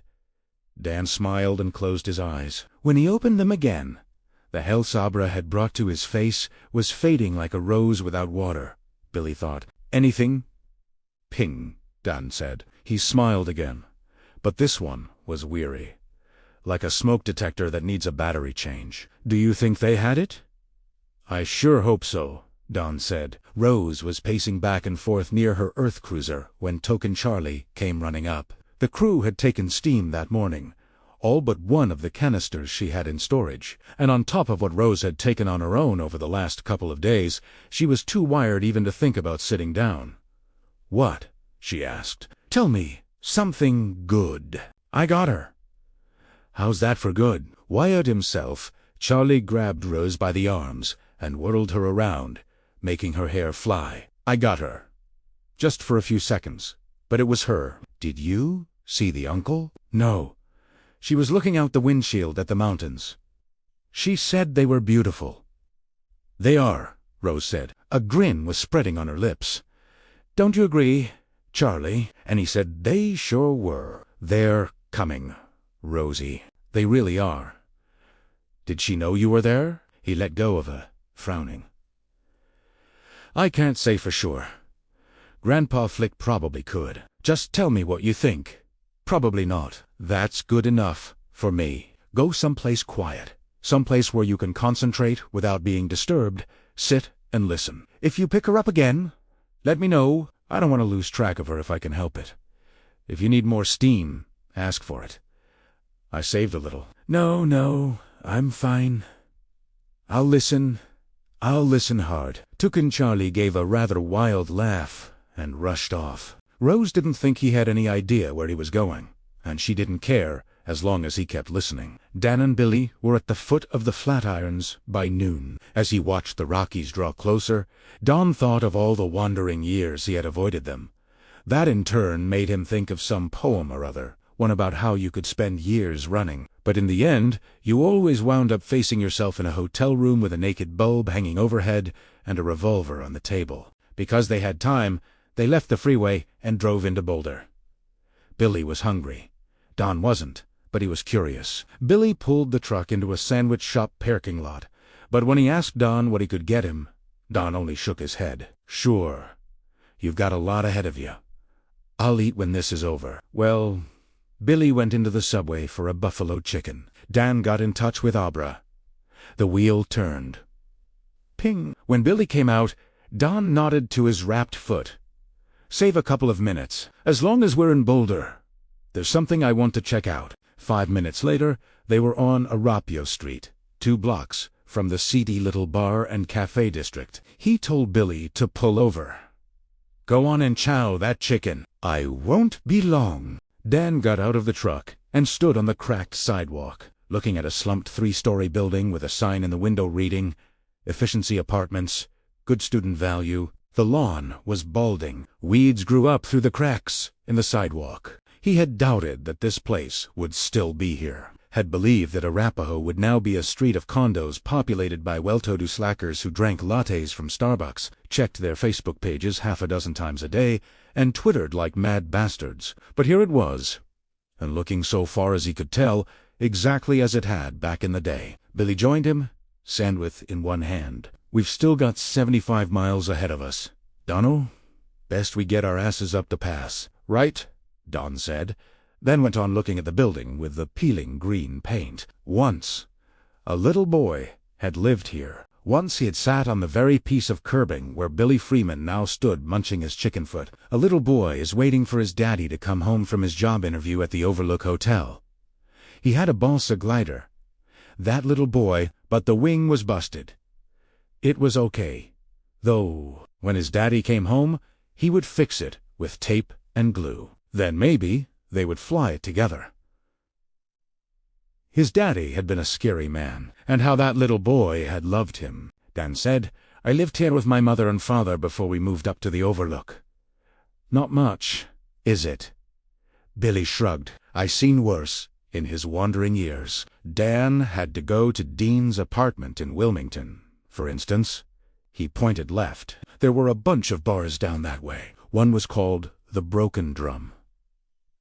Looks like urban renewal missed this side of town, so maybe it's still there. When my father and I walked past it, he'd always stop and look in the window. And I could feel how thirsty he was to go inside. So thirsty, it made me thirsty. I drank a lot of years to quench that thirst, but it never really goes away. My dad knew that even then. But you loved him. I guess I did. Still looking at that shambling, run-down apartment house, not much. But Don couldn't help wondering how different their lives might have been if they had stayed there, if the Overlook had not ensnared them. He was good and bad, and I loved both sides of him. God help me. I guess I still do. You and most kids, Billy said. You love your folks and hope for the best. What else can you do? Come on, Dan. If we're going to do this, we have to go. Half an hour later, Boulder was behind them, and they were climbing into the Rockies. Chapter 19. Ghosty People. 1. Although sunset was approaching in New Hampshire, at least Abra was still on the back stoop, looking down at the river. Hoppy was sitting nearby on the lid of the composter. Lucy and David came out and sat on either side of her. John Dalton watched them from the kitchen, holding a cold cup of coffee. His black bag was on the counter, but there was nothing in it that he could use this evening. "You should come in and have some supper," Lucy said, knowing that Abra wouldn't, probably couldn't, until this was over. But she clung to the known because everything looked normal, and because the danger was over 1,000 miles away. That was easier for her than for her daughter, although Abra's complexion had previously been clear, as unblemished as when she was an infant. She now had nests of acne around the wings of her nose and an ugly cluster of pimples on her chin. Just hormones kicking in, heralding the onset of true adolescence. So Lucy would have liked to believe, because that was normal. But stress caused acne, too. Then there was the power of her daughter's skin and the dark circles beneath her eyes. She looked almost as ill as Dan did when Lucy had last seen him, climbing with painful slowness into Mr. Freeman's pickup truck. "Can't eat now, Mom. No time. I probably couldn't keep it down anyway." "How soon before this happens?" Abby David asked. She looked at neither of them. She looked fixedly down at the river, but Lucy knew she wasn't really looking at that either. She was far away in a place where none of them could help her. "Not long. You should each kiss me and then go inside." But Lucy began, then saw David shake his head at her. Only once, but very firmly. She sighed, took one of Abra's hands, how cold it was, and planted a kiss on her left cheek. David put one on her right. "Remember what Dan said. If things go wrong, you should go in now. Guys, when it starts, I'm going to take Hoppy and put him in my lap. When you see that, you can't interrupt me. Not for anything. You could get Uncle Don killed, and maybe Billy, too. I might fall over like in a faint, but it won't be a faint, so don't move me. And don't let Dr. John move me either. Just let me be until it's over. I think Don knows a place where we can be together." David said, "I don't understand how this can work. That woman, Rose, will see that there's no little girl." "You need to go in now," Abra said. They did as she said. Lucy looked pleadingly at John. He could only shrug and shake his head. The three of them stood at the kitchen window, arms around one another, looking out at the little girl sitting on the stoop, with her arms clasped around her knees. There was no danger to be seen. All was placid, but when Lucy saw Abra, her little girl, reach for Hoppy and take the old stuffed rabbit on her lap, she groaned. John squeezed her shoulder. David tightened the arm around her waist, and she gripped his hand with panicky tightness. "Please, let my daughter be all right. If something has to happen, something bad, let it happen to the half-brother I never knew. Not to her." "It'll be okay," Dave said. She nodded. "Of course it will. Of course it will." They watched the girl on the stoop. Lucy understood that if she did call to Abra, she wouldn't answer. Abra was gone. 2. Billy and Dan reached the turnoff to the TRS Colorado base of operations at 22:04 Mountain Time, which put them comfortably ahead of schedule. There was a wooden ranch-style arch over the paved road with "Welcome to the Bluebell Campground. Stay a while," partner carved into it. The sign beside the road was a lot less welcoming. "Closed until further notice." Billy drove past, without slowing, but his eyes were busy. "Don't see anybody. Not even on the lawns. Although I suppose they could have stashed someone in that welcome hut, do he? Jesus! Danny, you look just awful." "Lucky for me, the Mr. America competition isn't until later this year," Don said. 1 mile up, maybe a little less. The sign says scenic turnout and picnic area. What if they posted someone there? They haven't. How can you be sure? Because neither Aben nor her Uncle Billy could know about it, never having been here, and the truth doesn't know about me. You'd better hope they don't. Obra says everyone's where they're supposed to be. She's been checking now. Be quiet for a minute, Billy. I need to think. It was Howard he wanted to think about. For several years following their haunted winter at the Overlook, Dan Torrance and Dick Howard had talked a lot. Sometimes face-to-face, more often mind-to. Danny loved his mother, but there were things she couldn't understand. About the lockboxers, for instance, the ones where you put the dangerous things that the Shining sometimes attracted. Not that the lockbox thing always worked. On several occasions, he had tried to make one for drinking, but that effort had been an abject failure, perhaps because he had wanted it to be a failure. Mrs. Massey, though, and Horace Derwent, there was a third lockbox in storage now. But it wasn't as good as the ones he'd made as a kid because he wasn't as strong, because what it held was different from the revenants that had been unwise enough to seek him out. Both. He didn't know. He only knew that it was leaky. When he opened it, what was inside might kill him. "But what do you mean?" Billy asked. "Huh?" Dan looked around. One hand was pressed to his stomach. "It hurts very badly now." "You just said there isn't any choice." "What did you mean?" "Never mind." They had reached the picnic area, and Billy was turning in. Up ahead was a clearing with picnic benches and barbecue pits. To Dan, it looked like Cloud Gap without the river. Just if things go wrong, get in your truck and drive like hell. "You think that would help?" Don didn't reply. His gut was burning.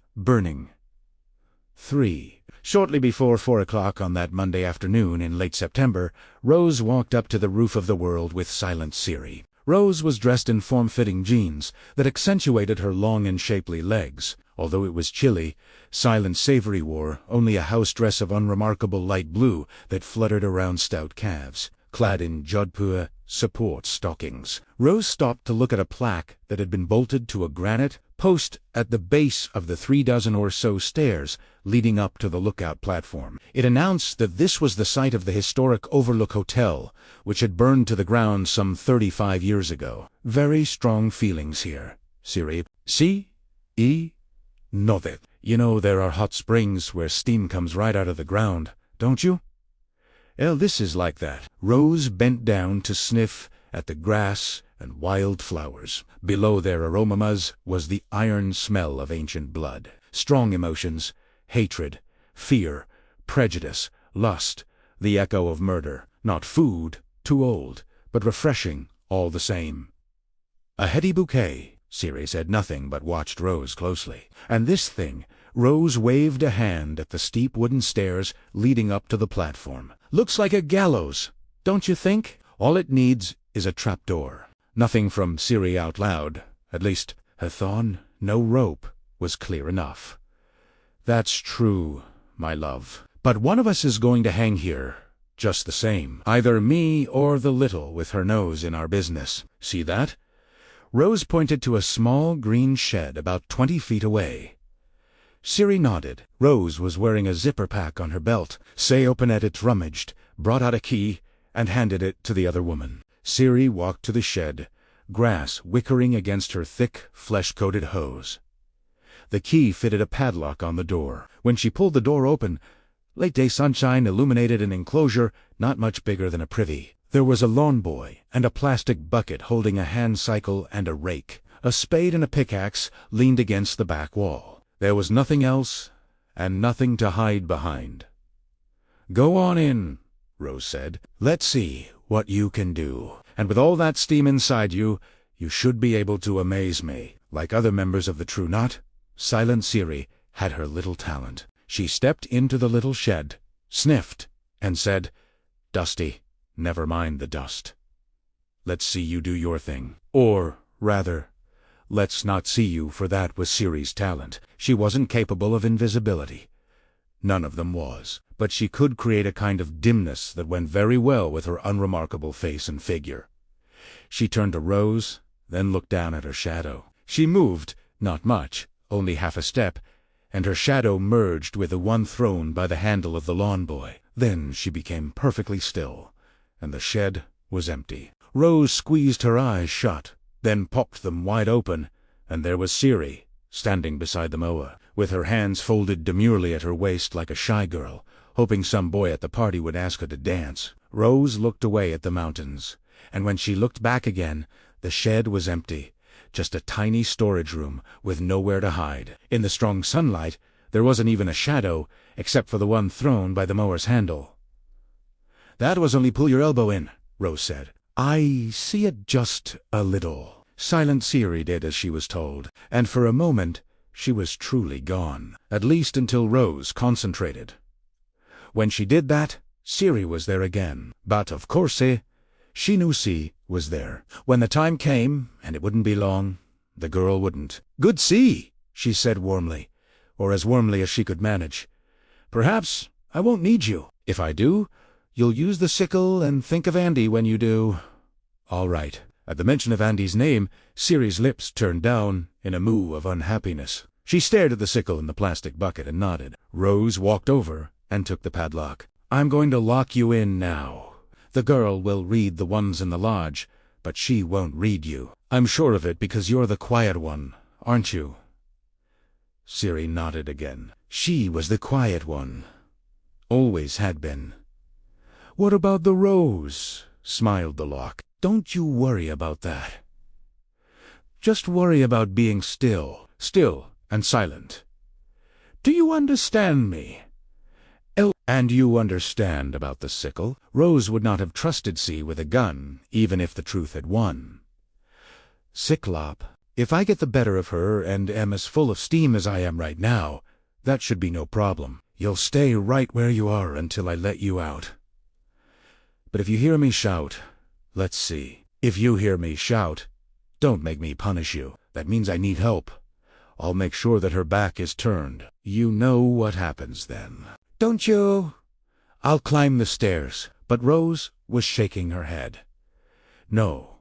See, you won't need to. She's never going to get near the platform up there. She would hate to lose the steam even more than she would hate losing the opportunity to kill the girl herself after making her suffer, and at length, but she mustn't throw caution to the winds.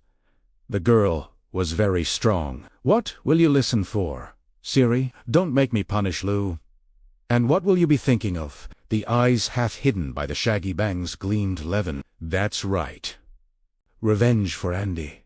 Murdered by the girl's friends. But not unless I need you, because I want to do this myself. Rose's hands clenched, her nails digging into deep blood-crusted crescents they had already made in her palms. But if I need you, you come. Don't hesitate or stop for anything. Don't stop until you've put that sickle blade in her neck and see the end of it come out of her throat. Siri's eyes gleamed. Loop. Good Rose kissed her, then shut the door and snapped the padlock closed. She put the key in her zipper pack and leaned against the door. Listen to me, sweetheart. If all goes well, you'll get the first steam. I promise, and it will be the best you've ever had. Rose walked back to the lookout platform, took several long and steady breaths, and then began to climb the steps. For Don stood with his hands propped against one of the picnic tables, head down, eyes closed. Doing it this way is crazy, Billy said. I should stay with you. Ju can te. You've got your own fish to fry. What if you faint halfway down that path? Even if you don't, how are you going to take on the whole bunch of them? The way you look now, you couldn't go to rounds with a 5-year-old. I think pretty soon I'm going to feel a whole lot better. Stronger, too. Go on, Billy. You remember where to park? Far end of the lot, by the sign that says, Kids eat for free when the Colorado teams win. Right. Don raised his head and noted the oversized sunglasses Billy was now wearing. Pull your cap down hard, all the way to your ears. Luke Young. I might have a trick that'll make me look even younger. If I can still do it. That is. Dong barely heard this. I need one other thing. He stood up straight and opened his arms. Billy hugged him, wanting to do it hard, fiercely, and not daring. Abra made a good call. I never would have gotten here without you. Now, take care of your business. You take care of yours, Billy said. I'm counting on you to drive the Thanksgiving run out to Cloud Gap. I'd like that, Dan said. The best model trains said a boy ever had. Billy watched him walk slowly, holding his hands against his stomach, as he went to the signpost. On the far side of the clearing, there were 2 wooden arrows. One pointed west toward Pawn Lookout. The other pointed east, downhill. This one read 2 Bluebell Campground. Dan started along that path. For a little while, Billy could see him through the glowing yellow leaves of the aspens, walking slowly and painfully, his head down to watch his footing. Then he was gone.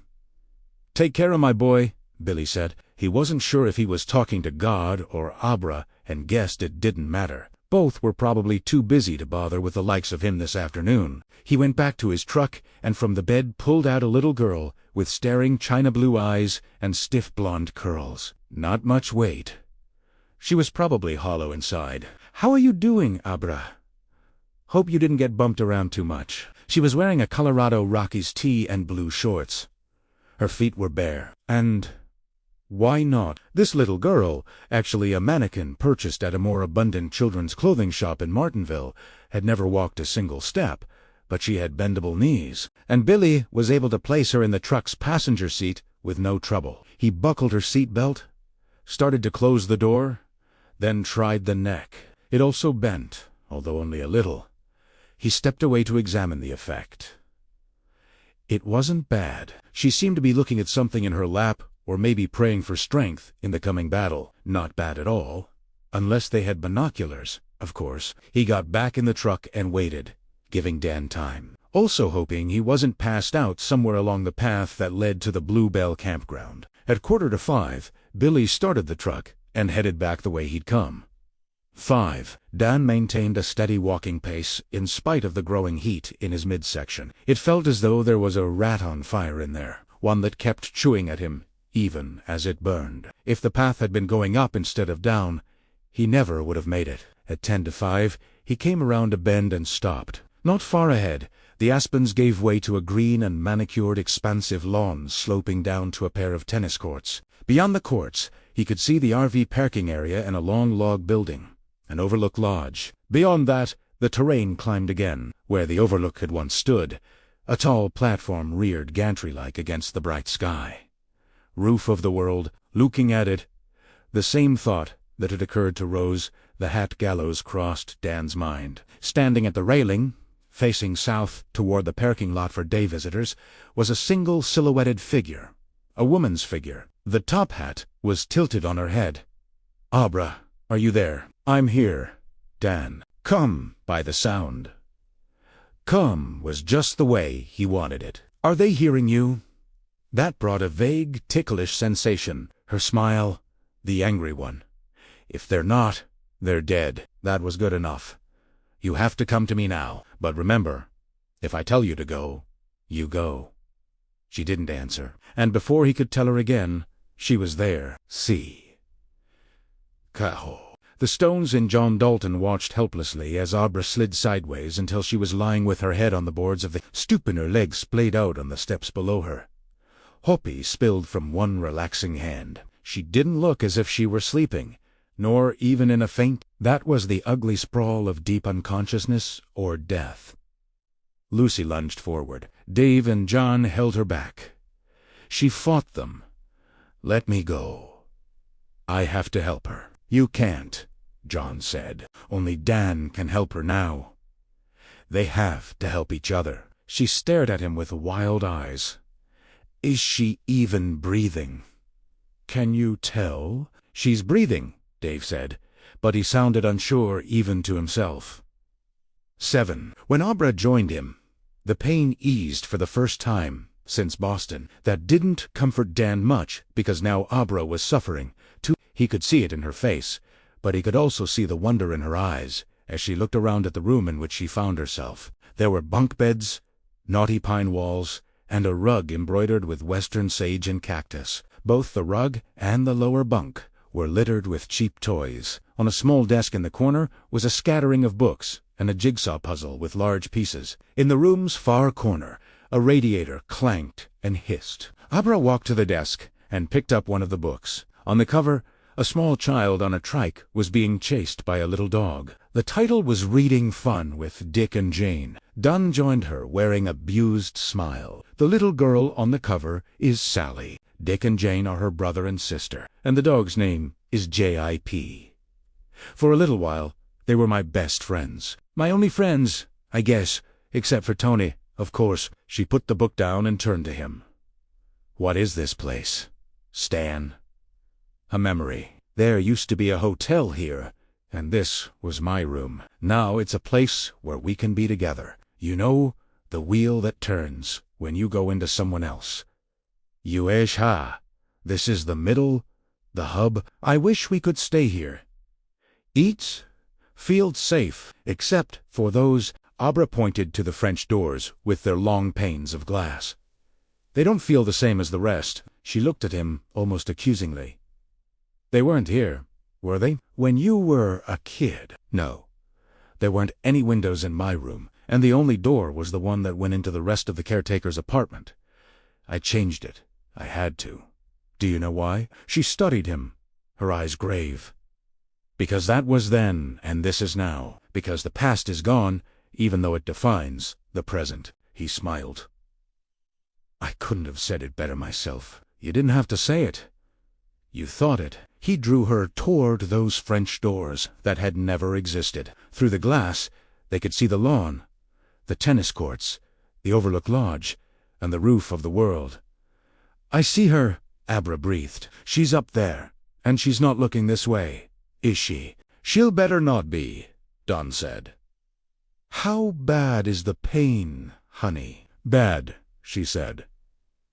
But I don't care because she didn't have to finish. He knew, as she smiled, this togetherness was what they had. And despite the pain that came with it, pain of all kinds, it was good. It was very good. Dawn, yes, honey, there are ghostly people out there. I can't see them, but I feel them. Do you? Yes. He had for years. Because the past defines the present. He put his arm around her shoulders, and her arm crept around his waist. What do we do now? Wait for Billy. Hope he's on time, and then all of this is going to happen very fast. Uncle Dan? What? Abra? What's inside you? That isn't a ghost. It's like he felt her shiver. It's like a monster. He said nothing. She straightened and stepped away from him. Look over there. An old Ford pickup was rolling into the visitors' parking lot. 8. Rose stood on the lookout platforms, waist-high railing, peering at the truck pulling into the parking lot. The steam had sharpened her vision, but she still wished she had brought a pair of binoculars. Surely there were some in the supply room for guests who wanted to go bird-watching. So why hadn't she? Because you had so many other things on your mind. The sickness, the rats, jumping ship, and losing the crow to the pitch girl. Yes to all of that. Yes, yes, yes. But she still should have remembered. For a moment, she wondered what else she might have forgotten, but pushed the idea away. She was still in charge of this, loaded with steam and at the top of her game. Everything was going exactly as planned. Soon, the little girl would come up here because she was full of foolish teenage confidence and pride in her own abilities. But I have the high ground, dear, in all sorts of ways. If I can't take care of you alone, I'll draw from the rest of the truth. They're all together in the main room because you thought that was such a good idea. But there's something you didn't take into consideration. When we're together, we're linked. We are a true knot. And that makes us a giant battery. Power I can draw on if I need to. If all else failed, there was a silent Siri. She would now have the sickle in her hand. She might not be a genius, but she was merciless, murderous, and once she understood the job, completely obedient. Also, she had her own reasons for wanting the girl laid out dead on the ground at the foot of the lookout platform. Charlie hit her back at once, and although he was ordinarily a feeble cinder, now boosted by the others in the main room of the lodge, he came in loud and clear and nearly mad with excitement. I'm getting her steady and strong. We all are. She must be real close. You must feel her. Rose did, even though she was still working hard to keep her mind closed off so the girl couldn't get in and mess with her. Never mind that. Just tell the others to be ready if I need help. Many voices came back, jumping all over each other. They were ready. Even those who were sick were ready to help as much as they could. She loved them for that. Rose stared at the blonde girl in the truck. She was looking down, reading something, nerving herself up, praying to the god of rubes. Perhaps it didn't matter. Come to me, girl. Come to Auntie Rose. But it wasn't the girl who got out. It was the uncle, just as they had said he would. Checking, he walked around the hood of the truck, moving slowly, looking everywhere. He leaned in the passenger window, said something to the girl, then moved away from the truck a little. He looked toward the lodge, then turned to the platform rearing against the sky and waved. The insulter bugger actually waved at her. Rose didn't wave back. She was frowning. An uncle? Why had her parents sent an uncle instead of bringing their daughter themselves? For that matter, why had they allowed her to come at all? She convinced them it was the only way, told them that if she didn't come to me, I'd come to her. That's the reason. And it makes sense. It did.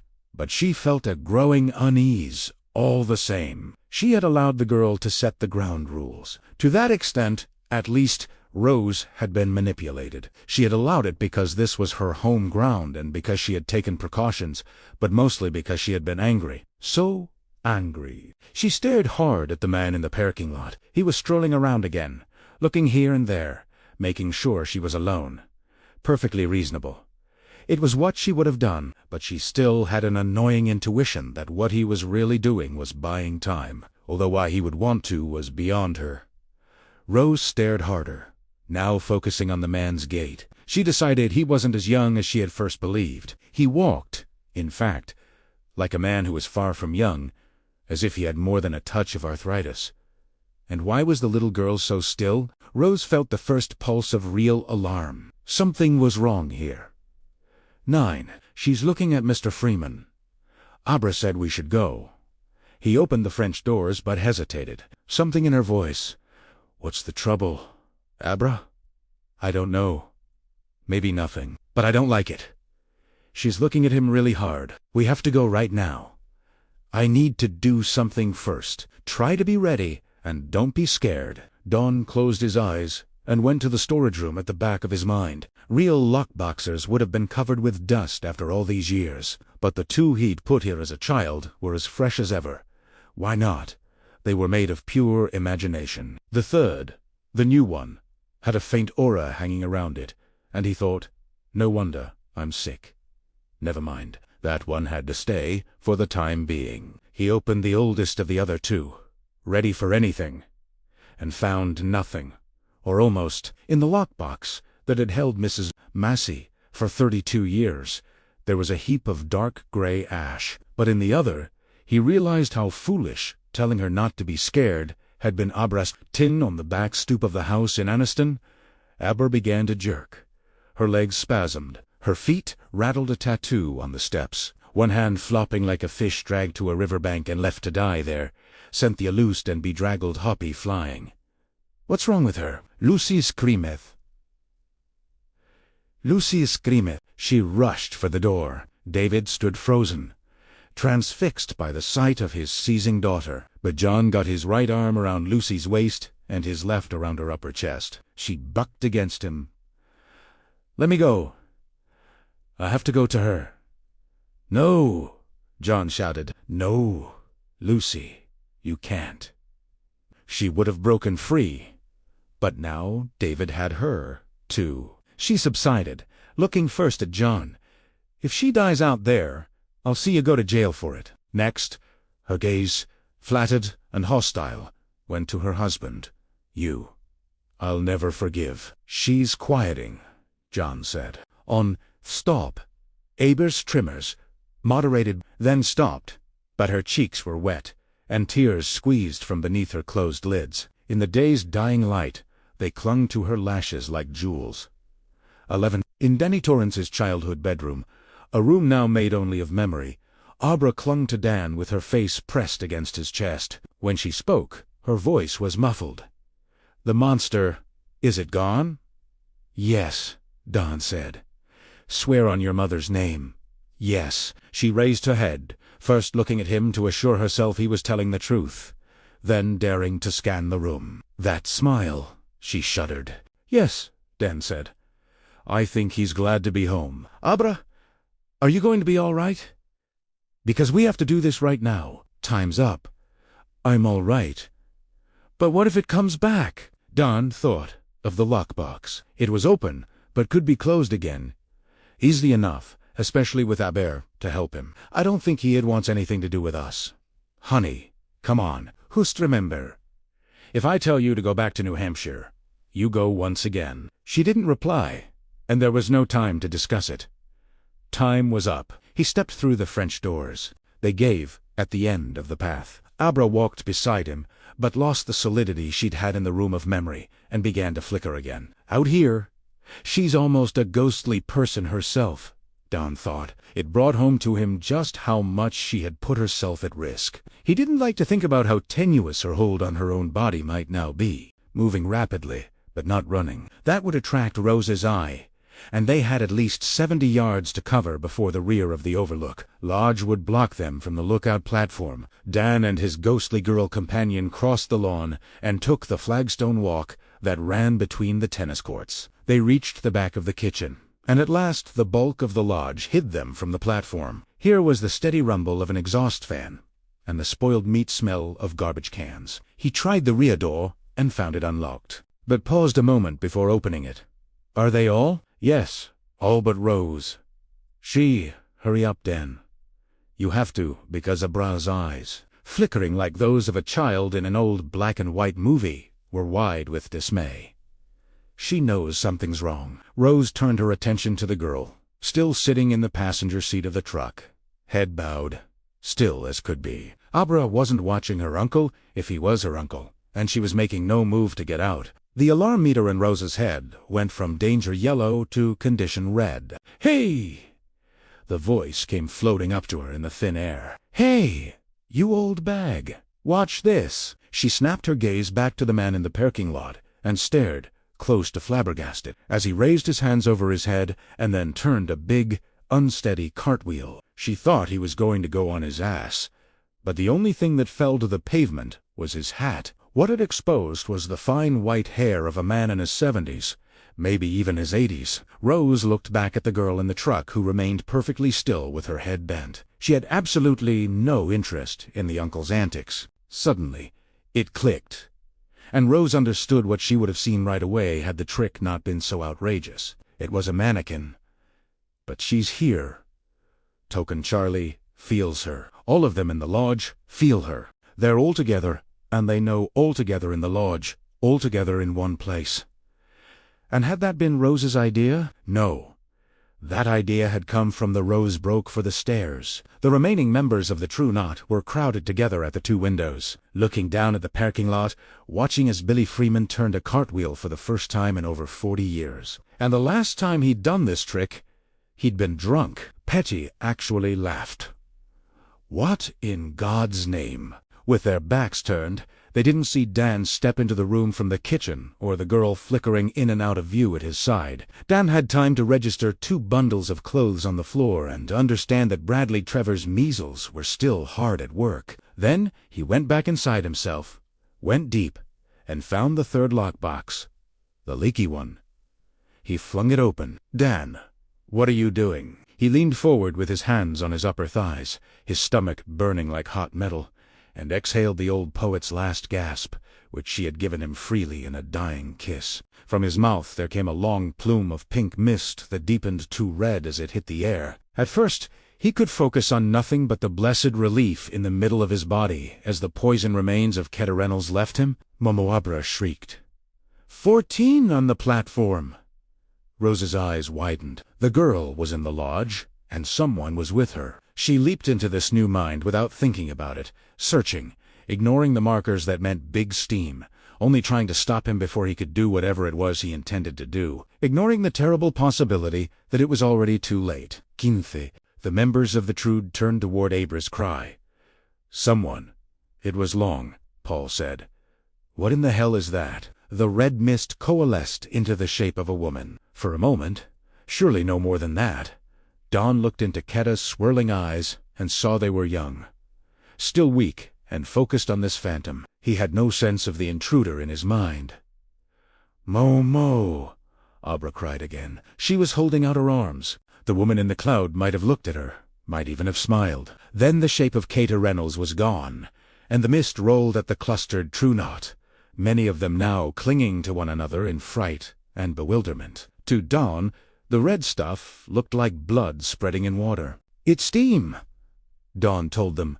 "You bastards lived on it. Now suck it in and die on it." He had known ever since the plan's conception that if it didn't happen fast, he would never live to see how well it succeeded. But he had never imagined it would occur as rapidly as it did. The measles that had already weakened them might have had something to do with it, because some lasted a little longer than others. Even so, it was over, in a matter of seconds. They howled in his head like dying wolves. The sound appalled Dan, but this was not true of his companion. "Good," Abra shouted.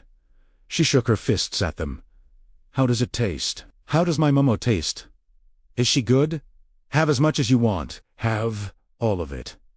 They began to cycle. Through the red mist, Don saw two of them embracing with their foreheads pressed together, and despite all they had done, Old Te Were, the sight moved him. He saw the words, "I love you," on Short Eddie's lips, saw Big Mo begin to reply.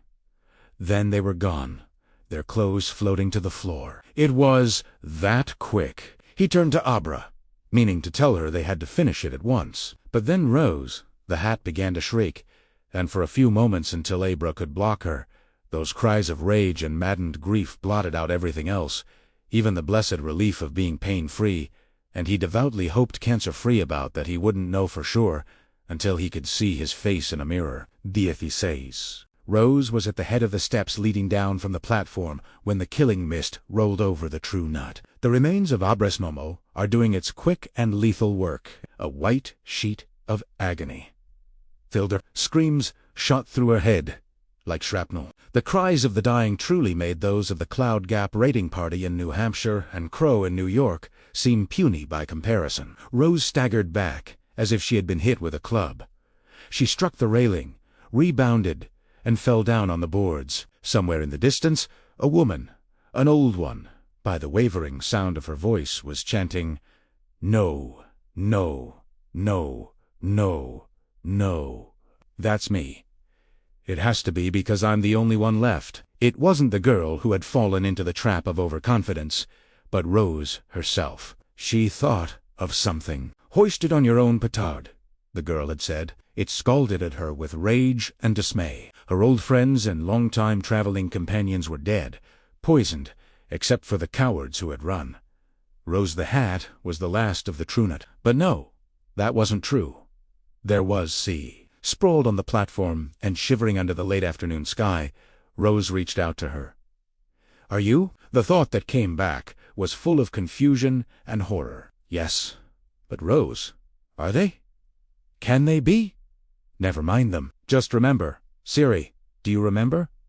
Don't make me punish you. Good. Siri, Guth.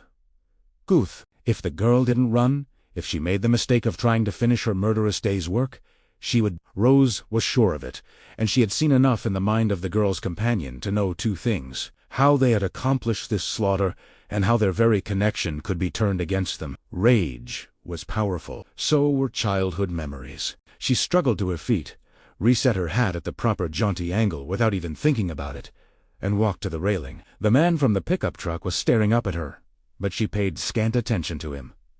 His treacherous little job was done. She might deal with him later, but now she had eyes only for the Overlook Lodge. The girl was there, but also far away. Her bodily presence at the TR's campground was little more than a phantom. The one who was whole, a real person, a rube, was a man she had never seen before, and a steamhead. His voice in her mind was clear and cold. "Hello, Rose." There was a place nearby where the girl would cease to flicker, where she would take on her physical body, where she could be killed. Let Siri take care of the steamhead man. But not until the steamhead man had taken care of the girl. "Hello, Danny."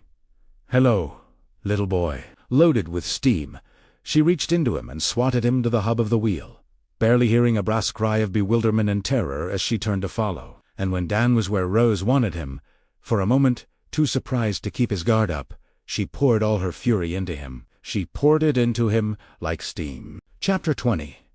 Hub of the Wheel. Roof of the World. 1. Dan Torrance opened his eyes. Sunlight shot through them and into his aching head, threatening to set his brains on fire. It was the hangover, to end all hangovers. Loud snoring from beside him, a nasty, annoying sound that could only be some drunk chick sleeping it off at the wrong end of the rainbow. Dan turned his head that way and saw the woman sprawled on her back beside him. Vaguely familiar. Dark hair spread around her in a halo, wearing an oversized Atlanta Braves t-shirt. "This isn't real. I'm not here. I'm in Colorado. I'm at the roof of the world, and I have to end it." The woman rolled over, opened her eyes, and stared at him. "God, my head," she said. "Get me some of that Coke. Daddy? It's in the living room." He stared at her in amazement and growing fury. The fury seemed to come from nowhere. But hadn't it always been that way? It was his own thing. A riddle wrapped in an enigma. Coke. Who bought Coke? She grinned, revealing a mouth that contained only a single discolored tooth. Then he knew who she was. You did, Daddy.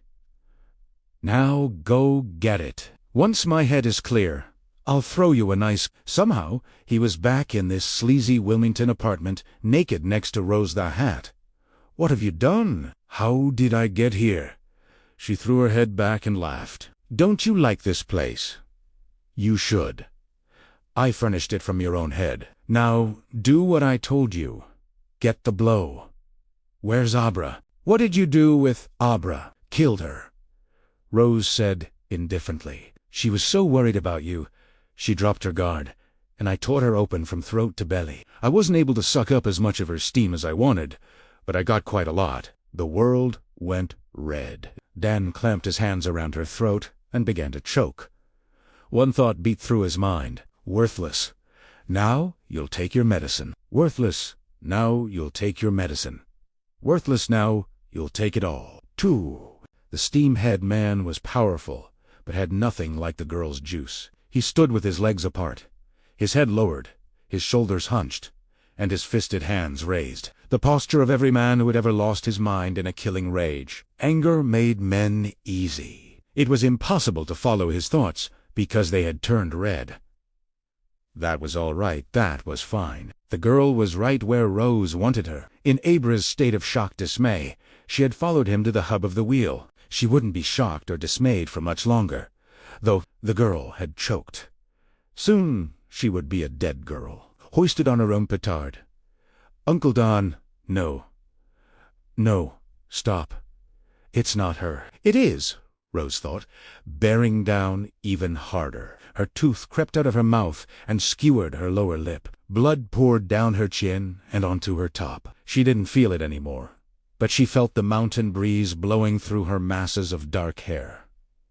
It is me. You were my daddy. My barroom daddy. I made you empty your wallet for a pile of bad coke. And now it's the morning after, and I need to take my medicine. It's what you wanted to do when you woke up next to that drunken in Wilmington. What you would have done if you'd had any balls, and her useless whelp of a son for good measure. Your father knew how to deal with stupid, disobedient women, and his father before him. Sometimes a woman just needs to take her medicine. She needs. There was the roar of an approaching motor. It was as unimportant as the pain in her lip and the taste of blood in her mouth. The girl was choking, rattling. Then a thought as loud as a thunderclap exploded in her brain. A wounded roar. My father knew nothing. Rose was still trying to clear her mind of that shout when Billy Freeman's pickup truck hit the base of the lookout, knocking her off her feet. Her hat went flying. 3. It wasn't the apartment in Wilmington. It was his long-gone bedroom at the Overlook Hotel, the hub of the wheel. It wasn't Deanie, the woman he'd awakened next to in that apartment. And it wasn't Rose. It was Abra. He had his hands around her neck, and her eyes were bulging. For a moment, she started to change again, as Rose tried to worm back inside him, feeding him her rage and augmenting his own. Then something happened, and she was gone. But she would be back. Abra was coughing and staring at him. He would have expected shock, but for a girl who had almost been choked to death, she seemed oddly composed. Well, we knew it wouldn't be easy. I'm not my father, Don shouted at her. I am not my father. Probably that's good, Abra said. She actually smiled. You've got one hell of a temper, Uncle Dan. I guess we really are related. I almost killed you, Dan said. It's enough. Time for you to get out. Go back to New Hampshire right now. She shook her head. I'll have to for a while. Not long. But right now, you need me. Abra, that's an order. She folded her arms and stood where she was on the cactus carpet. Ah, Christ! He ran his hands through his hair. You're a piece of work. She reached out, took his hand. We're going to finish this together. Now, come on. Let's get out of this room. I don't think I like it here after all. Their fingers interlaced, and the room where he had lived for a time as a child dissolved. 4. Dan had time to register the hood of Billy's pickup, folded around one of the thick posts, holding up the roof of the World Lookout Tower. its busted radiator steaming. He saw the mannequin version of Abra hanging out the passenger side window with one plastic arm cocked jauntily behind her. He saw Billy himself trying to open the crumpled driver's side door. Blood was running down one side of the old man's face. Something grabbed his head, powerful hands twisting, attempting to snap his neck. Then Abra's hands were there, tearing roses away. Say, look up. You'll have to do better than that. You cowardly old Rose stood at the railing, looking down and resetting her ugly hat at the correct angle. Did you enjoy your uncle's hands around your throat? How do you feel about him now? That was you, not him. Rose grinned, her bloody mouth yawning. Not at all, dear. I just made use of what he has inside. You should know you're just like him. She's trying to distract us, Don thought. But from what? It was a small green building. Maybe an outside bathroom. Maybe a storage shed. Can you? He didn't have to finish the thought. Abra turned toward the shed and stared at it. The padlock creaked, snapped, and fell into the grass. The door swung open. The shed was empty except for a few tools and an old lawnmower. Don thought he'd felt something there, but it must only have been overwrought nerves. When they looked up again, Rose was no longer in view. She had retreated from the railing. Billy finally managed to get the door of his truck open. He got out, staggered, and managed to keep his feet. "Danny, you're right. And then, is that Abra?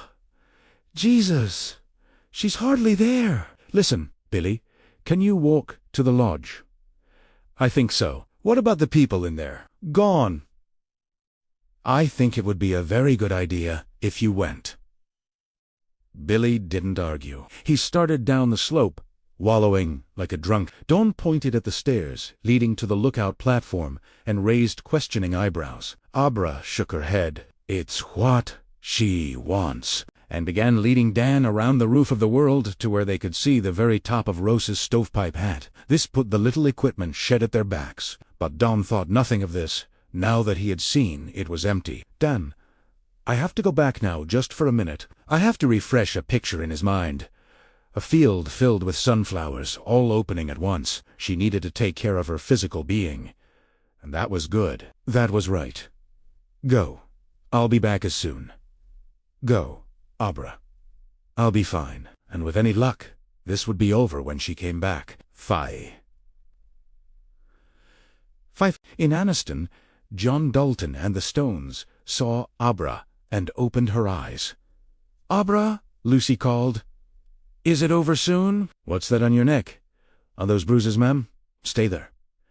I have to go back. Dan needs me." She reached for Hoppy, but before she could grasp the old stuffed rabbit, her eyes closed and her body grew still. "Cease." Peering cautiously over the railing, Rose saw Abra disappear. A little girl could only stay here so long. Then she had to go back for some R&R.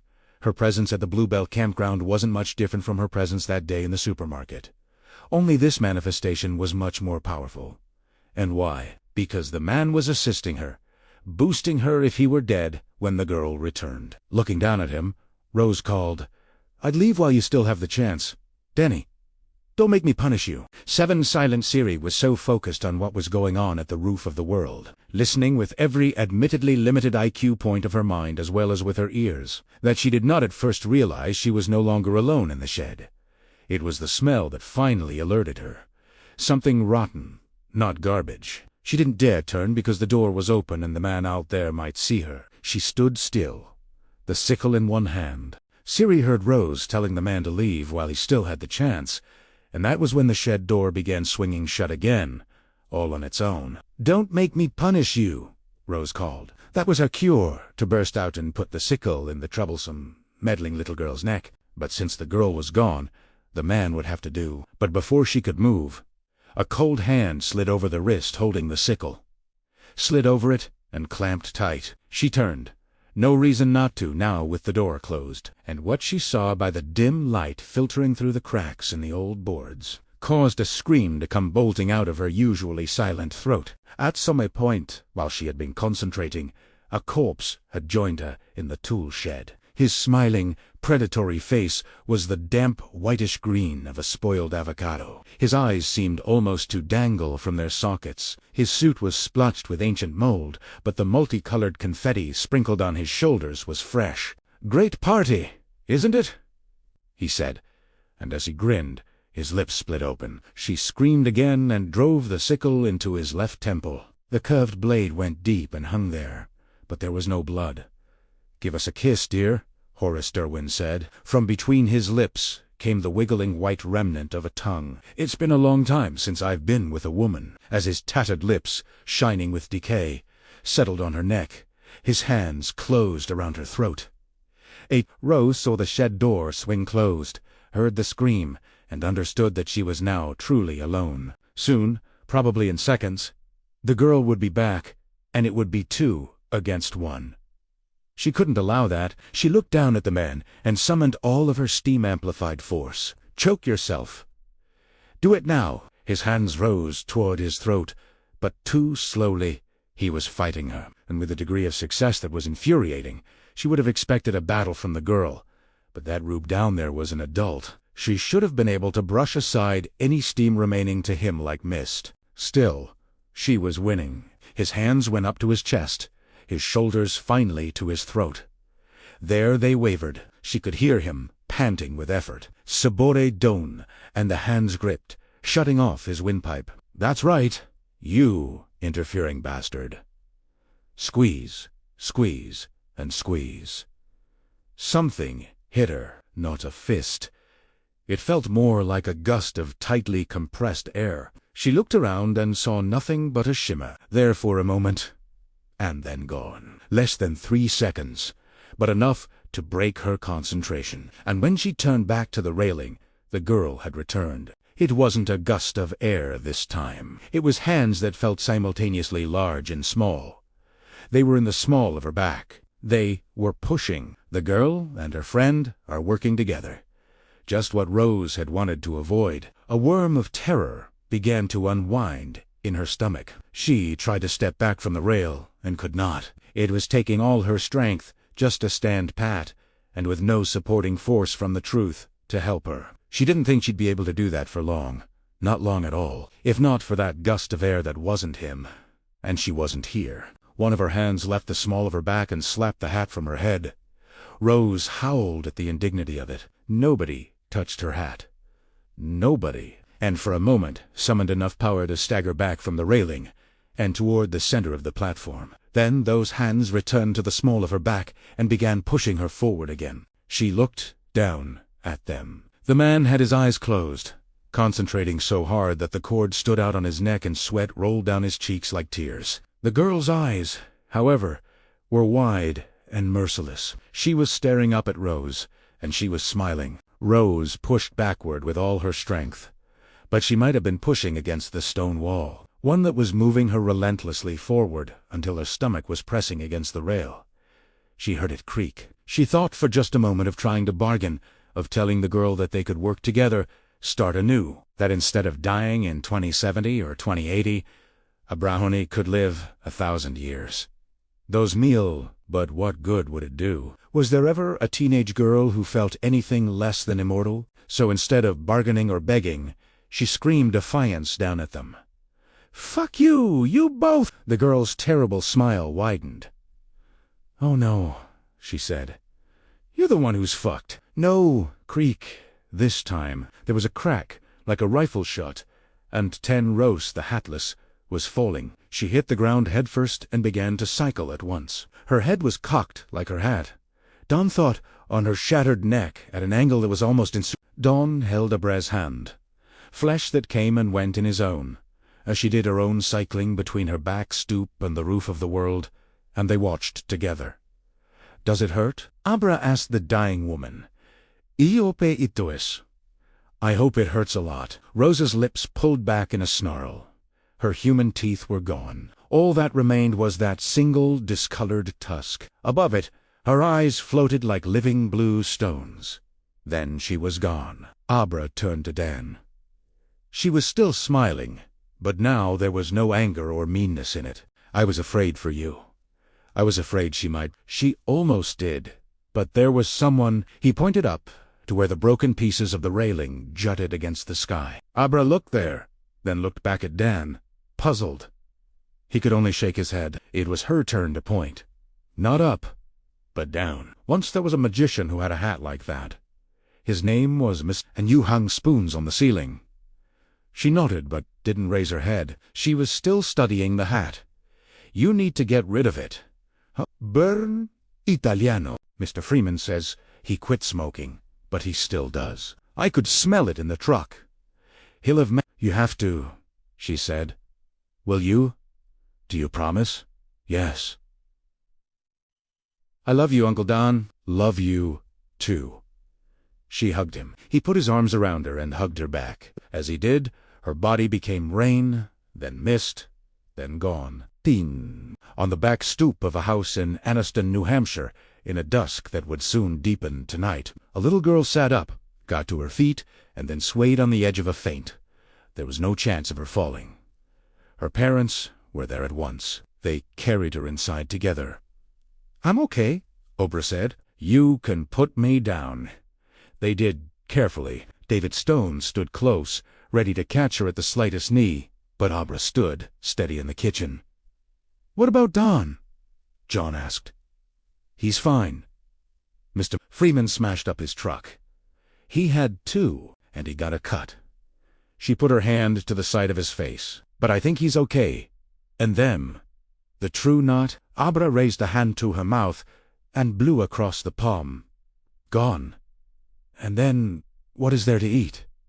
I'm really hungry.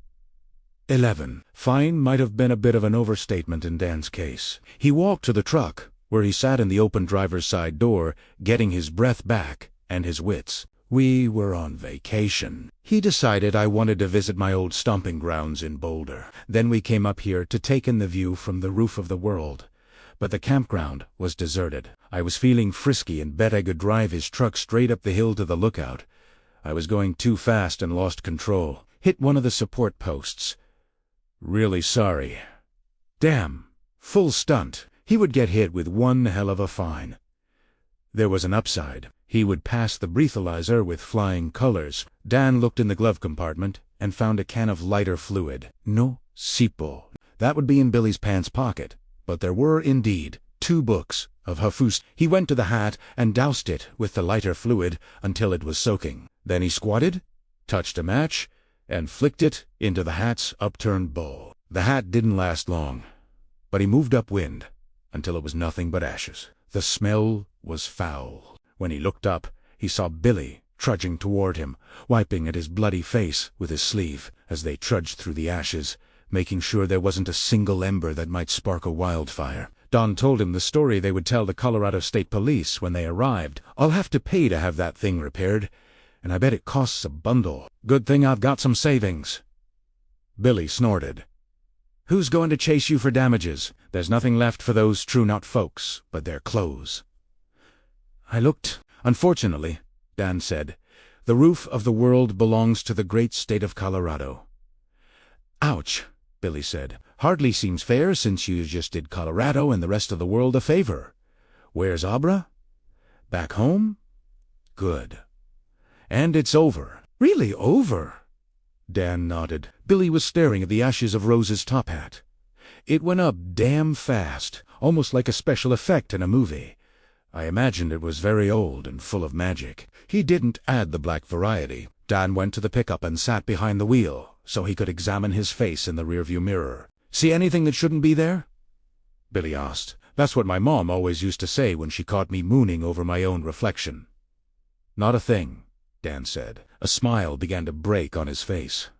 It was tired, but genuine. Not a thing in the world. Let's call the police and tell them about our accident, Billy said.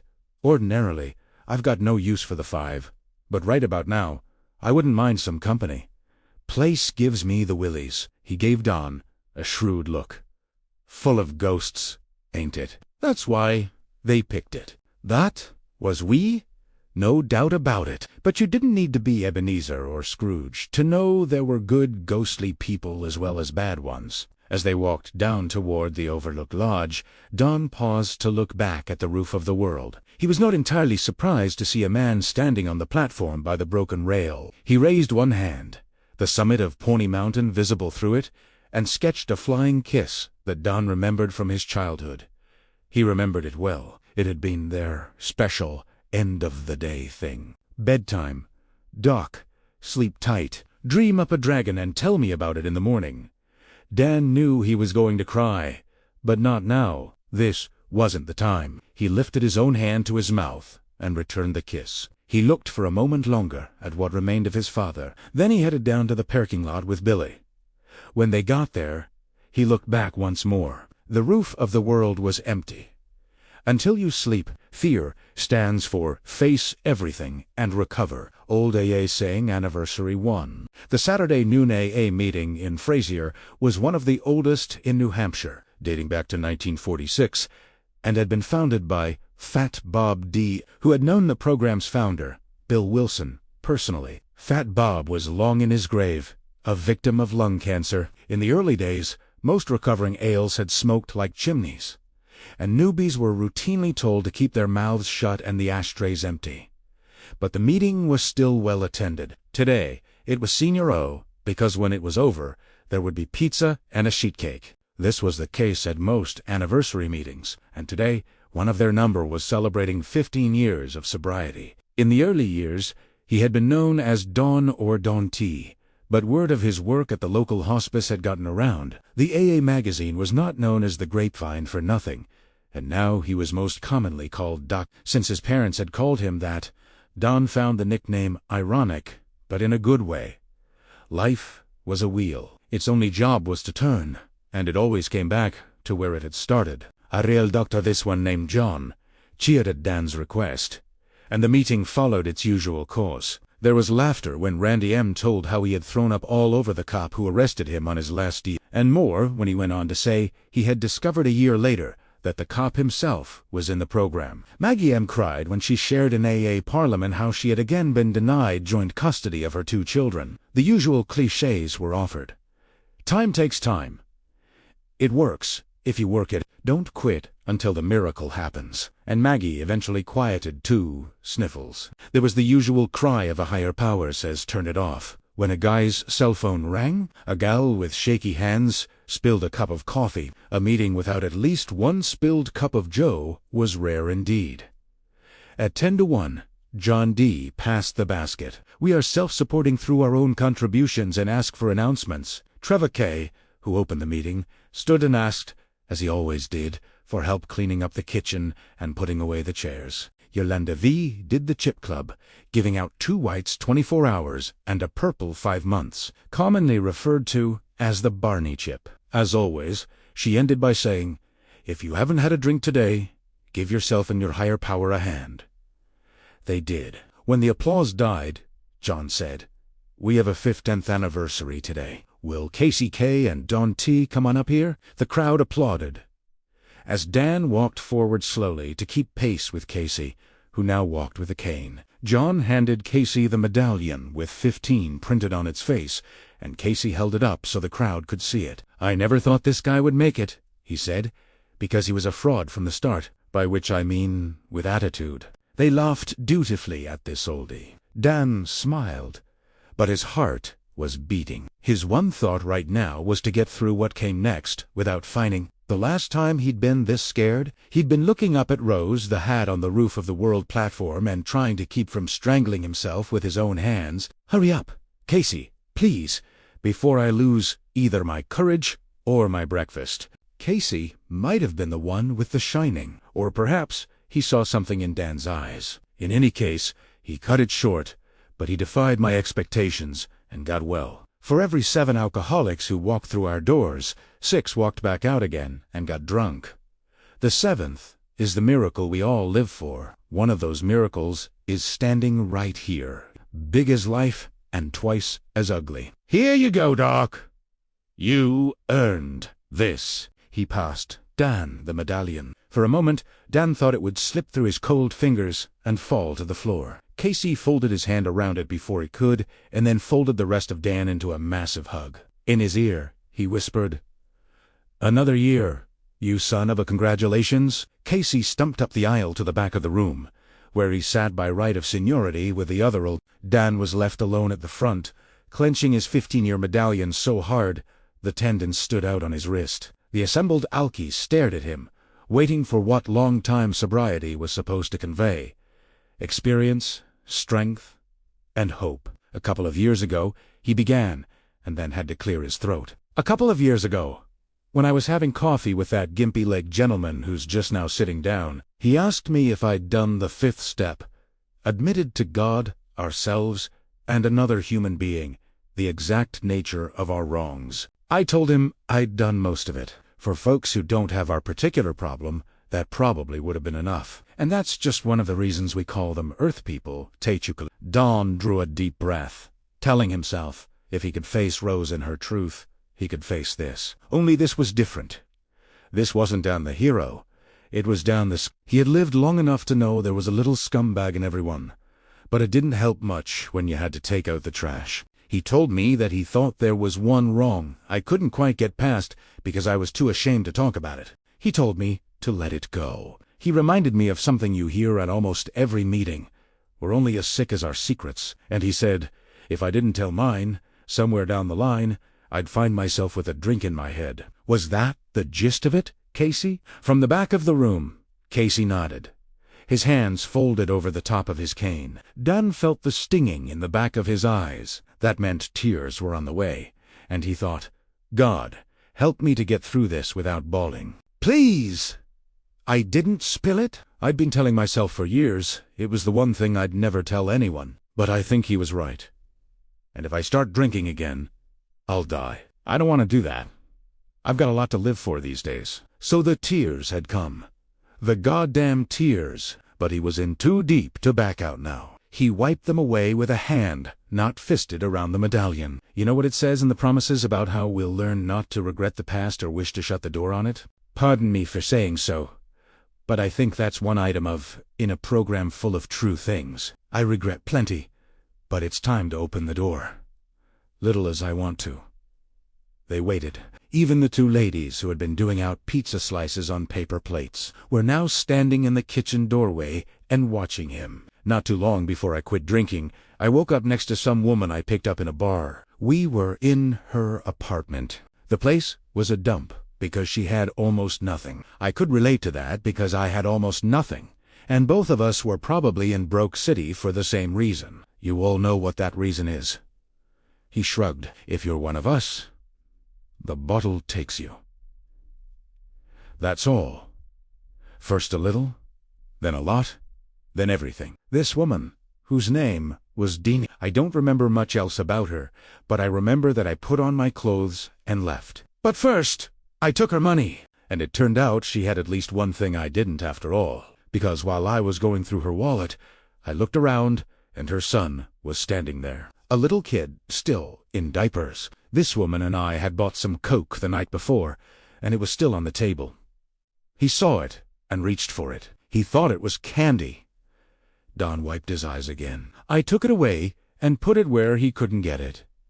That much I did. It wasn't enough, but that much I did. Then I put her money in my pocket and walked out of there. I'd do anything to take that back, but I can't. The woman in the doorway had gone back to the kitchen. Some people were looking at their watches.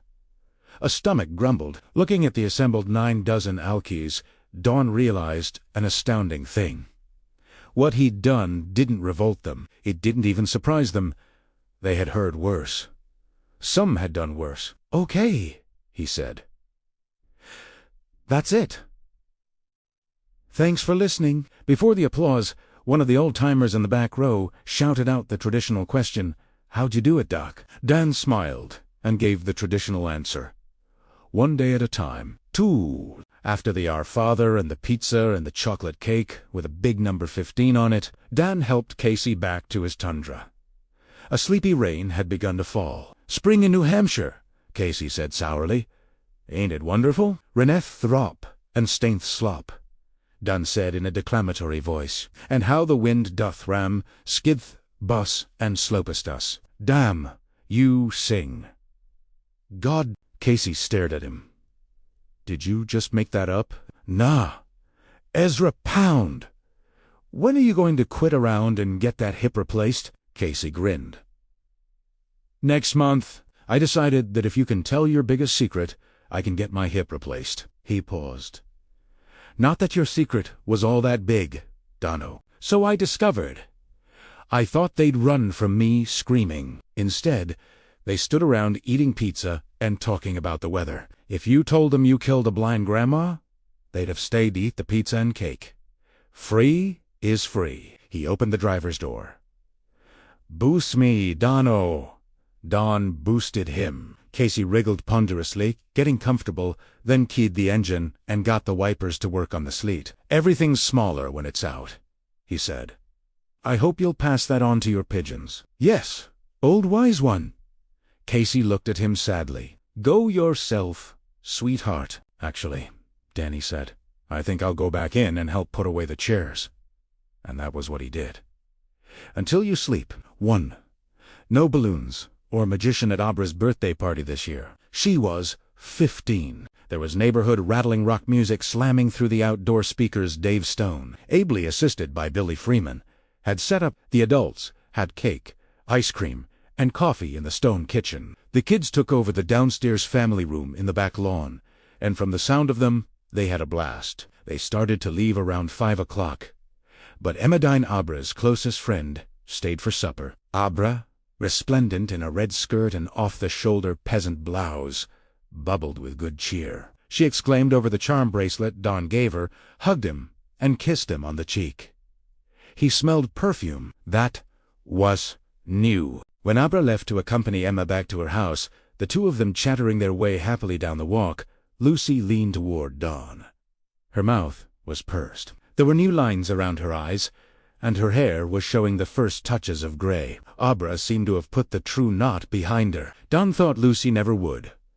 Will you talk to her about the plates? I'm going outside to watch the sun go down over the river. Maybe you'll send her to visit with me a little when she gets back from the Deans. Lucy looked relieved, and Don thought David did as well. To them, she would always be a mystery. Would it help to tell them she would always be one to him? Probably not. Good luck, G, Billy said on the back stoop, where Abra had once lain in a state that wasn't unconsciousness. John Dalton joined him. I'd offer to give you moral support, but I think you have to do this alone. Have you tried talking to her? Yes, at Lucy's request. No good. John shrugged. She's pretty closed up on the subject. I was, too, Don said at her age. But you never broke every plate in your mother's antique breakfast, did you? My mother didn't have a breaker, Dan said. He walked down to the bottom of the stone-sloping backyard and regarded the Saco, which had, courtesy of the declining sun, become a glowing scarlet snake. Soon the mountains would eat the last of the sunlight, and the river would turn gray. Where there had once been a chain-link fence to block the potentially disastrous explorations of young children, there was now a line of decorative bushes. David had taken the fence down the previous October, saying Abra and her friends no longer needed its protection. They could all swim like fish. That, of course, there were other dangers, too. The color on the water had faded to the faintest pink tinge, ashes of roses when Abra joined him. He didn't have to look around to know she was there, or to know she had put on a sweater to cover her bare shoulders. The air cooled quickly on spring evenings in central New Hampshire, even after the last threat of snow was gone. I love my bracelet, Dan. She had pretty much dropped the uncle part. I'm glad. They want you to talk to me about the plates, she said. The spoken words had none of the warmth that had come through in her thoughts, and the thoughts were gone. After the very pretty and sincere thank you, she had closed her inner self off to him. She was good at that now, and getting better every day. Don't they? Do you want to talk about them? I told her I was sorry. I told her I didn't mean to. I don't think she believed me. I do because, you know, they don't. Don said nothing and passed on only a single thought. A question mark. They don't believe me about anything. She burst out. It's so unfair. I didn't know there was going to be booze at Jennifer's stupid party, and I didn't have any. Still, she grounds me for 2 weeks. 3 more question marks. Nothing? The river was almost entirely gray now. He risked a look at her and saw she was studying her sneakers, red to match her skirt. Her cheeks now also matched her skirt. "All right," she said at last. And although she still didn't look at him, the corners of her lips turned up in a grudging little smile. "Can't fool you, can I? I had one swallow just to see what it tasted like. What the big deal is. I guess she smelled it on my breath when I came home. And guess what? There is no big deal. It tasted horrible."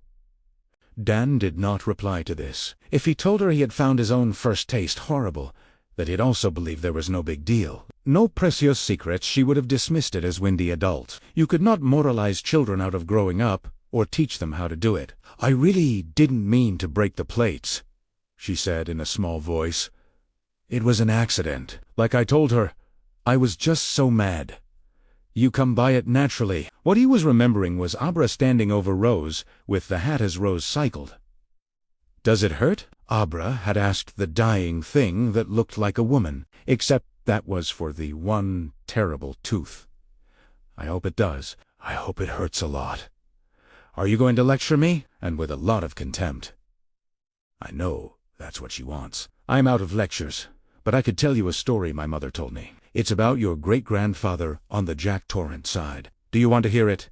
"Avras ruget." "Get it over with," the shrug said. Dan Torrance wasn't an orderly like me, but close. He was a male nurse. He walked with a cane toward the end of his life because he was in a car accident that messed up his leg, and one night at the dinner table he used that cane on his wife. No reason.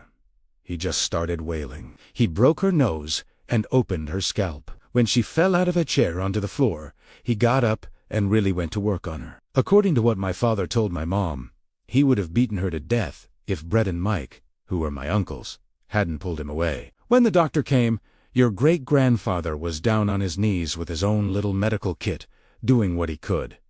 He said she fell downstairs. Great Graham, the Momo you never met. Abra backed him up. So did the kids. Why? She breathed. Because they were scared. Later, long after Dawn was dead, your grandfather broke my arm. Then, in the overlook which stood where the roof of the world stands today, your grandfather beat my mother almost to death. He used a rogue mallet instead of a cane, but it was basically the same deal. I get the point. Years later, in a bar in St. Petersburg. "Stop," I said. "I get it." She was trembling. "I beat a man unconscious with a pool cue because he laughed when I scratched. After that, the son of Jack and the grandson of Doan spent 30 days in an orange jumpsuit picking up trash along Highway 41. She turned away, starting to cry. "Thanks, Uncle Don.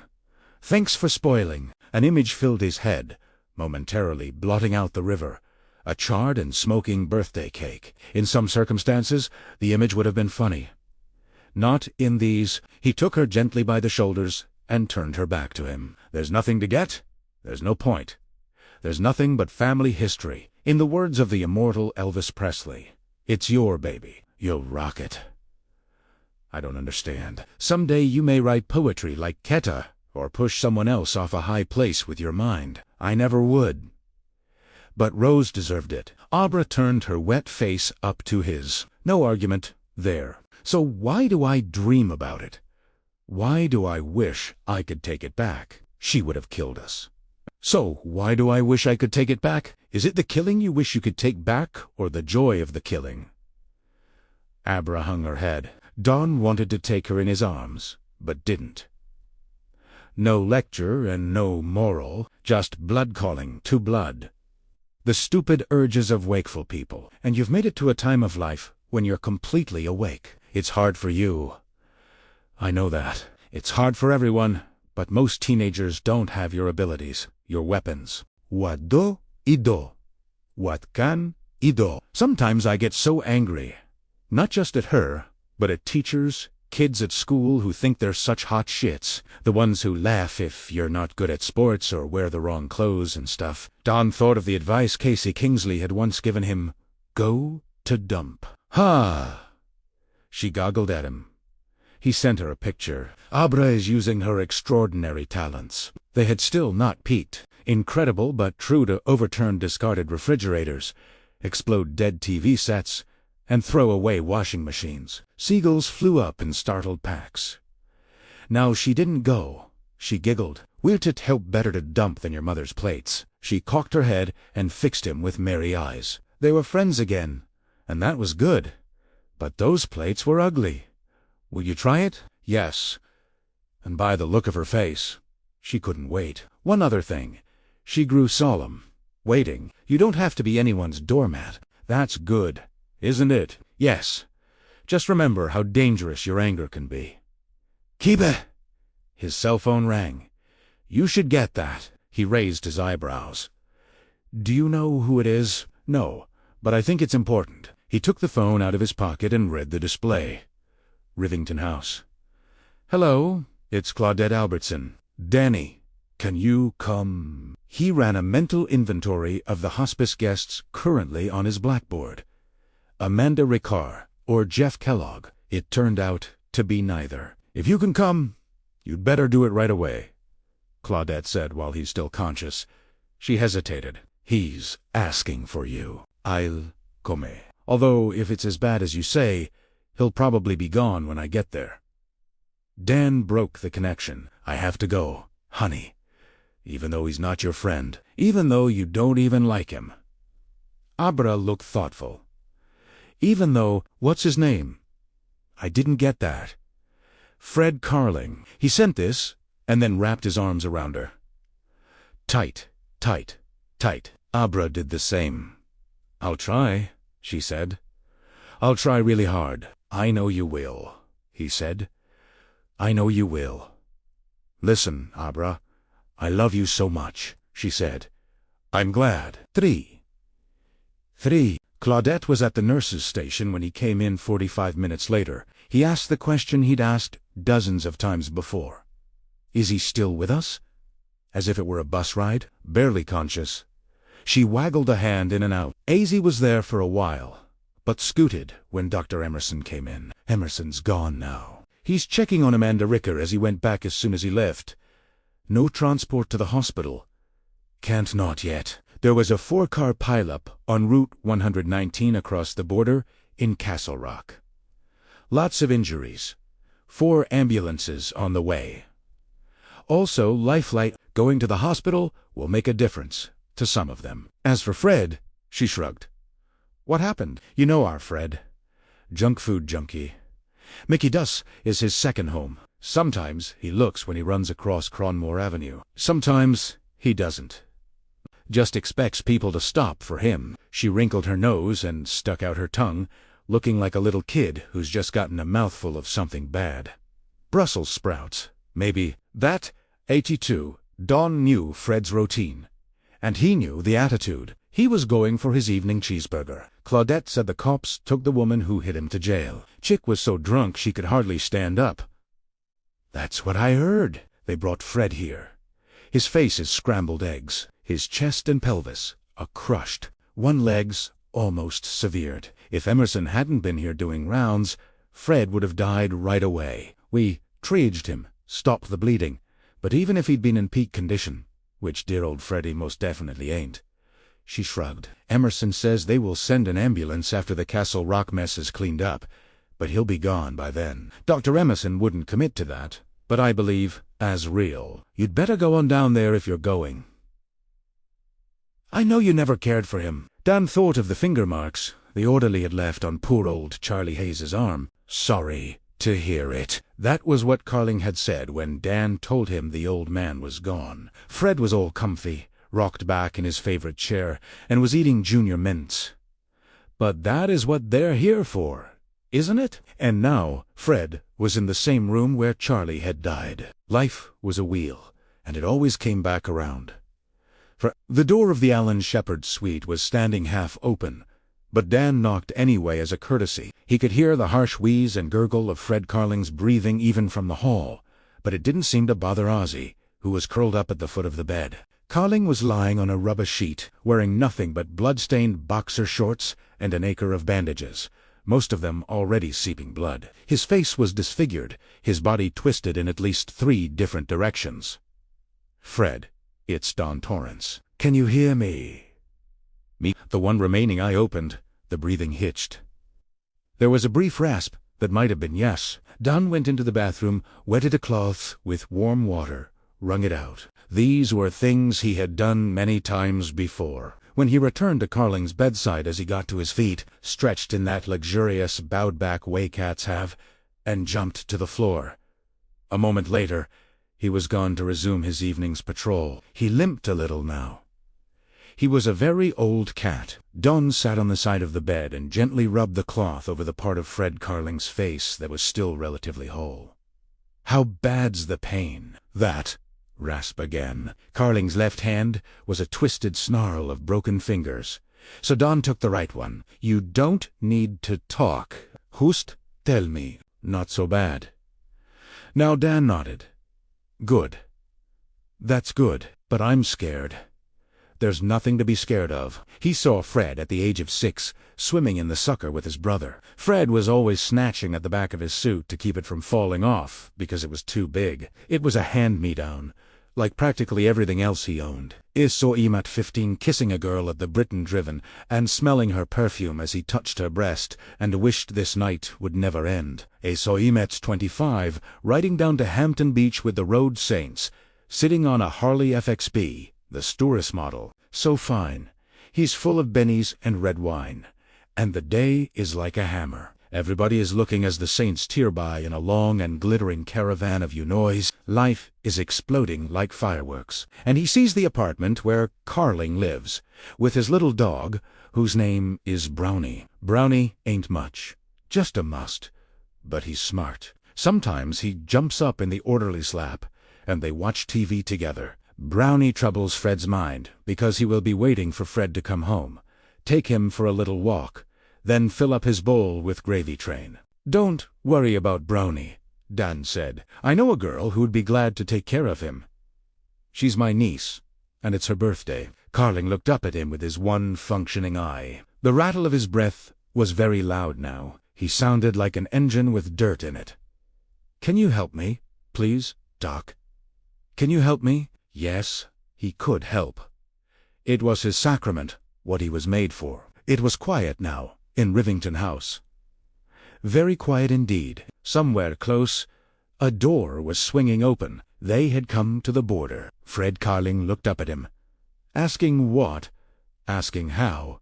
But it was so simple. "You only need to sleep. Don't leave me." "No," Dan said. "I'm here. I'll stay here until you sleep." Now he clasped Carling's hand in both of his, and smiled. "Until you sleep," he said. Author's note. Recorded by Stephen King at his home in the summer of 2030. My first book with Scribner was Bag of Bones in 1998. Anxious to please my new partners, I went out on tour for that novel. At one of the autographing sessions, some guy asked, "Hey, any idea what happened to the kid from The Shining?" This was a question I'd often asked myself about that old book, along with another. What would have happened to Danny's troubled father if he had found Alcoholics Anonymous instead of trying to get by with what AA people call white-knuckle sobriety? As with Under the Dome and 112,263, this was an idea that never quite left my mind. Now and then, while taking a shower, watching a TV show, or making a long turnpike drive, I would find myself calculating Danny Torrance's age and wondering where he was, not to mention his mother. One more basically good human being left in Jack Torrance's destructive wake. Wendy and Danny were in the current Parliament Cody. People are bound by ties of love and responsibility to an addicted family member. At some point in 2009, one of my recovering alcoholic friends told me a one-liner that goes like this: "When a codependent is drowning, somebody else's life flashes before his eyes."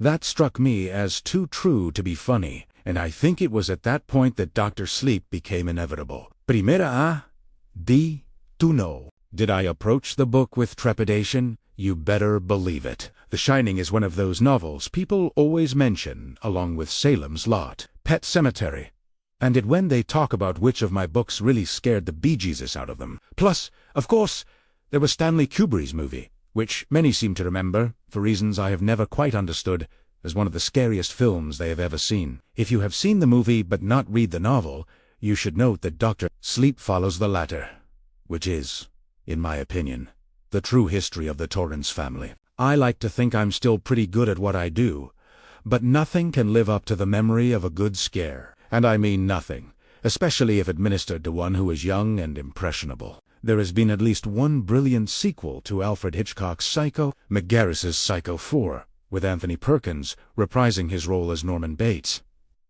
But people who've seen that or any of the others will only shake their heads and say, no, not as good. They remember the first time they experienced Janet Leigh, and no remake or sequel can top that moment when the curtain is pulled back, and the knife starts to do its work. And people change. The man who wrote Dr. Sleep is very different from the well-meaning alcoholic who wrote The Shining, but both remain interested in the same thing, telling a kick-ass story. I enjoyed finding Danny Torrance again and following his adventures.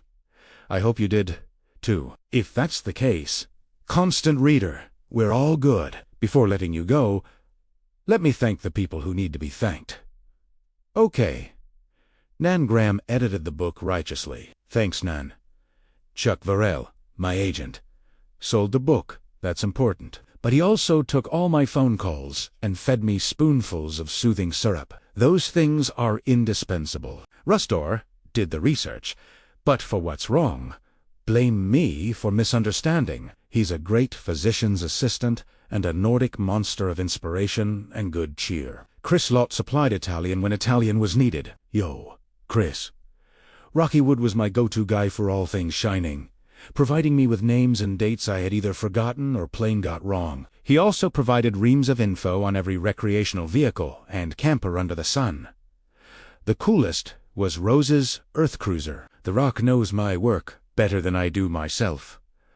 Look him up on the web sometime. He's got it going on. My son Owen read the book and suggested valuable changes. Chief among them was his insistence that we see Dan reach what recovered alcoholics call the bottom. My wife also read Dr. Sleep and helped to make it better. I love you, Tabitha. Thanks to you guys and girls who read my stuff, too. May you have long days and pleasant nights. Let me close with a word of caution. When you're on the turnpikes and freeways of America, watch out for those Enebagos and boundaries. You never know who might be inside or what. Dr. Sleep was written by Stephen King and read by Will Patton, with an author's note read by Stephen King. It was recorded at Echo Mountain Studios in Asheville, North Carolina, by Julian Droyer. Original music by Matt Carr. Editing and post-production by Frog Pond Productions. Terry Hogan was the mix engineer. The associate producer was Ben Rip. Dr. Sleep was produced and directed by Christina Z. This has been a presentation of Simon & Schuster Audio. Dr. Sleep is available in hardcover from Scribner, also from Simon & Schuster Audio. Joey, written by Stephen King and read by Michael Kelly. And 112,263, written by Stephen King and read by Craig Whistle.